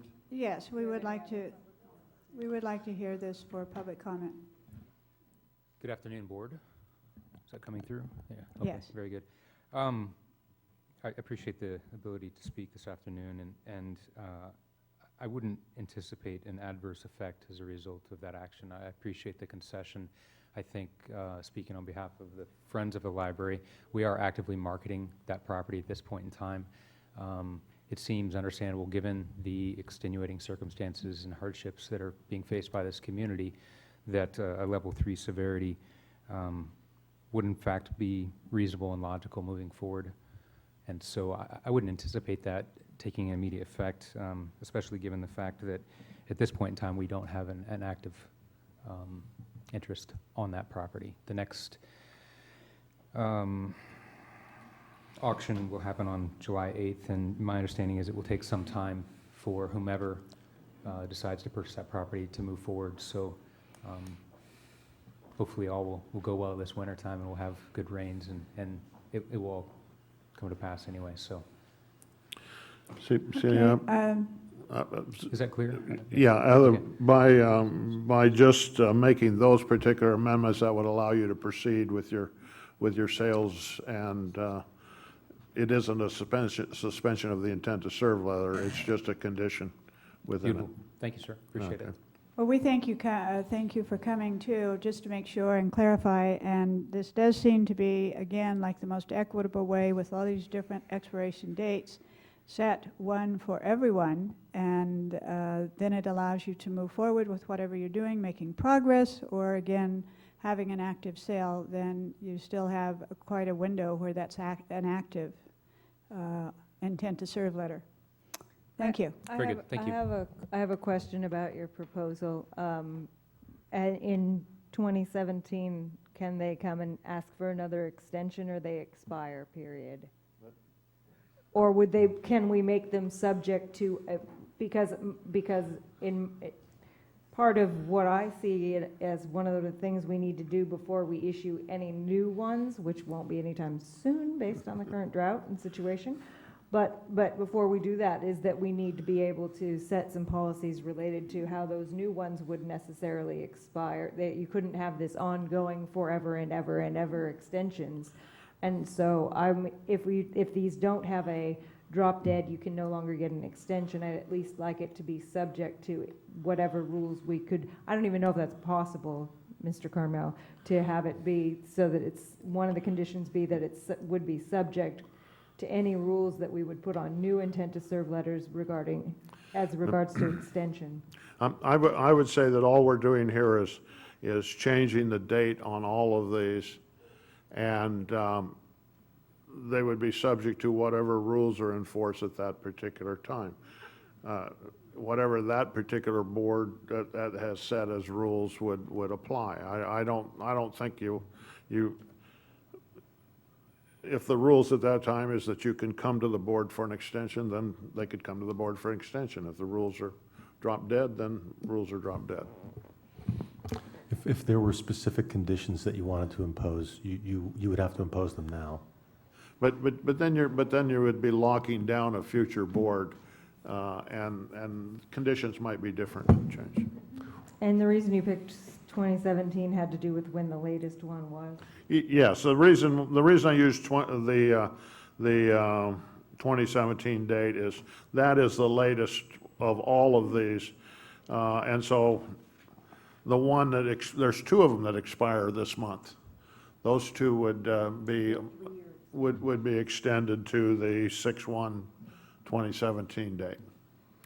What I would recommend is that you eliminate from that motion the subject of 9C, the High Commons letter, so that it can be individually conditioned if you want to. You can ultimately just impose the same requirements, but there are a sequence of issues that are associated with that are not associated with the others.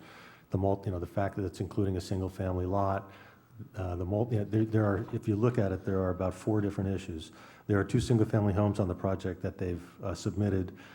They have a new parcel that they've added.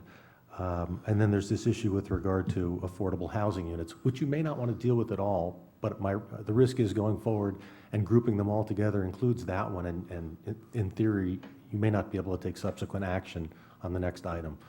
Is that reasonably clear? If you want to condition, the High Commons LLC, then remove it from this motion.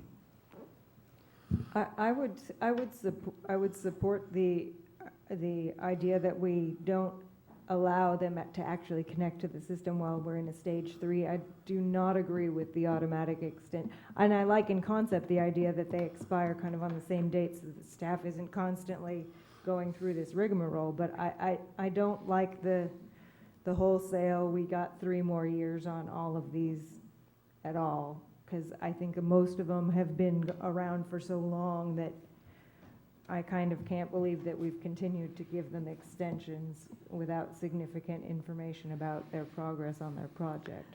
So I would support for sure the idea that we need to be not suspending, but not allowing new connection to the system. I don't know what was the language you used. I'm not sure. I just indicated that we would amend the existing intent to serve letters to expire on all of them, on all of these, because each one of these we keep handling individually, and we keep. Why do we keep extending them then? Well, for all kinds of reasons, and each one has a particular reason. Then we shouldn't do them wholesale, I think. Well, I'm saying that why not just spread them all out there to the one shot and deal with it then.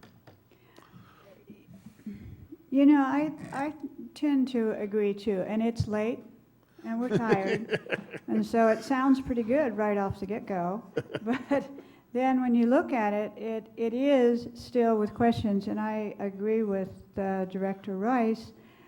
It's the progress that worries me again, because sometimes we've done this before, and we've been there a lot, and nothing's taken place really that's substantial. So I'm wondering, the one that is... Can I make I'd like to finish, though. The one that is actually the 2017 is the library property. The others that are coming due, one in the 2015, 2015, then we get down to You have the the second. commons, because we just did a very short thing. And then up above, we have two others. So we have three, actually four,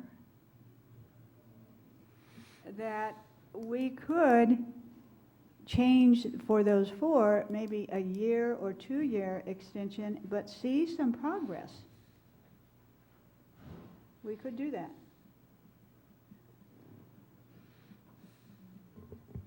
If I might make a suggestion, I'm sorry for interrupting you earlier. No, it's okay. My suggestion was just going to be this agenda item is something that I know Director Behringer was interested in having a full discussion on, and he's not here today. He may provide some additional insight into what his thinking was on this. In concept, like I said, I don't disagree with consolidating the dates to the same date, but I also still think that these have been going on so long that they need individual attention at the time that they need attention. But I think that having it, so either we need to table it. I think we should table. I think that's. I think we have to table it. deal with the Higuera Commons because their time. Right, but they're on the agenda, this other 9C. Okay, when we go back over... There's another one that you should be dealing with, and that's the second one down, which is 6/1/14. And they have done they have... They provided a letter. Yeah. You know, I would be willing to say, okay, let's...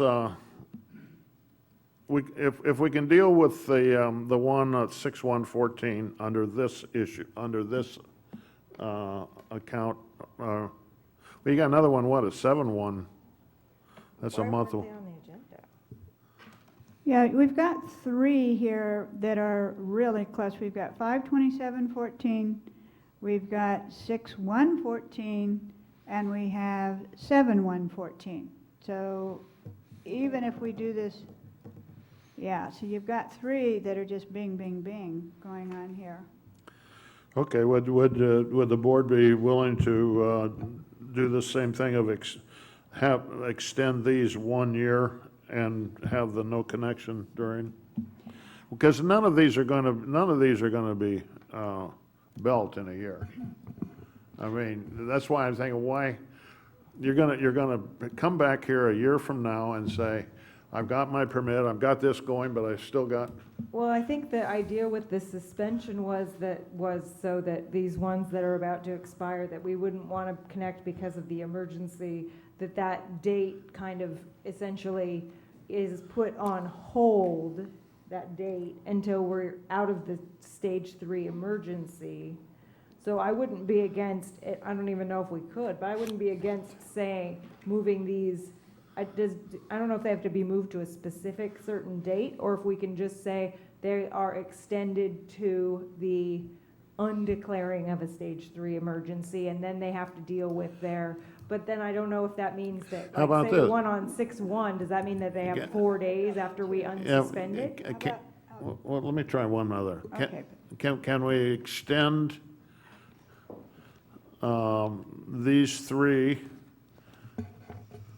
to something like 6 months after, set their expiration date as 6 months after the removal of a stage 3 emergency? Certainly, that's That's a clarified objective date, yeah. We could, okay, but here's Good. another thought then. We could do that. The one that's really way out in front is the library. Then you have 3, I think, that are coming right up in a row practically in 2014, and then 2 that are just about a year from now in 2015, and we are saying that they cannot connect until after we're absolutely out of the woods on our water shortage, and we're not sure when that's going to be. So why don't we take the library's fine, but we've got then the other 1, 2, 3, 4, 5. Why not give them a 2-year extension, because they can monitor what progress we're making, when they really need to get in earnest going on this, knowing that they've got that's their time limit then, 2 years. I move that these existing intent to serve letters be extended to 6 months after we rescind the stage 3 emergency or the current expiration date, whichever is later. But they can't run in and get their money. Okay, I'm just going to say this. It's iffy for them with money invested, because by the time they have architects, by the time they have gone to the county, get their minor use permit, then finally it gets over to building to get a building permit, they can't do that in 6 months, that's for sure. They can still come back to us for an extension at that time and show us their progress. If we're here. But they can continue to work now, is what I'm saying, is, because this originally said suspend all intents.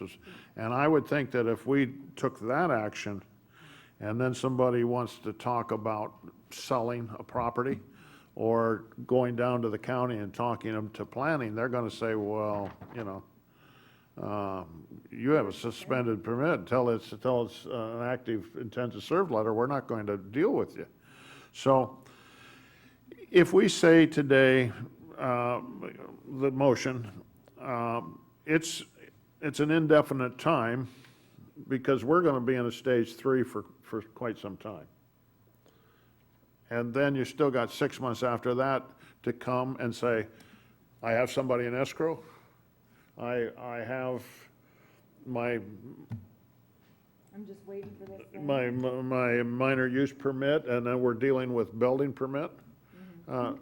You're gonna deal with those people. Now, if somebody comes back and says, gee, I haven't done anything, then you can deal with that person individually. Okay, and thank you, I understand better, because we're all after progress. Yeah. That's really what we're after. All right. So, how will the motion sound? Can you read it back? Did you get it? Yes, you got it. I thought I did it. You did. You did it good. Okay, to extend the existing intent to serve letter to 6 months after the removal of a stage 3 water emergency or their current expiration date, whichever is later. Now, is there any public comment? We do have public comment. Yes, we do. Because we want to make sure that's acceptable to the people. Okay, because we have yet John Ferguson and Jeff King and Christopher. Did we already? Right, no, you spoke. Okay, yeah, I just did. No, you do not have to speak again. And that's acceptable to the library and the Yes, friends? and it's acceptable to the library, and I've got you checked off now. Okay, but we are, is John Ferguson, public comment, and Jeff King. I get the best one. This one. Hi, I'm John Ferguson. I'm a builder and construction and project manager. Is your mic on? Is the green light on? Press it. There you go. Okay. John Ferguson. I'm a builder and construction manager. I represent Dr. Wogu, who's one of your will serve holders. So, I didn't know what to expect. It's been a long day, but enlightening. So I don't know if the agenda here is to tell you about the progress that he's made, or, I think you're good, so you probably want to be very short. Okay.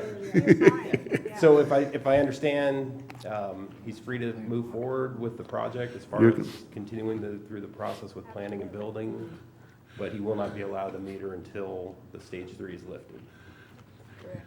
Yeah, the key date for you to watch for is when when we lift a stage 3 emergency. Okay, and so, In between that, you can continue to process exactly like you're doing now. okay, and he doesn't need to take any steps on his expiration date, it's automatically extended as per Yeah. your motion?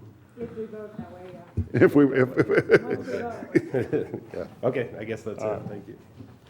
Okay, thank you. And Jeff King?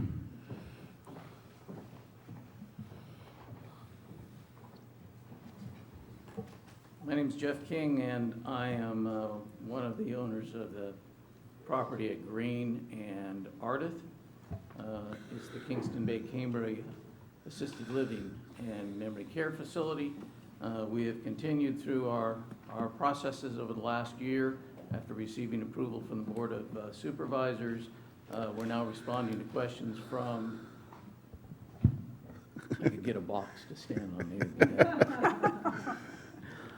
We're continuing to answer questions from the Coastal Commission, and of course I appreciate a rather elegant solution that you have to keep the letters of intent in place, but of course remove the concern that the district would have about a new user tapping into a strained water supply. The question that I would have would be, is there any way to quantify through water use, water savings, water availability, some third-party empirical data that we could use to establish when the district is no longer under a threat? Is the district compelled, when they are no longer under a threat of their water supply, to then remove that third stage so that we could know with some certainty that when that date is arrived or when the water supply is adequate, that then we can continue on with our planning? That's issue number one. Issue number two for us is the issue of the date. Once we're completed with the process with Coastal Commission, we will then move to preparation of working drawings, and then, as Vice President Robinette mentioned, move on into the building department to secure our building permit. A 6-month window after you declare that a third stage emergency is over is still vague in the same way that I know that your financial advisors are concerned about when you go for lending. The lender needs to be assured that you have the income to support the loan in the same way our lenders need to know that there is a firm date. And so we would be much more comfortable, Director Clift, with your original proposal that we pick a date out into the future, whether it's 2 years or 3 years, that we can rely on, rather than a date that is variable, like 6 months beyond when a restriction is lifted. Other than that, I think we could live with this kind of a process and appreciate your efforts. Thank you. Okay, does anyone want to respond to that particular one? I think we Call the did, question. we did say that if you ran into the situation you're kind of describing, that knowing the special circumstance in the first place, if you can show us progress that you've been moving forward, that you would get an extension to finish your project. I just want to make sure that in somewhere in that motion is, I don't think I included anything about no connection while we're in the emergency. Did I? I don't think I did. It sounded good, but I don't think I included that. I don't need, can I do a separate motion for that? We vote on this and then we can. Well, you can include it in your motion, you can amend your motion, it hasn't been seconded, has it? Yeah, it has been seconded. Yes, it was seconded. It wasn't voted on, was it? No, it was not voted on. So you can amend it, and the second can approve your amendment, and then Okay. you can do it all. I know it's getting late, but we're still pretty vibrant and exciting enough that you'd notice if we voted. It's delirium. Yeah, right. Okay, so I shall we just want have to it make sure that reread? we have that, so I would like to amend the motion to also say that while we are still in a stage 3 water emergency, we don't allow a connection to the system. Right. It And we're was in the talk- motion? What's the motion? I thought I didn't capture that. I just wanted to make sure before we, You didn't. come on, pay attention, Tim. I am paying attention. You To didn't. extend the existing intent to serve letter to ask I'm sorry, to 6 months after the removal of a stage 3 water emergency or their current expiration date, whichever is later. Does See? not exclude connection. Yeah. Right, so that's just for the extension and doesn't include actually connecting. Right. Okay, so I would like to amend the motion to include no connections made during a stage 3 water emergency that they May I declare. ask for, just on that, when you're doing that, for clarification, are we outside the realm now of these pending ones? Because that, No. Speaking about these, because it we're still talking about these.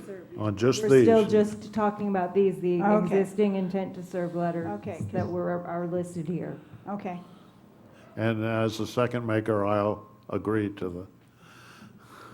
Okay, then, Now, okay, now we have another public comment, which will make us forget all again what we just agreed to. and But- before the We'll public try. commentator gets up, again, I want to suggest that you excise the Higuera Commons letter of intent from this motion so that you can deal with the conditions you're going to want to impose on that separately. Yes. Okay. I further amend, if agreeable with the second, to excise this particular property that's in 9C from this action. Is that agreeable?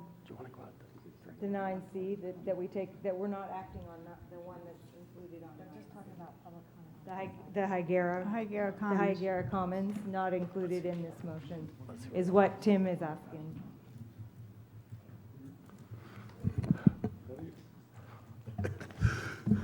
There are a myriad of issues associated with the Higuera Commons letter that have been continued 7 times to get it here, and all I'm trying to do is preserve your ability to act on that one separate from this very narrow motion. You don't have to, I'm just raising the issue, I won't do it again. It's up to you whether you want to agree with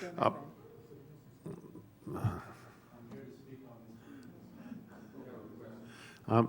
Okay, I'll separate it out, but the fact of the We'll matter get is, to you then later. you're just We will. taking, you're going to approve the extension on that one anyhow. Well- Although he did ask for a specific date, and well, maybe. It's not just that. There are single-family homes, there's an open space issue, there's several issues that, if you read the staff report, they're listed on the top of page 2, that you may or may not want to deal with. It's fine if you don't. Are those issues that couldn't be resolved between now and when their letter of intent would newly expire if they were included in this action?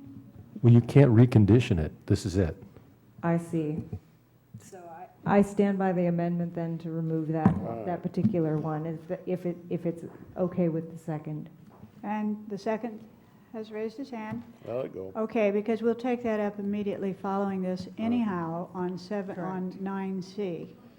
But we still have a public comment before us, and that is from Kim Edie.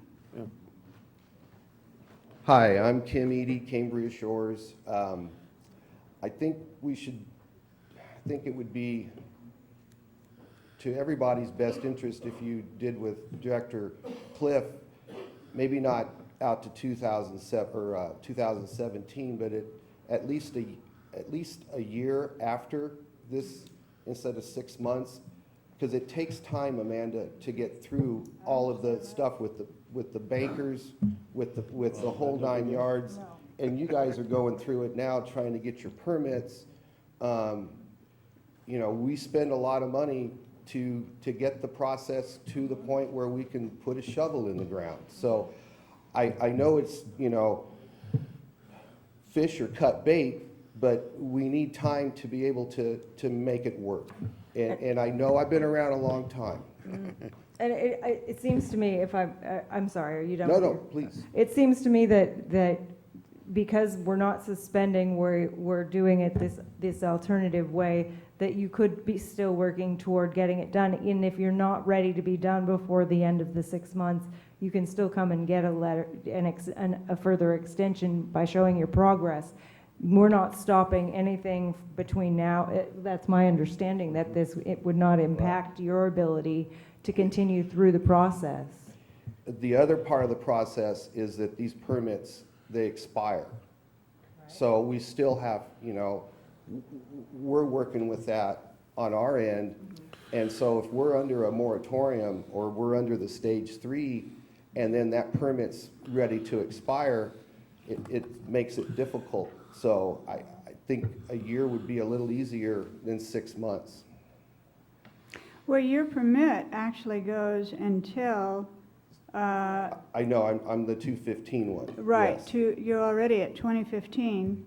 So it sounds to me like you have active permits with the county, so you are making progress. Well, yes, but also yes, we are making progress, but when things get put on hold, all of a sudden the wheels stop. Even though you think we can keep moving forward, we're kind of backed up against a corner because no one's willing to make any commitments. When are your permits with the county going to expire? I don't have that exact date, but it's something that's going to be out there, that's going to be happening.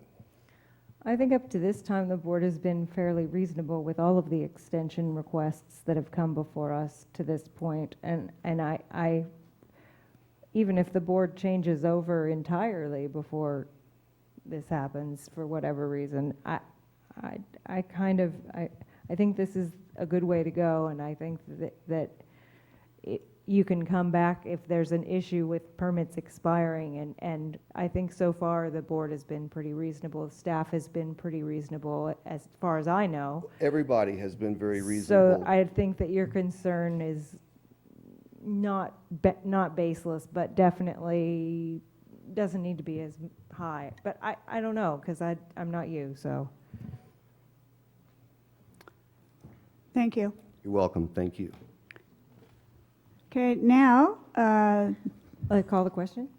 no, Oh, we got another we have person? more people that want to comment now, and because they've gotten their second wind and they're ready, and we want them here.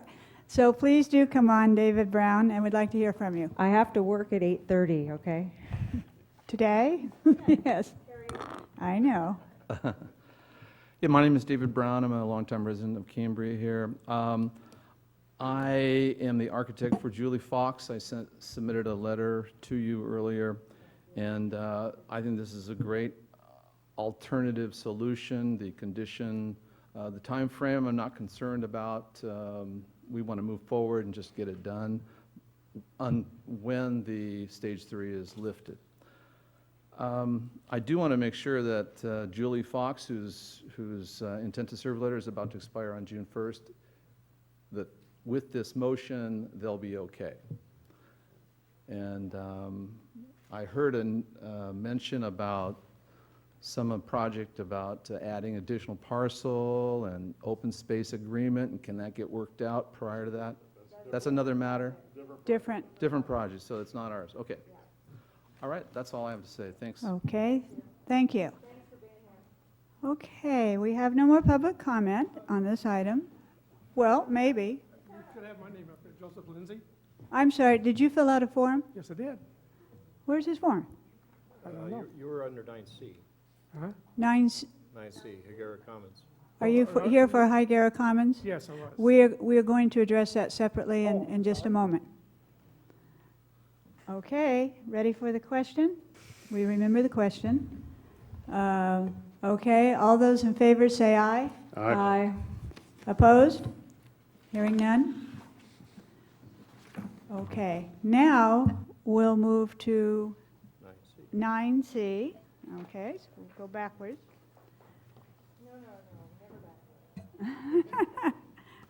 Well, backwards is okay sometimes. Just wear you down now.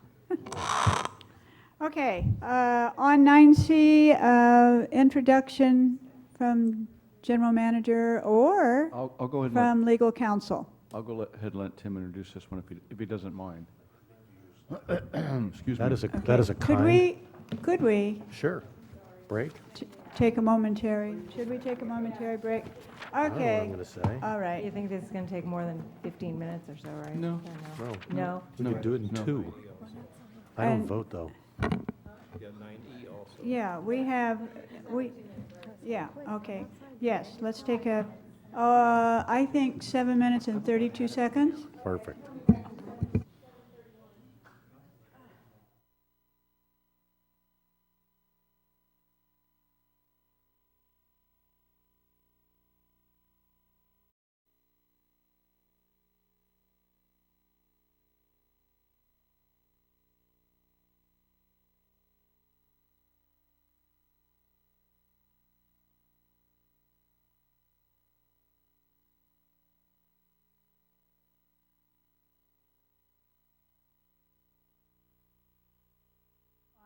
And so thank you all. Let's see, we're missing, one has gone away. Yes, well, she'll be here momentarily, so we'll give her a minute.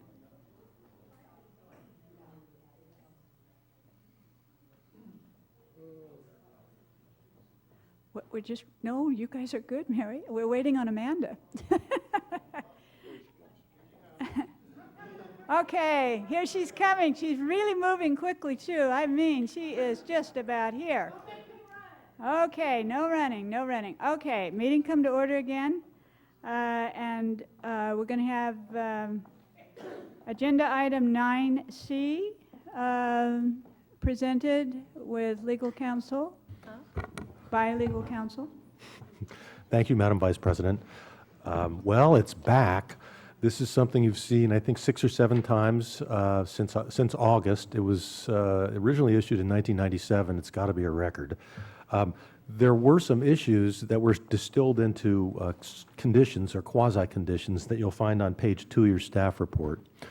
One involved the elimination of a single-family home, so it consists of only multifamily units. I believe the applicants have already made those changes according to the plans that are in your packet.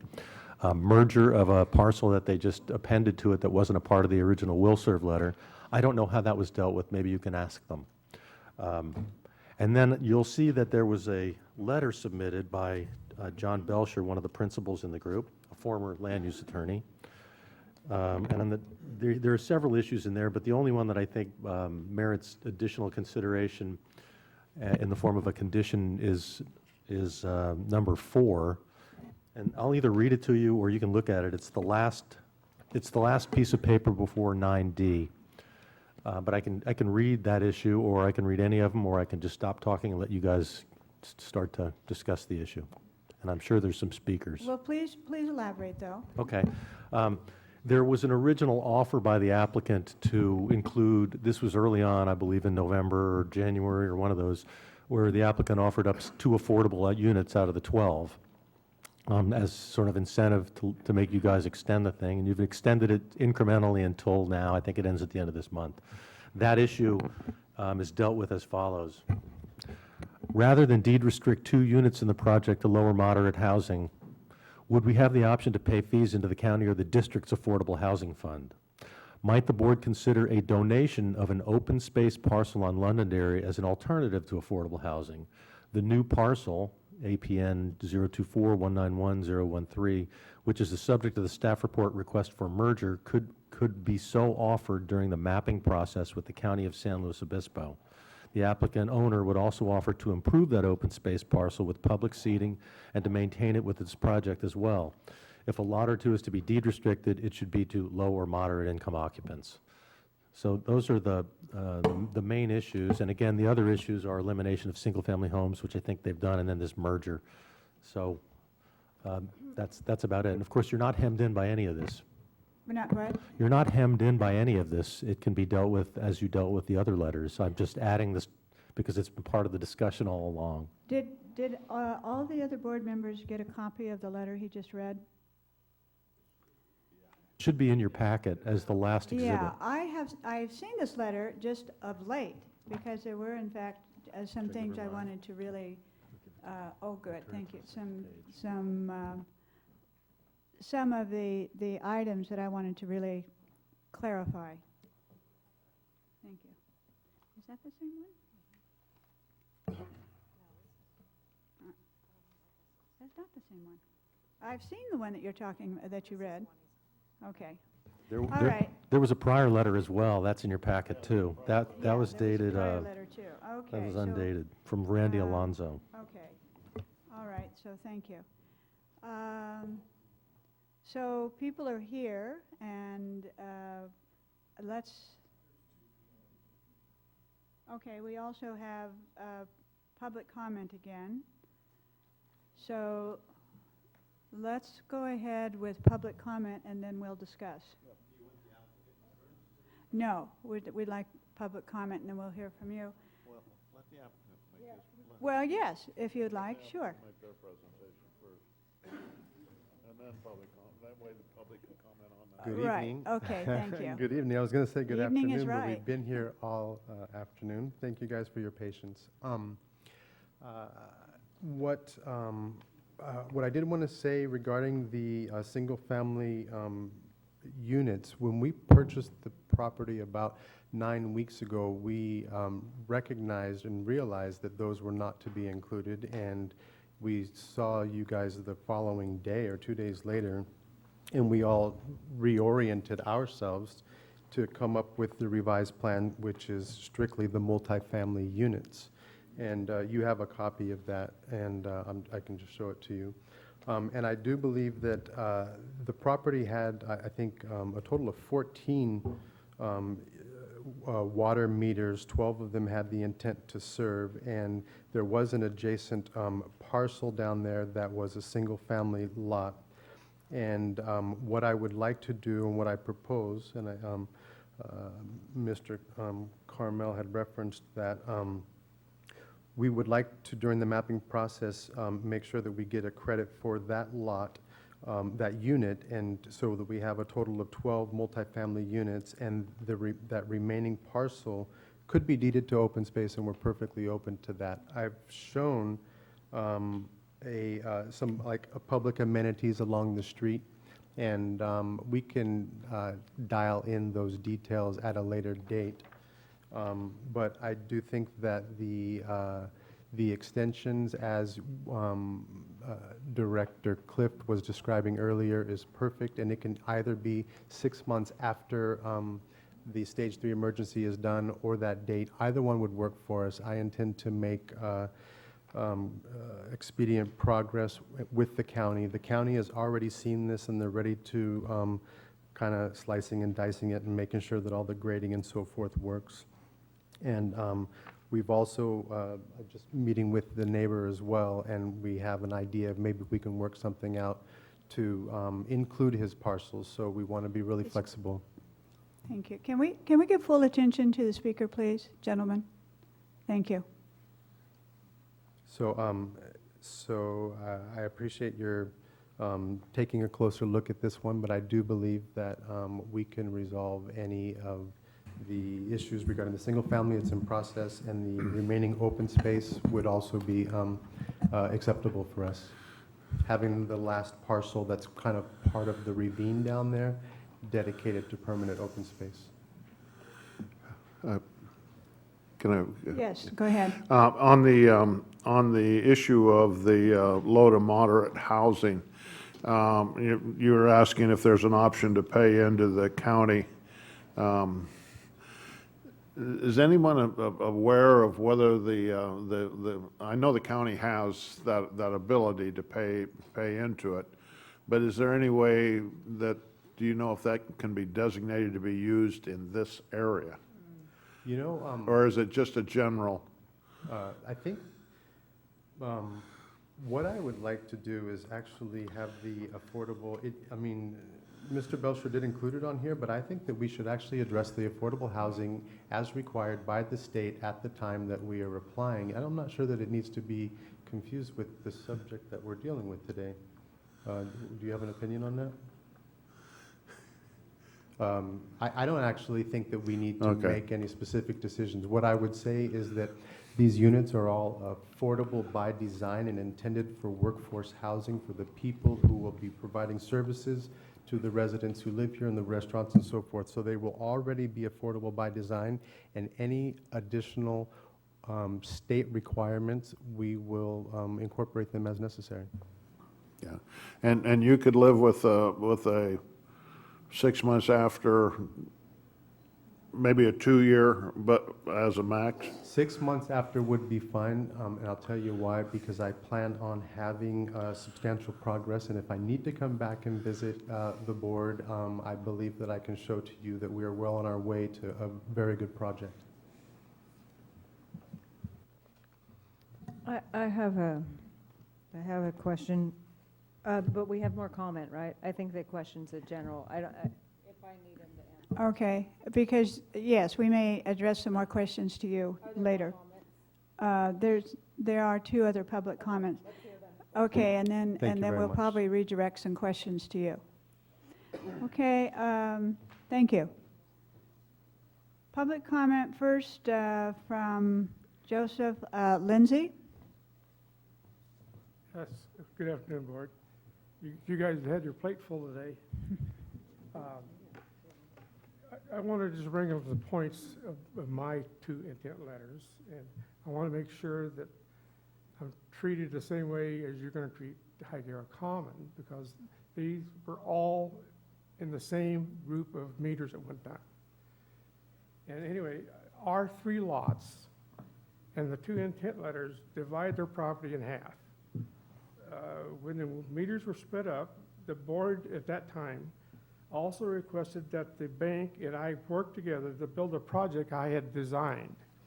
And actually, I think my design is a lot better because it doesn't take in building roads and parking lots up into the lot.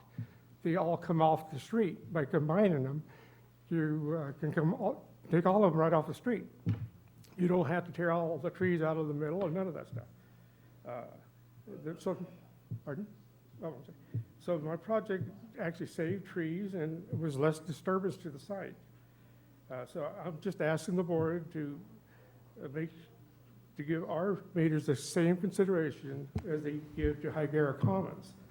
Now, I've talked to the other person there, and hopefully we can get together and make this into a better project for all of us. If not, then I want to go ahead and build my 2 units out. So that was basically what I wanted to bring up. Thank you. Thank you.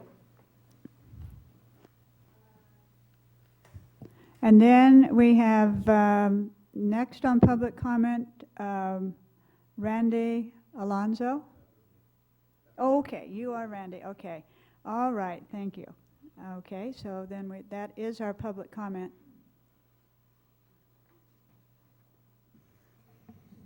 I have a couple of questions.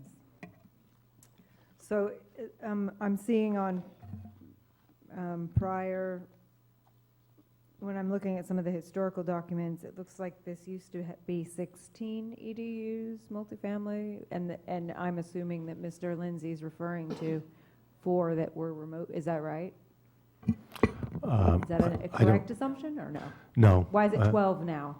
They voluntarily reduced their allocation from 16 to 12 Okay, in so about Mr. November. Lindsay's is unrelated. Mr. Lindsay's was dealt with in 9D. He's on your- Okay. I just want to make sure that I'm not confused. So they voluntarily reduced from 16 to 12. Right. That was someplace along the way when they were trying to incentivize you to extend. In the last, I think, 2 years is when that happened. And maybe, yeah. It looks like there's an associated lot that has a wait list number. What's going on with that right there? You're talking about the single-family home lot? If you look at John Belcher's letter, that last thing in your pack, that's what he's dealing with in section 4, which is the section that I read. in the letter. It's the last piece of paper before 9D. We don't seem to have that. David didn't have me added as The last thing that I have is a diagram of the site. Yeah, we don't have that letter in the binder. Deals with this proposal. I see Well, something from Randy. let me read it again. Well, I'll distill it for you. He's talking about the original offer to dedicate 2 lots or 2 units as affordable, and then he's also offering to include that lot as part of the mapping process with the county as open space. I'm not sure, it would be restricted in some manner as an open space easement and to improve it, because it's not a part of this particular intent to serve letter. The original idea there was merge it, right? And what he's offering now, and I can read it again if you'd like. I just want to know, does that mean that the wait list position goes away if it gets dedicated, or what? If it's open space, it can only be used as open space. They can wait list it. And then would they be able to transfer the wait list position to another property, or what? Yes. Ooh. don't like.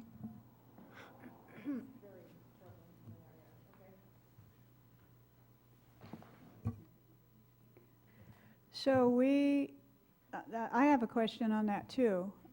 That you're talking about, Director Rice, we're talking about what happened to, because there was last time there was a mixture of multifamily and single family in the rough draft, the kind of the design.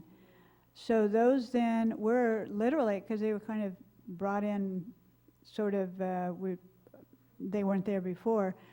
Those single-family dwellings that were proposed actually had single-family residents intent to serve letters? Wait list. I think they did, but there are 12. Can you come to that microphone, please? There are 12 multifamily intent to serve for the parcels there.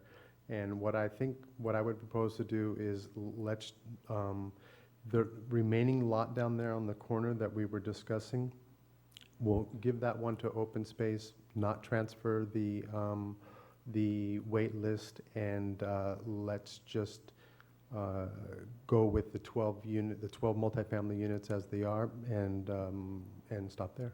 What would you do with the wait list number? Nothing. Let's say retire it. Retire it if that's back what it takes. to the CSD. Yeah, it'll go back to the CSD if we just protect the 12 multifamilies that we've discussed. If the CSD accepts a wait list number back as a single, and it's a single family residence, do we then well, I know we have, but that's not my question. No. Let me finish the question. The question is, when we receive one back, do we ever resell it, or does it just take the wait list down by one? I'm not aware of one ever being given back to the CCSD. I gave one back. But I say let's sell I it. was required to give one back at one point, and then I never did know where it went. Giving up a wait list and giving it to the CCSD, to me, is different. When you give if you have a wait list, and for whatever the reason you need to, or you're told you need to give it back to the CSD, and that has happened in my own case, does the CSD then take everybody else behind that number and move them up one, and do they put that then as one that's available for someone to buy?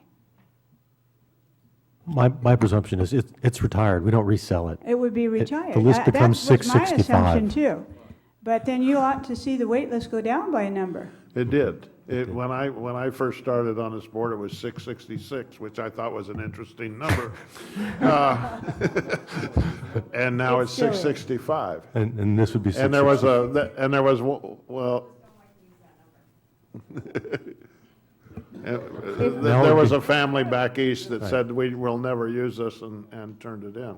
And it would be 665. It would be retired. That's the Okay, benefit. so then we'll have 664. Okay. Gail, if you, page 252 of the agenda, it says that it's waitlist position 654, just so, in case you wanted to look at so you can see the different, it's got the APNs, and it's got that it's waitlist position 654, and that there's a multifamily intent of 12 EDUs. My main question is, can we make one of the conditions that if this property sells again, does it get transferred again? Because really what I would like to see happen is trying to do everything we can to avoid having essentially speculators on properties that have intent to serve letters with these never-ending extensions. They go far in the process, and then they're trying to sell it because they're trying to make money.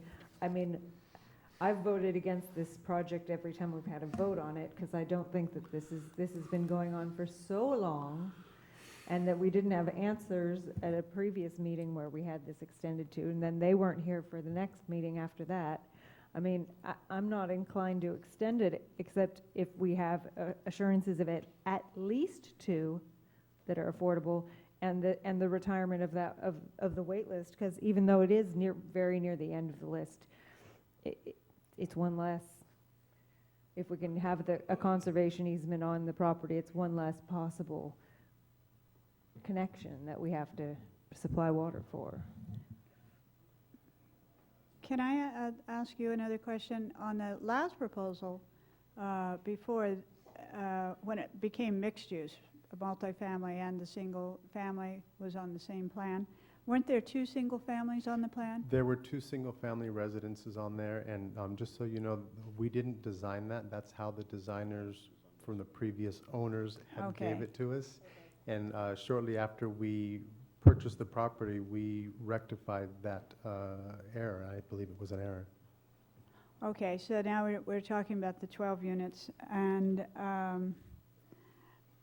I think that the thing that I would be interested in, even though we're in this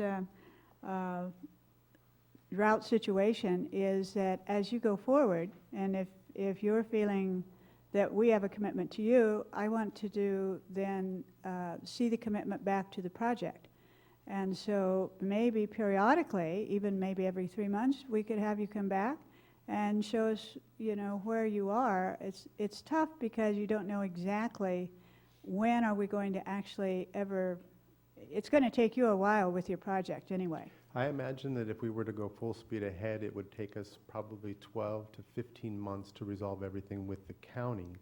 And I don't, there's a problem here, because if the stage 3 emergency lasts for 2 or 3 years, I'm going to probably spend $100,000 with engineers and consultants now, and I won't be able to get anything out of the property. I won't be able to build the property until the stage 3 is done. So I really need to kind of pace it parallel with CCSD's progress, right? But I mean, I'm perfectly okay with coming back every 3 months if you can put me on the beginning of the agenda. Oh, well, yes, I don't. I can see where you would be very hesitant to come back again, but I understand that. You might come back under public comment occasionally and tell us how you're doing. But I certainly have no problems with keeping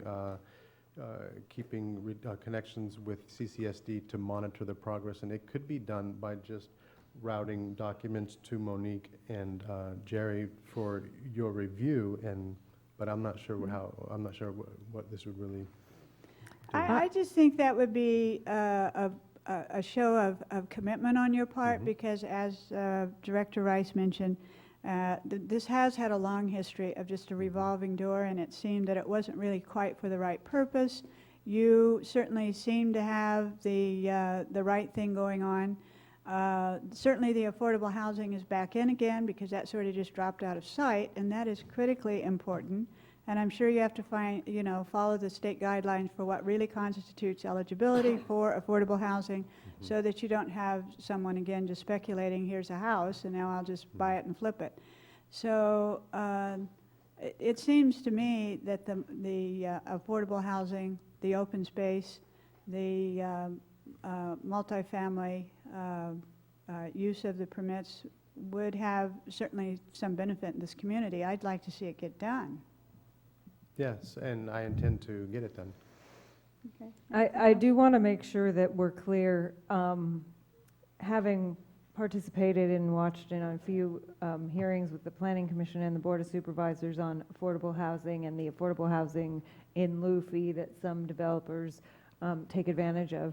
I really would like to see these be affordable, because the amount of money that goes toward affordable housing in lieu isn't actually really enough to get something built, because it's and that's not the fault of the developer. I mean, that's the county deciding to not collect enough money on that. I'd really like to actually see the affordable units actually built and not have it as it being an in lieu type of situation. I don't know if that's a deal breaker, but for me, on my end, it would be. I absolutely agree. I want to see the affordable houses built. I want to see people that are long-term, probably people here that have been renting, that can qualify, that would be able to own the home. I think that would be, that's what I'd like to see out of this. Okay. Okay, anything else from anyone? No,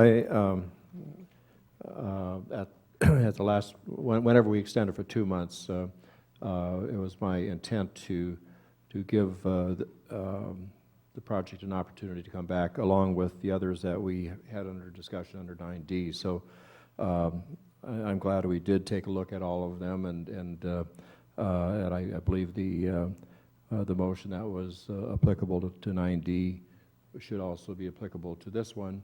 And if there's any conditions that we need to add on to it, Mr. Carmel, that you think would be germane to this, I'd be fine with that too. Okay. Did you want me to go through potential No, conditions? I just, are there any additions, are there any conditions that we need to? The ones you've discussed that are a part of the record, I can just go through. So you would extend for 6 months after the stage 3 ends, if I understood this correctly. You'd require the existing wait list position to be retired. I think what I heard with regard to the 024191013 parcel, it shall be offered as open space as described in this letter. And I'm just reading what I thought I heard in the letter from John Belcher. It's undated. And then I thought I just heard you deed restrict 2 units also as described in Mr. Belcher's letter. And he wants it deed restricted to low or moderate income occupants. So you may want to clarify that issue. And the last issue is no connection before the stage 3 ends. I'd like low. I'd like to clarify it. Does affordable include low and moderate? Is that? They're 2 different categories entirely. They are. Are they both included under affordable, or is affordable a generic throwaway term? We really need to specify low or moderate. In this day and age, moderate is not really considered affordable housing under the county's and most cities' schemes. It's low, very low, and extremely low. Okay. It's extremely low isn't that affordable either, depending on what kind of job you have. It's based on medium income in the county in a formula. So we would ask that it be defined and refined to be, the target audience would be affordable. Low. Which Yes. means that it would have to be low, right? I think that's what I heard. Low is included in affordable, but moderate is not included in affordable. You're going to want to specify. Okay, thank you. I'd specify low. Yeah. Low or very low, whichever. Well, they're going to have to. I have a condition. Are we making sure, are we actually retiring it with a conservation easement, that additional lot? Yeah, the way I worded it was 024191013 should be offered as open space as described in section 4 of an undated letter from John Belcher that's in your packet. Does that mean that it's restricted from ever having water on it, a water meter on it, the way that other properties are?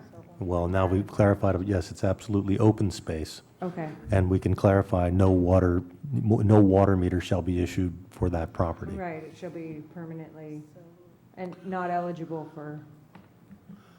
So it can't be merged. They're not doing that. They're offering It can be merged, yes? Is that what you said, or it cannot? No, if you're. No, you're restricting it to open space. You'll have it separately, a separately recorded instrument that designates it as open space, and it'll. So it cannot be developed on, essentially, okay. Okay. Do we need a motion? So moved. So moved. Okay, it's been moved. I'll second. And it's been seconded. And you have what it is we've moved and seconded. He's got it all. Are we ready? They would be eligible for an extension at the end of that 6 months past the end of the, okay. Yes, and particularly. Show progress, please. Yeah, particularly if you're showing progress and really on it, and you know you're not going to have time before that 6-month window closes after we finally open some connections. If we see good progress, that's great. That'll work. Okay, are we ready for the question? We have a motion on the floor and it's seconded. Folks, we're ready? Yeah. We're all getting tired, almost tired and cranky pretty soon. Okay, all those in favor say aye. Aye. Opposed? No. Motion carries. 3 to 1. Aye. Oh, I'm sorry. I voted no. That's all right. After all that, and you got everything? Okay. Okay.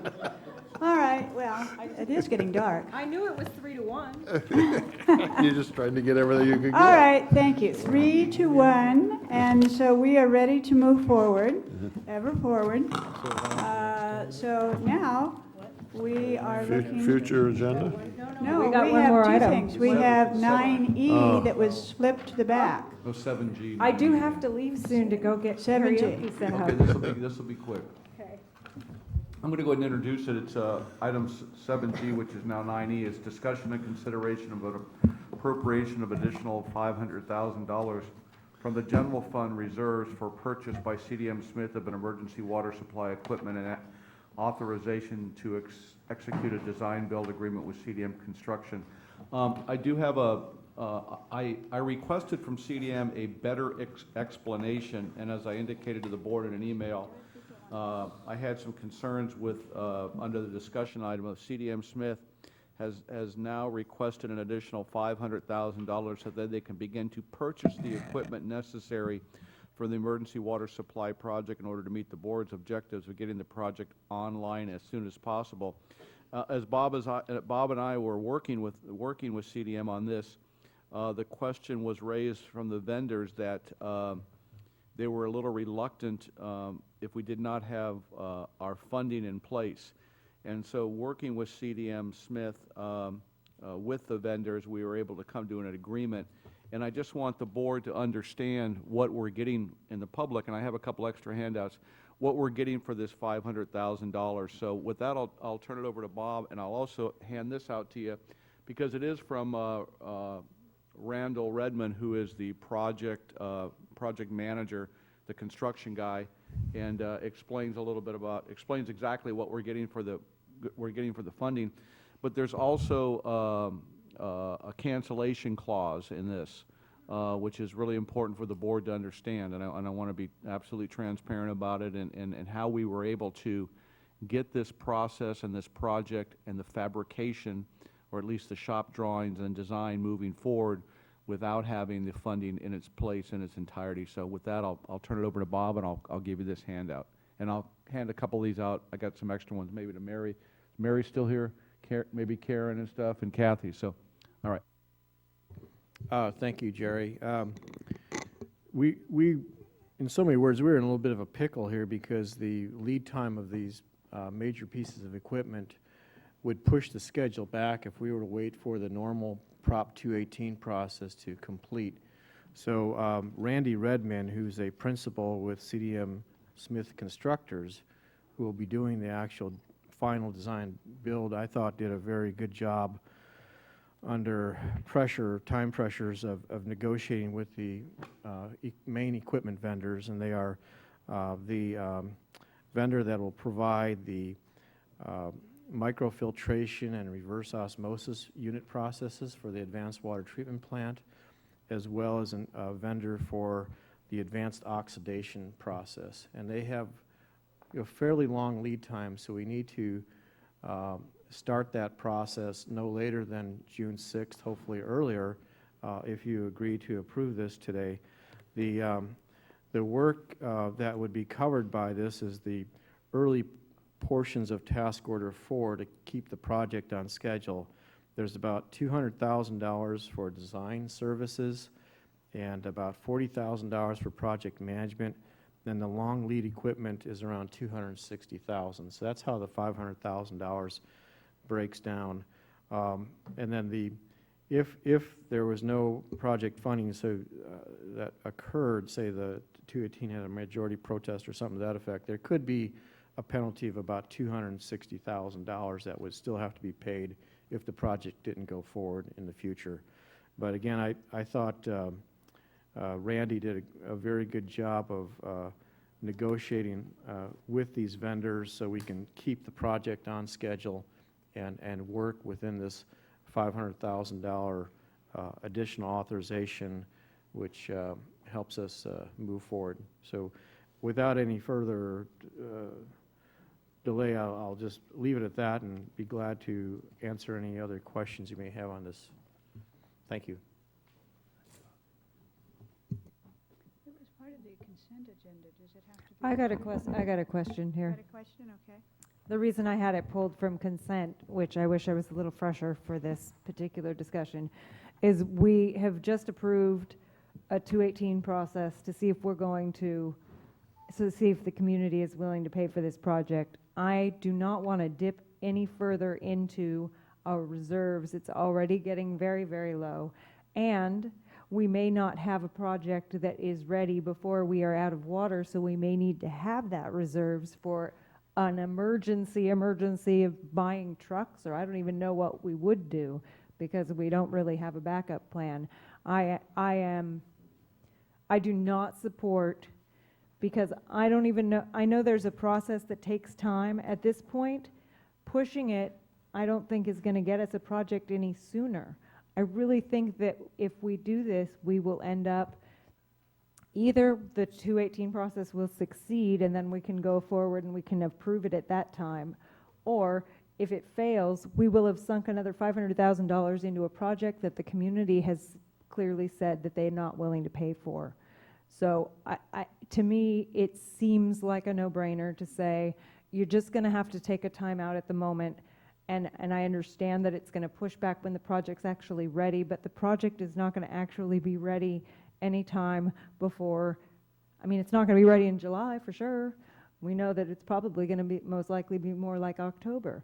I really think that after the 218 process, we will either clearly be going forward and we will be able to get funding, or we will have heard from the community they're not willing to pay for this project, and we will have spent more money on design and equipment that we will not be able to continue and finish up and follow through on. That's my concern, and that's why I don't support granting an additional $500,000 on a project that was not even going to be $1.5 million originally. This is, I don't think it's a good idea. We've approved a 218. Now let's let the communities have their say about whether they are willing to pay for it, because if they're not, it's just putting money down the drain, in my, no pun intended. Madam President, may I add a little further explanation to this summary here? So I didn't get into the schedule impacts, and I think that'll have some bearing on the conversation as well.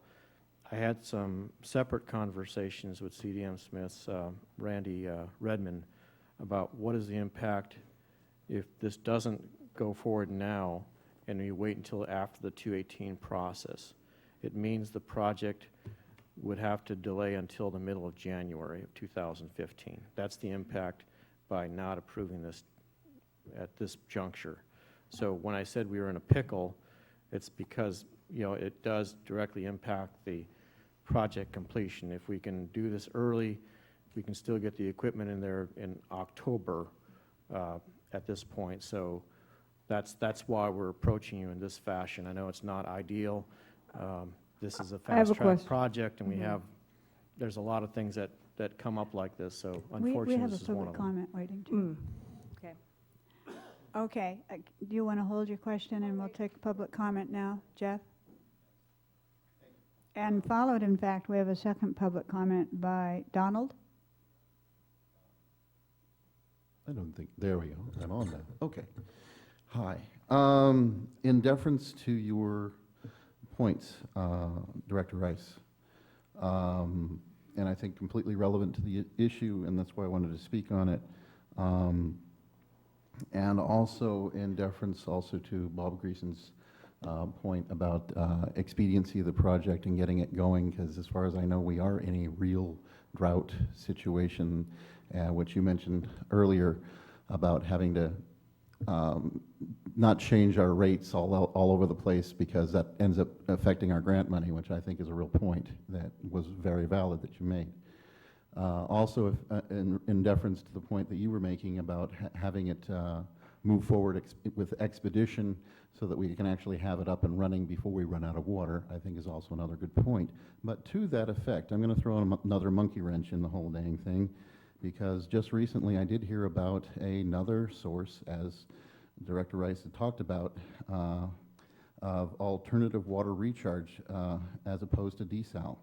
And that actually is drawing water from the atmosphere. And I actually spoke with a president of a company called Aqua Sciences. His name's Scott Morris. I spoke with him this morning, and I've been talking with him, sending texts back and forth earlier during the week.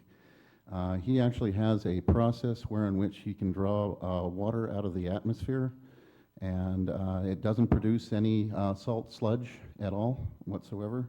It's already been used as a backup and emergency water plan in Haiti when they had the earthquake.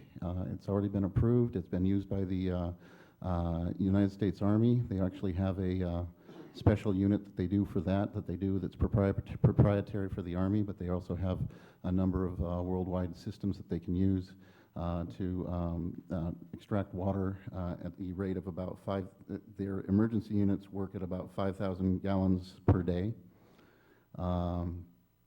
And I think they might be actually more expedient as far as cost-wise to the problem we have at hand. So they also even have a grant program that's actually being overseen by Madeleine Albright. So if any of you know who she was as our Secretary of State under the Clinton administration, there's already a grant program working with that. So as far as expediency, cost, and delivery, the time could actually go faster than the current desal plant. And be more cost effective and possibly even have a net zero cost effect depending on grants, et cetera. To that end, I'd like to speak to Jerry a little bit more about the situation and also the engineer, Bob, a little bit more about how this works so that could possibly be entered into the public discussion and the council's consideration of what's going on with the project going forward, as Amanda Rice also mentioned as a problem. So thank you for your time. Thank you, Jeff.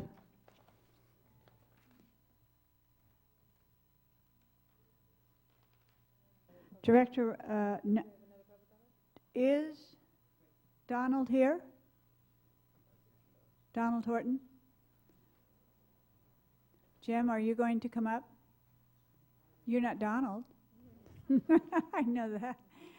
Would you like public comment time, Jim? Yes, please go ahead.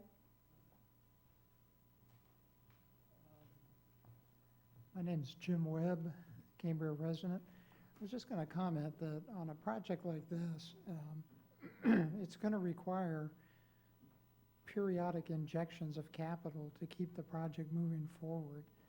And I would be surprised, even if it was rejected on 218, there are still elements of the project that would probably be of use to the community. Certainly, if this were a tertiary recycling project for wastewater, you might find increased support for it. So my own personal opinion is that rather than delay the project, they ought to go ahead and agree to this additional funding. And then, of course, the 218 will decide the fate of it from there. So that's my 2 cents worth. Okay, thank you very much. Okay, back to discussion. Any further discussion? Okay, does this needs a motion? Yes. Okay, because we've moved. Well, what I meant, it was over on consent before, and now, okay. Going once? I'm ready to make a motion. All right. I concur with Mr. Webb. I think it's very difficult for us to say we have an emergency, but let's wait for 2 months to see what's going to be happening. I think we need to go forward to the extent we can, and so with that, I'm willing to make a motion that we approve the appropriation of an additional $500,000 from general fund reserves for purchase by CDM Smith of emergency water supply equipment and authorization to execute a design-build agreement with CDM Constructors, Inc.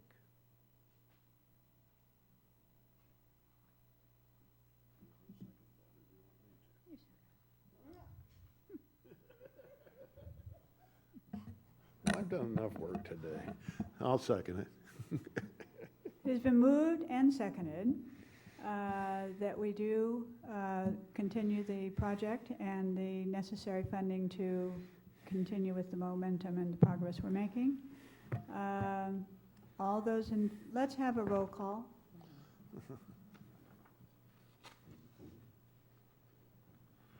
Director Thompson? Aye. Director Clift? Yes. Director Rice? No. Vice President Robinette? Aye. Does this have to be one of those 4/5 votes, like the one that we approved at the beginning of the year, or is this a separate thing? No. Thank you. Okay, on to agenda items for some other day and another time. I Yeah. move that we add an anti-fracking resolution to the agenda like we asked for last month. I agree. I've got it written right here myself. Okay, make sure you have I just want to make sure it gets on this time. You have a motion, and then you have a second, and could you make sure that, because this is what happened last time. So if you look at our bylaws, if something was getting on the agenda, just say, I agree, and then say, Right, so right now we have a fracking resolution, and that has to have a motion, right? yes. Or I also wanted to add, there may be other things. Do we our, vote do on them one at our a time? bylaws require a motion to add? Because how do you do a motion to add something that's not on the agenda now? We can't do motions on things that aren't on the agenda. Well, one of the only things in the Brown Act you can add to an agenda without it being noticed is a new agenda item. So if that's the, Yeah. we Anyhow, need to. add it. Okay, before we vote on it, we have to vote on it, right? You have to vote on each thing you want to add to a future agenda. And Yes. so, before we do that, we have a public comment from Jeff. I know, I mean, we've moved on now, Jeff, here we go. It's actually, I'm commenting on exactly that point and really kind of very happy that you are, and thank you very much. The only thing I would have mentioned was I was going to bring a motion from the floor if I didn't hear it from you guys already. So I was going to bring a motion from the floor to put forth a resolution to ban fracking in the city of Cambria and a determination that a ban shall extend in spirit to the state of California proper as an appeal to the state governance towards a binding and permanent ultimate resolution with the state as a prohibition against fracking. Thank you. Yeah, let me ask a clarification here, since we don't have land authority. Should not we be making a recommendation to the county that they impose a fracking ban? I think that's correct, yes. Yes, that would be the appropriate. So that our resolution should be, the Community Service District recommends that the county of San Luis Obispo impose. A ban. Okay. Would you like to try to see Thank if we you. can add that on the 22nd, or the 29th, rather? Yeah. Do I? Okay, I mean, So, we have a motion. Aye. Aye. Aye. Okay. Thank you. you very much. And I have one other thing I would like to add at some time in a future agenda, because that's what we're doing, they're not just immediate. Earlier in the meeting, it did come up that maybe we need to think a bit about, this is totally beyond fracking, but we should think about, are we wanting to do something on this non-potable water that's being trucked out of the rodeo grounds as far as any kind of charge? Do you want to Second. put that on a Second. future agenda? Yes. yeah, I planned on bringing that forward in June. Okay, well, we'll just go ahead and vote on it, but I mean, yes, that would be great. Definitely. I think it's rises to the top. I think think it's so. important. Do Okay. we have at least one other member concurring, so we have? All those, I second, all those in favor? Aye. Right. Aye. One of the areas of concern in that is the resale of water. And San Simeon is having a terrible time selling their recycled water, and it might be because of competition to the south of San Simeon that might be giving water away. So there might be some kind of a system that maybe you have a residential card or something like that to operate the system or something, and then can also be charged. I don't know how we're going to pay for that. We don't have any money in the resource conservation budget, so.